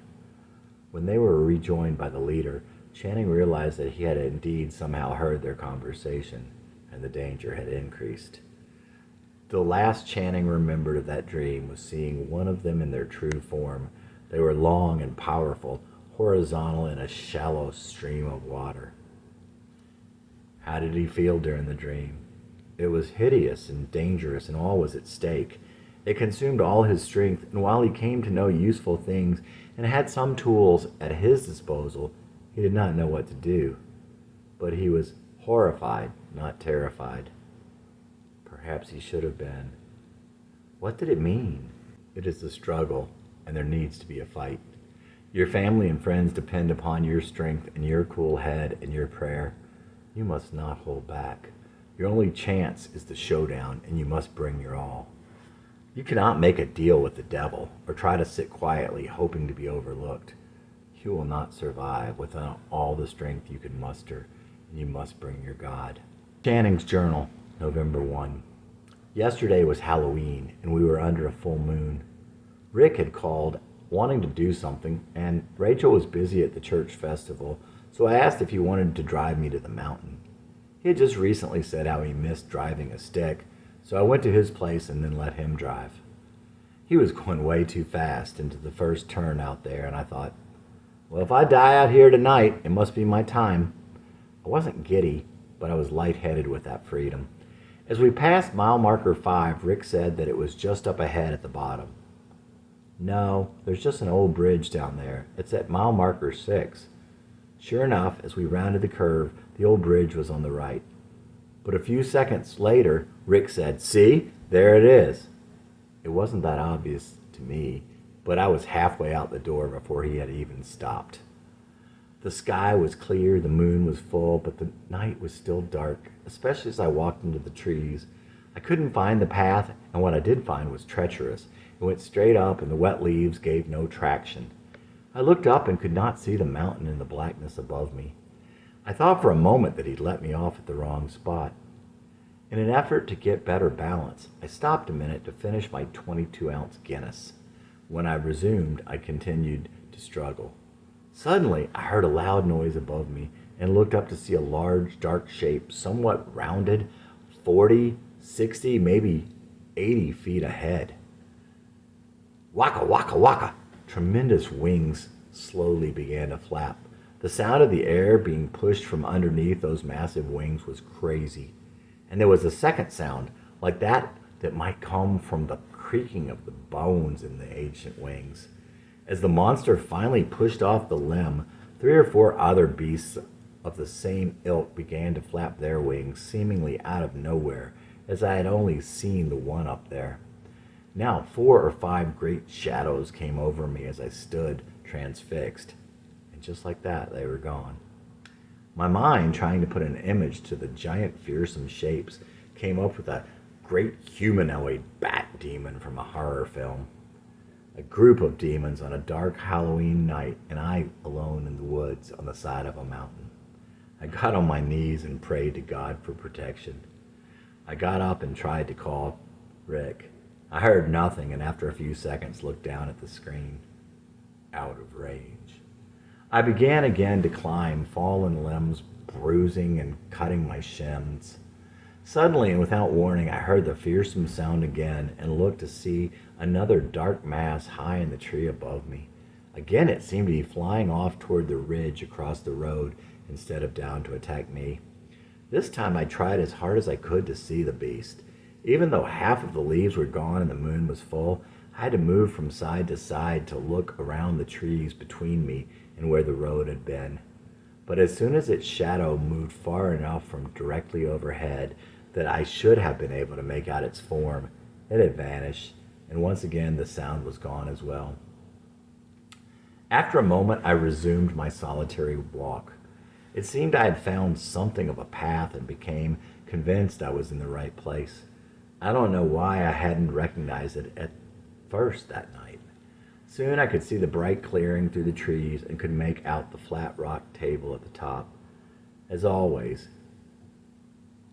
I was surprised at how short the walk up was. No matter how many times I climbed it, I always remembered it being farther. I was making a lot of noise, tripping through the leaves and undergrowth, knowing I had no chance of sneaking up on what might be up there. At last I reached the summit and found myself alone. No one ever went up there anymore. Only the shining of the tiny fragments of glass gave testimony to the temple of revelry this once was. I reached again for my cell phone. This time I dialed Brett. The call went through, but I only got his voicemail. Brett! Oh my gosh, I'm at the mountain, and I just saw something. I think they were demons. What kind of bird could have been roosting in trees 40 or 60 feet up that would make such a tremendous sound? Waka, waka, waka. The sound of just the wind their wings made was deafening. I thought of vultures and of wild turkeys, but there was no way wild turkeys could have that kind of wingspan. I mean, they had to be 6 to 8 feet across. I guess they could have been vultures, but they would have had to have been huge vultures. I went to the edge and carefully sat with my legs dangling over the side and swung my feet as I had all those years ago. And I bent forward in order to look down on the road, and then farther to see how the edifice looked all the way down, fully aware of my center of gravity with my head so far forward. The road was again that bright ribbon snaking between the cliffs on either side. As I sat there, a rock slide no more than 20 feet to my right crashed down the mountain to the road below. Wow, I'd never heard that before. I pulled a fairly large rock out of the dirt beside me and dropped it over the edge. It made very little sound as it made its way to the bottom. A couple minutes later, there was another rock slide to my right.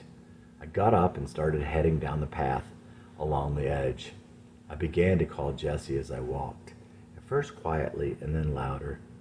Thinking back, I now realized that the echo that had been there in the past was oddly missing. I fully believed that Jessie could have been there, but at the same time, I was sure that it was not the case. Still, I so wished I could see Jessie again that I continued calling anyway as I made my way closer to where we had met in the past. When I came to the place where I had last stopped to watch the deer drink from the stream, I stopped again and marveled to the beautiful light of the moon hitting the water in the turn of the stream. The water was high and wide that night and flowed rapidly, making more diamonds of the moonlight than usual. After a few minutes, I felt I had gathered all that there was up there for me that night and returned to the path, called Rick, and met him back at the trailhead.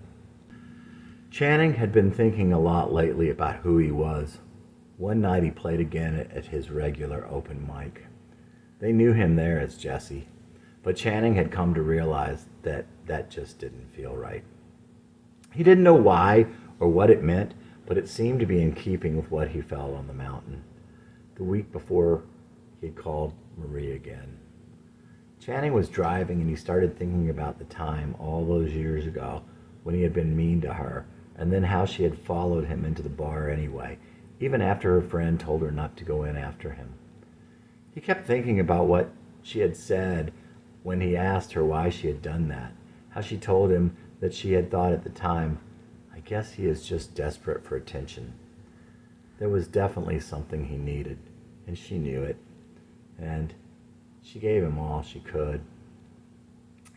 He had an overwhelming desire to thank her for that, so he called Marie, and he told her. She told him she didn't remember saying that to him, even though it had only been a couple months ago. Channing also told her that he was sorry that he was half crazy and a pain in the butt. After a pause, she said, I'm not going to argue with you about that. Channing knew Marie was through with him, and he was heartbroken. They had been talking a little on Facebook, or at least he had been messaging her on Facebook, and they had occasionally sent each other music videos. But after she had called him about the journal, it was obvious that the string was broken. Channing sent her another message. Why don't you block me? She did.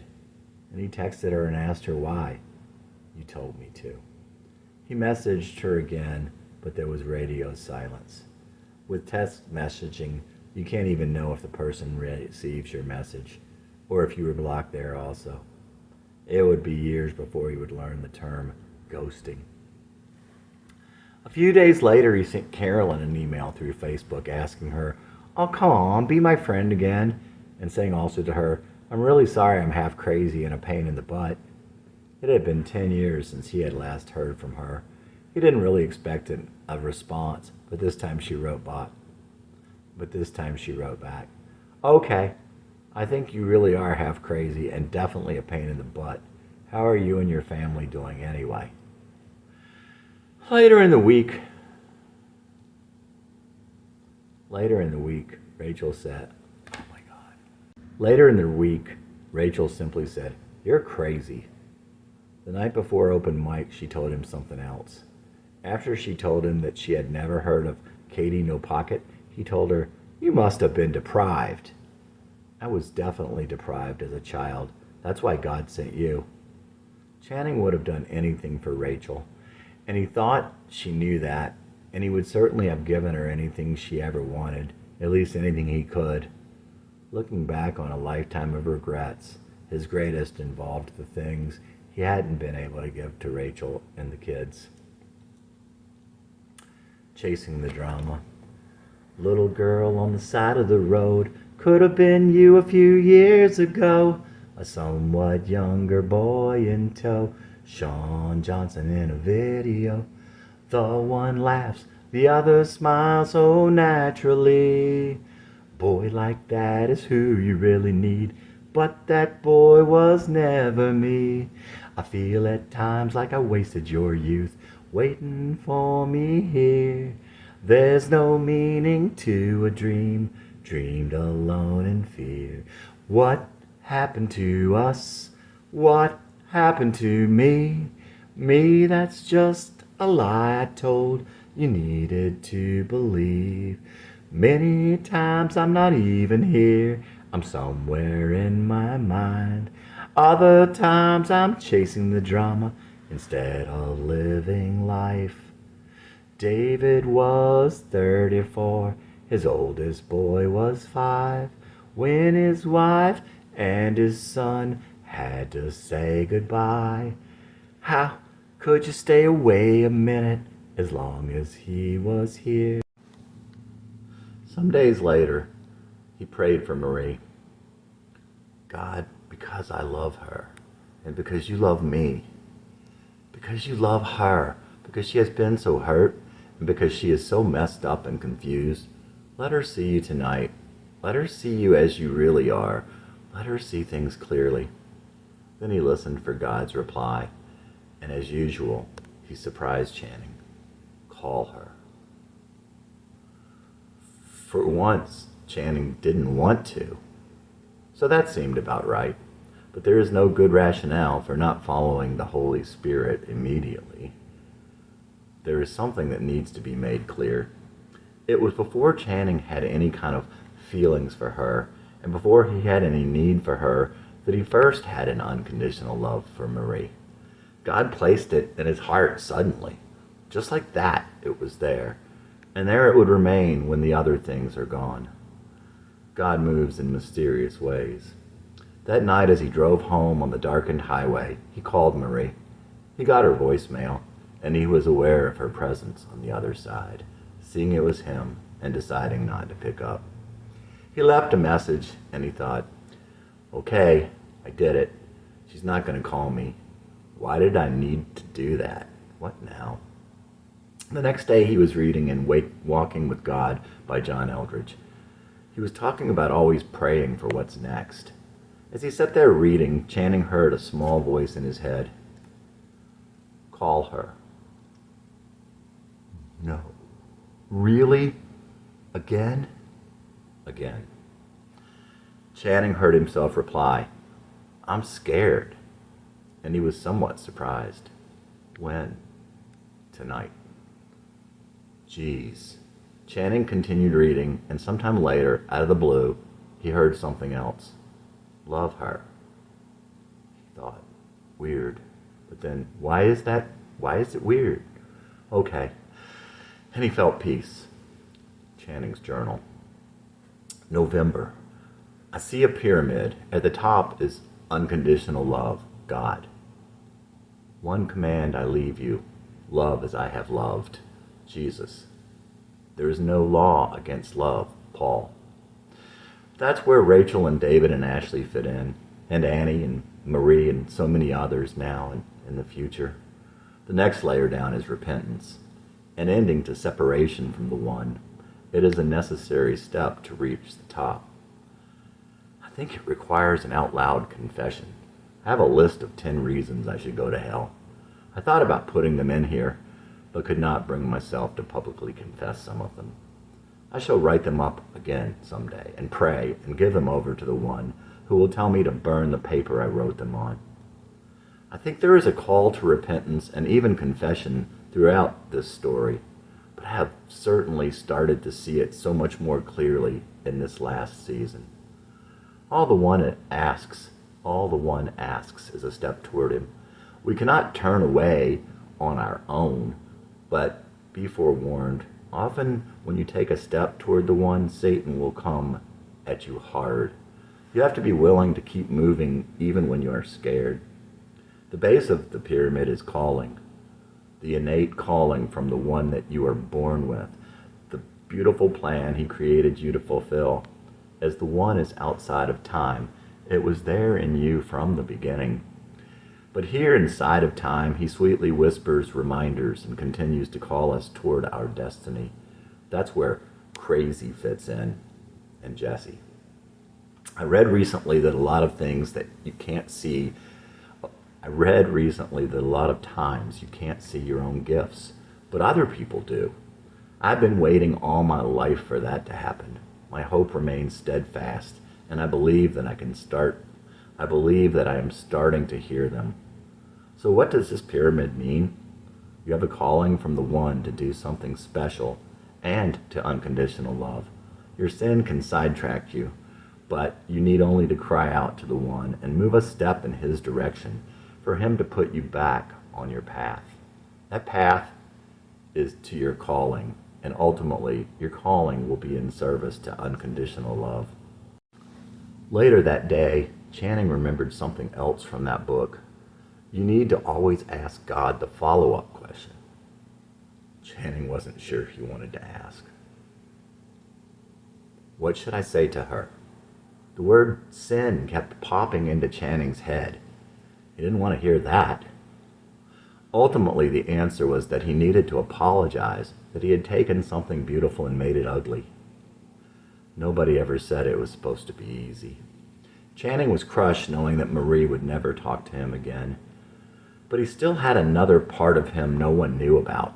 If his burden was his blessing, his gift, his curse, then his sorrow was his joy. Channing truly wanted to be with Marie. He couldn't be with her like she wanted at that time, and furthermore, he wore her out. But she was more himself than he. That definitely made her Heathcliff to his Kathy. But he was never Kathy, just an imposter. Channing wanted to be the girl that Marie wasn't, but he would certainly have settled to be the girl she was, or even just to be around her. Marie wanted to be the boy she had mistakenly thought Jesse was. That he never was as hard as he tried to fake it to the outside world at times, while he turned his back on the boy he had actually been. Marie didn't know, but Channing knew that Marie knew what it was to feel what Jesse felt. Marie was Channing's shadow, but she made Channing realize that his shadow wasn't his shadow was his true self. And Channing desired above all things other than love to find his true self and to be authentic and whole. As much as Marie would have scoffed at such a preposterous notion, or perhaps just had no idea about the concept, and as much as Channing came to doubt that thing he had come to believe, Marie and Channing were twin flames. But a twin flame is not the missing half of your soul. Your soul is complete within you. You just have to find it. But a twin flame is the other you and a reflection that shows you who you are, just like a mirror. Not what others see when they look at you, but what you see when you look at yourself, which can only be through a mirror and therefore the polar opposite of yourself. As the other you, a twin flame is like a twin, but perhaps even more so. A twin you have known outside of time, permanently, home, the one closest to you that you lost when you came to the third dimension, stuck inside of time. Marie would not be just Channing's obsession. She would be what he missed the most, the home he had always longed for, the thing he missed just outside the grasp of his mind, heart, and soul. Fare thee well, Marie. I'm sorry I tried to hold you so tightly that we ended up not even friends. Farewell to the one who is more myself than me. I will have to find you again one day. I will find you again, hopefully in this life, but again, in some eventuality. I will try hard to let you go so I can have you back in some way, and you have me. If I can let you go. If I can let you go as trees let go their leaves so casually, one by one. If I can let you know if I can come to know what they do know, that fall is the release, the consummation. If I can come to know what they do know, love will endure, if I can let you go. Fear of time and the uncertain fruit would not distemper the great lucid skies, the strangest autumn mellow and acute, if I can take the dark with open eyes. If I can come to know what they do know, love will endure, if I can let you go. If I can let you go as trees let go their leaves so casually, one by one. If I can come to know what they do know, that fall is the release, the consummation. If I can come to know what they do know, love will endure. If I can let you go. If I can call it seasonal, not harsh or strange, for love itself may need a time of sleep, and tree like stand and move before the change, lose what I lose to keep what I can keep. The strong roots still alive under the snow, love will endure if I can let you go. If I can let you go as trees let go their leaves so casually, one by one. If I can come to know what they do know, that fall is the release, the consummation. If I can come to know what they do know, love will endure if I can let you go. Words from a poem by May Sarton. Music, Channing Matthews. One night, Channing was reading a book about fate, but the words blurred, and for a moment, he was somewhere else. He was walking, and he was looking down at the bright yellow buttercups in the grass. He could feel the warmth and the gentle breeze of the late spring day in Rockland, and he was aware of his shadow and the blue sky that surrounded him. He was the same boy he used to be. I'm not a Viking or a king or anything. I'm just a boy pretending. I had to go back home to the days of spring, 'cause I never said farewell. And with that, he felt that he had said what he needed to say, learning much of it as he went, not even a full step ahead. Sometimes he thought he had believed what he had wanted to believe. He had come to realize that only recently. Many times recently, and more times than he chose to tell, he had been shown by voices from the past how things really were. He had been shown all that he had suppressed and just how convenient his memory had been. There were things he knew he could not have understood at the time, and there were times where what he was seeing was not what was happening at all. But there were times, too, where he knew perfectly well what was happening, but chose not to remember later the things he had done, nor the damage he had caused. And so, more and more, he had found that he often would not want to know. He would not want to know what others remembered, what they remembered about him, or what they remembered about those times. What Jesse remembered, and how Channing came to interpret those memories, was painful enough, and it provided more guilt than he'd ever be able to use. Back cover of Channing's journal. I believe the things I have told you. I believe that I will sing my songs to people who want to hear them, and that you will hear from me again. I believe that she and I will be as one. I believe I am Jesse Dillon, and I believe I will venture again beyond the scattered sun. Refrain. Under the starless city sky, the mischievous night breezes came and went with impunity.